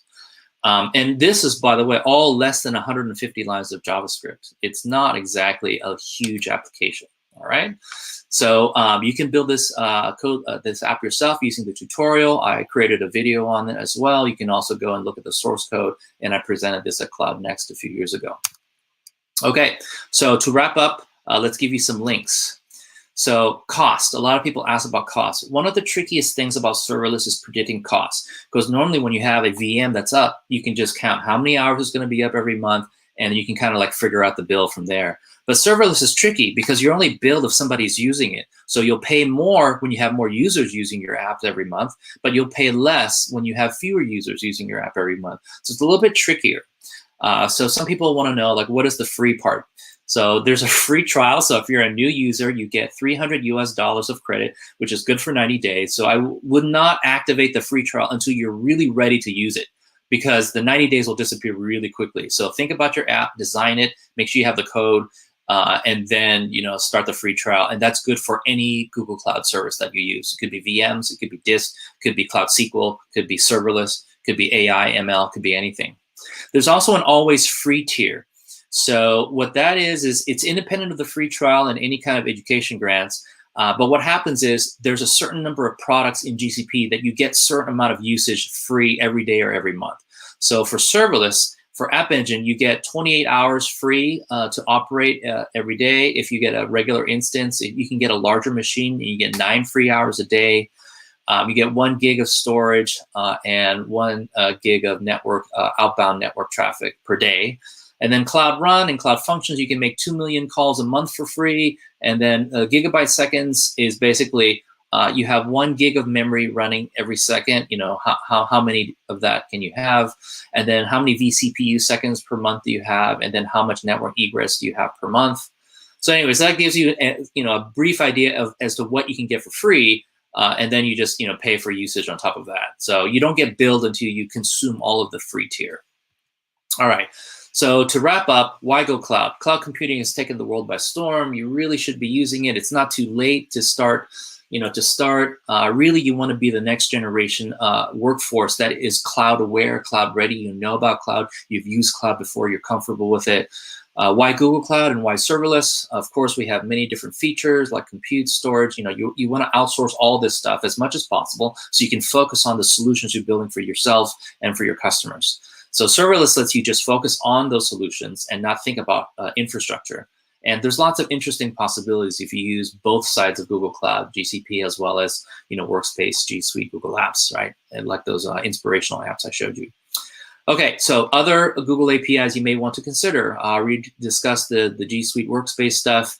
Firebase is our mobile development platform and real-time database. So that is what you should use if you're building a mobile app. If you want to build a beautiful dashboard, a visualization tool across all of your data, Data Studio is a nice free tool from the Google Analytics team that helps you do that. You can build voice-driven apps using Actions on Google to write apps for Google Assistant and Google Home. And it uses Dialogflow as well. YouTube has APIs. Google Maps has APIs. We kind of discussed that. And then Flutter is a development platform that lets you write native apps in Android and iOS and the web with just one source code. All right, so you just write your code. It's in Dart, so you have to learn a little bit of Dart, which is basically, think of it as like modern day JavaScript. But once you do that, you have one code base, and instantly you have a native app on Android, a native app on iOS, and a web version. So it really saves a lot of time if you have to do all three. And then some links to documentation for GCP, for G Suite, some links to the code labs, intro code labs for App Engine, Cloud Functions, Cloud Run, other code labs, other videos, other code samples. If you're familiar with AWS and Azure and want to compare them with GCP, there's links for you here, and then specific page just for serverless products. And that is it. So add me to your Twitter if you want. This is a link to the slides as well as the barcode that both go to the slides. And if you notice the progress bars down at the bottom, that is written in Google Apps Script. And remember how I said you could use it to extend Google tools. So Google Slides does not normally have progress bars, but you can write your own using Google Apps Script and create a Google Slides add-on. So there's a link to a video and blog post to show you how to do that. And again, this is the document with if you have extra questions after time is after the conference is over and you have extra questions. All right, teşekkürler. Well, we thank you very much. I find the presentation very informative and inspirational too. Great. Are there any questions? Well, there is no question, but we have a comment. Thank you, Barris. Well, thank you very much for your time and interest. Great. All righty. Take care, everyone. Again, drop me a note in the question document if you think of something later. I'm happy to help. Thank you. Okay, have a nice day. All right. İyi geceler. İyi geceler. Okay, good night. Bye. Evet arkadaşlar, son konuşmacımızı da uğurladığımıza göre artık Emirhan ve Çalgan'la birlikte Twitter ve Instagram çekiliş sonuçlarını açıklayıp kalıta geçebiliriz. Selamlar herkese. Umarım herkes için de çok güzel 2 gün olmuştur. Biz çok eğlendik. Umarım herkes için aynı olmuştur diyorum ben. Çalgan, sen bir şey diyor musun? Çok güzel bir etkinlikti. Yani aldığımız şeylerde, konuşmacılarda tekrar teşekkür ederiz izleyen herkese de. Yavaştan istersen çekilişe ve kağıta geçebiliriz. Tamamdır. Ben ekran paylaşayım. O halde ilk Instagram'ı yapalım. Instagram'ı listelemiştik burada. Ekranım geldi şu anda zannedersem. Birazdan yapabilirsin belki. Tabii ki. Şunu hani çekmeden önce söyleyelim. Şu an zaten postlarda da bahsetmiştik yayın sonunda çekilişlerimiz duyurulacak diye. Bir asil bir yedek talihli seçeceğiz. 2 gün içerisinde yani yarın gün sonuna kadar 4 ekipten birisine ulaşmanız gerekiyor arkadaşlar. Onu söyleyelim şimdiden. Daha sonrasında sıkıntı yaşamayalım hiçbirimiz. Kazananlar Ömer Cengiz asil talihlimiz. Yunus da yedek talihlimiz. Eğer Ömer bize yarına kadar ulaşmazsa Yunus da bizimle iletişime geçebilir. Twitter çekilişini yapalım şimdi de.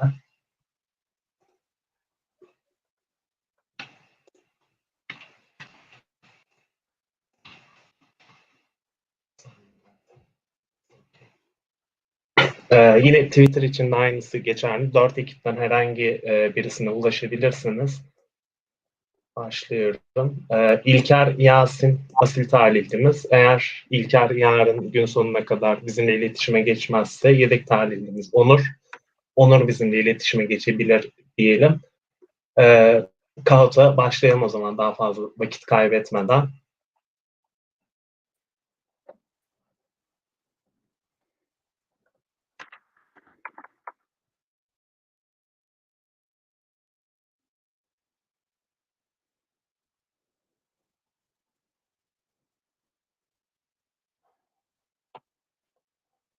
Emirhan düştü mü? Galiba. Ama Sorularınızın süresi 30 biraz kesik kesik geliyor.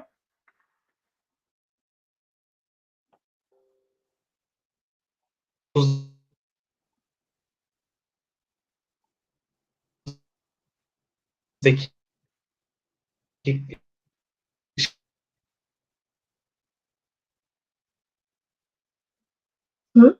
Düştü.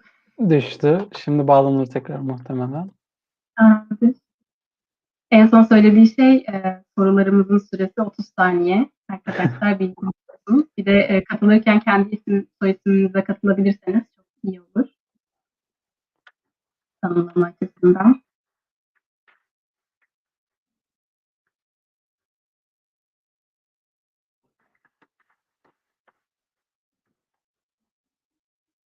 Bu sırada chat kısmına etkinlikte en sevdiğiniz konuşmaları, konuları yazabilirsiniz.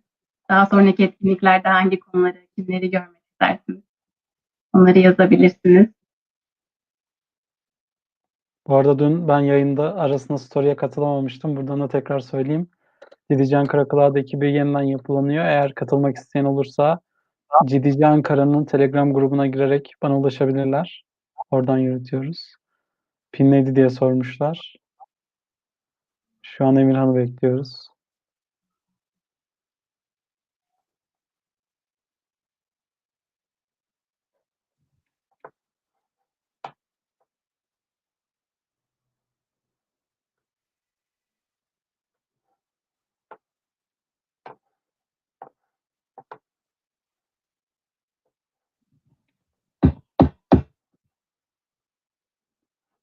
Emirhan geliyor sanırım.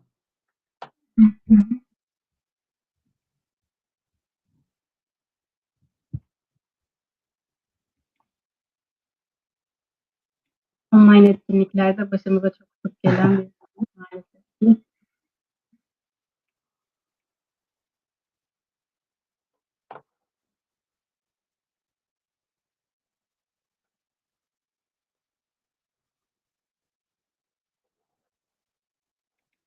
Emirhan geldi. Gitti geldi. Emirhan bizi duyabiliyor musun?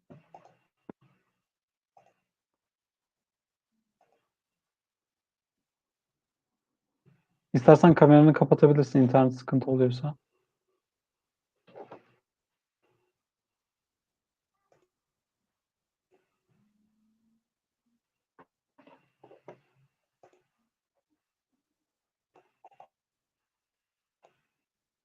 Bizi duyabiliyor musun Emirhan?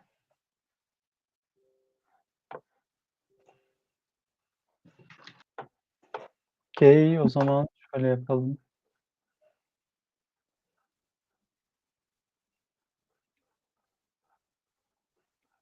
Emirhan sanırım giremiyormuş yayına şu an. sesim geliyormuş şu an. Şu an geliyor ama çok kesik.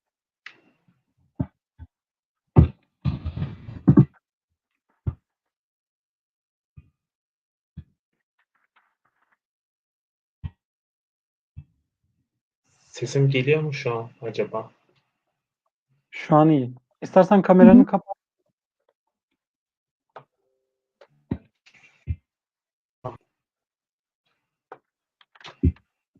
Ya da bir sıkıntı olmasın derseniz ben buradan kağıt açayım. Deneyeyim. Tamamdır.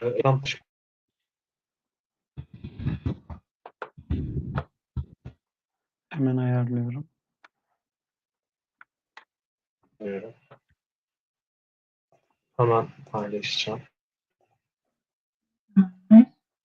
Bu arada çok teşekkür ederiz Başak, Sena ve Furkan katıldığınız için. Sonraki etkinliklerimizde de bekleriz.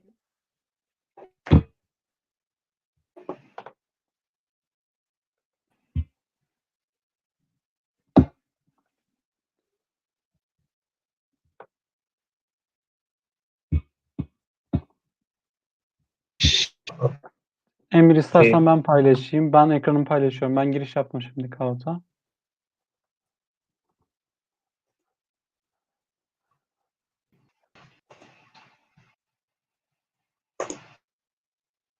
Emir bizi duyamıyor sanırım.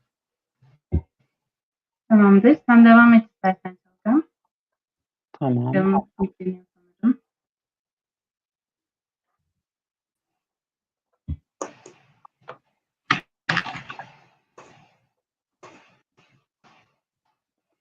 Şu an ekrandaki benimki sanırım. Evet.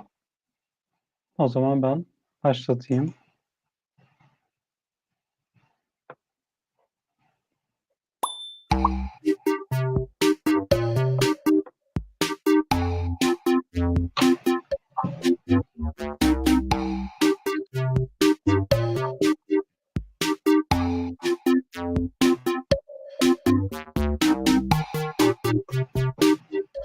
Ping görünüyor şu an.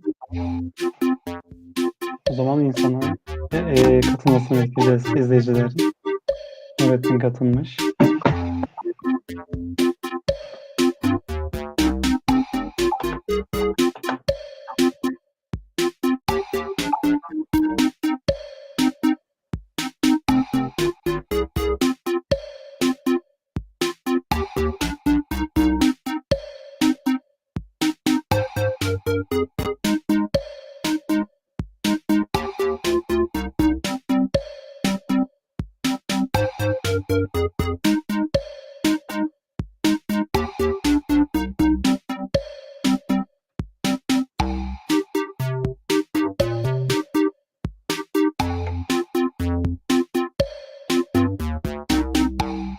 Biraz daha bekleyelim olmazsa.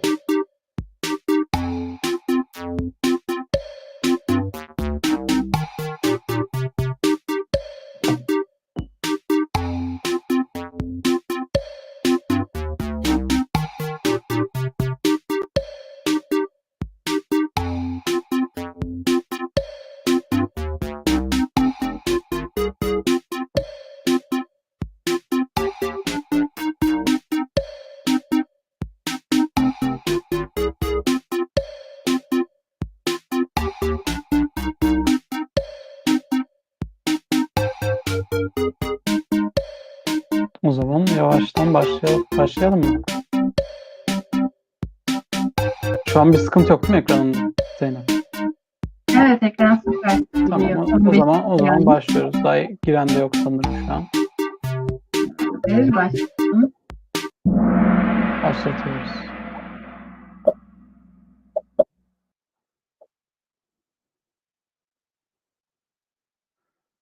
Bu arada şey de söyleyelim. Evet. Kazandığınızda da Evet. eğer birinci olan kişi screenshot almak zorunda. Kazandığını bize gösterebilmesi için. 12 soruları okursunuz.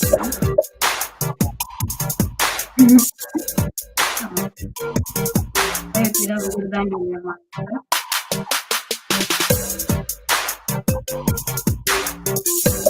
Sorunun süresini yayının gözükmesine hesap olarak belirledik.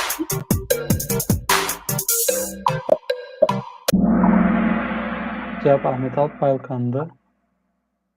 Devam edelim.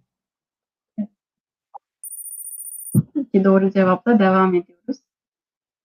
İlk sırada Kaan var.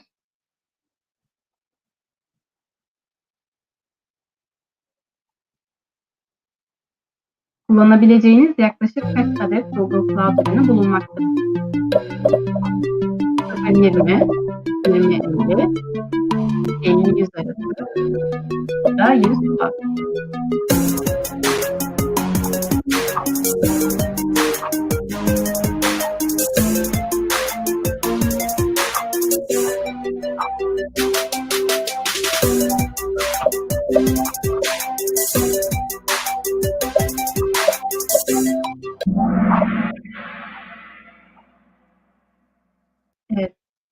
doğru cevabı verdi.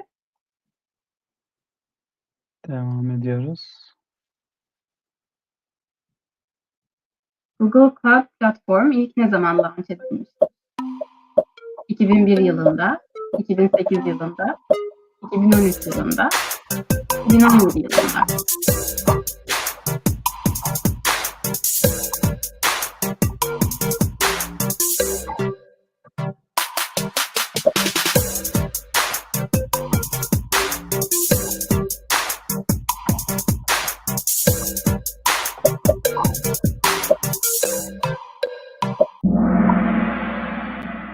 Doğru cevap 2008 Toplam 12 yılında. cevaptan 4'ü doğru. Kaan öne geçti.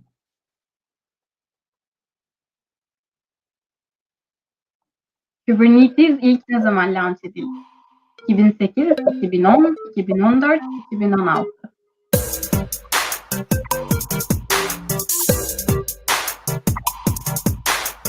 Kaldı. Cevapları sallıyor. Bitti.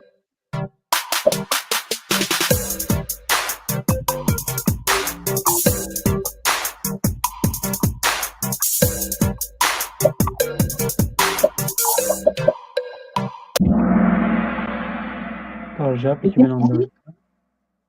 Doğru cevap vermiş. Harika.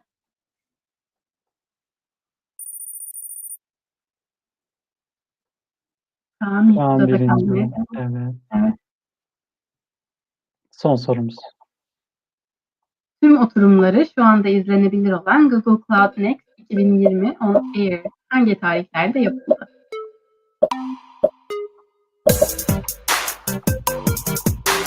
Buraya cevaplar çok daha hızlı geldi.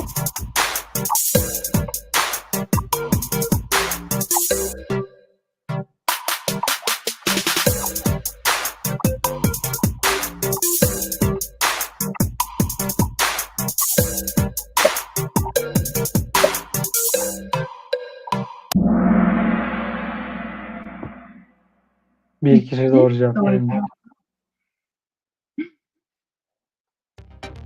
Sonuncumuz, son sorudan sonra birinciyi göreceğiz.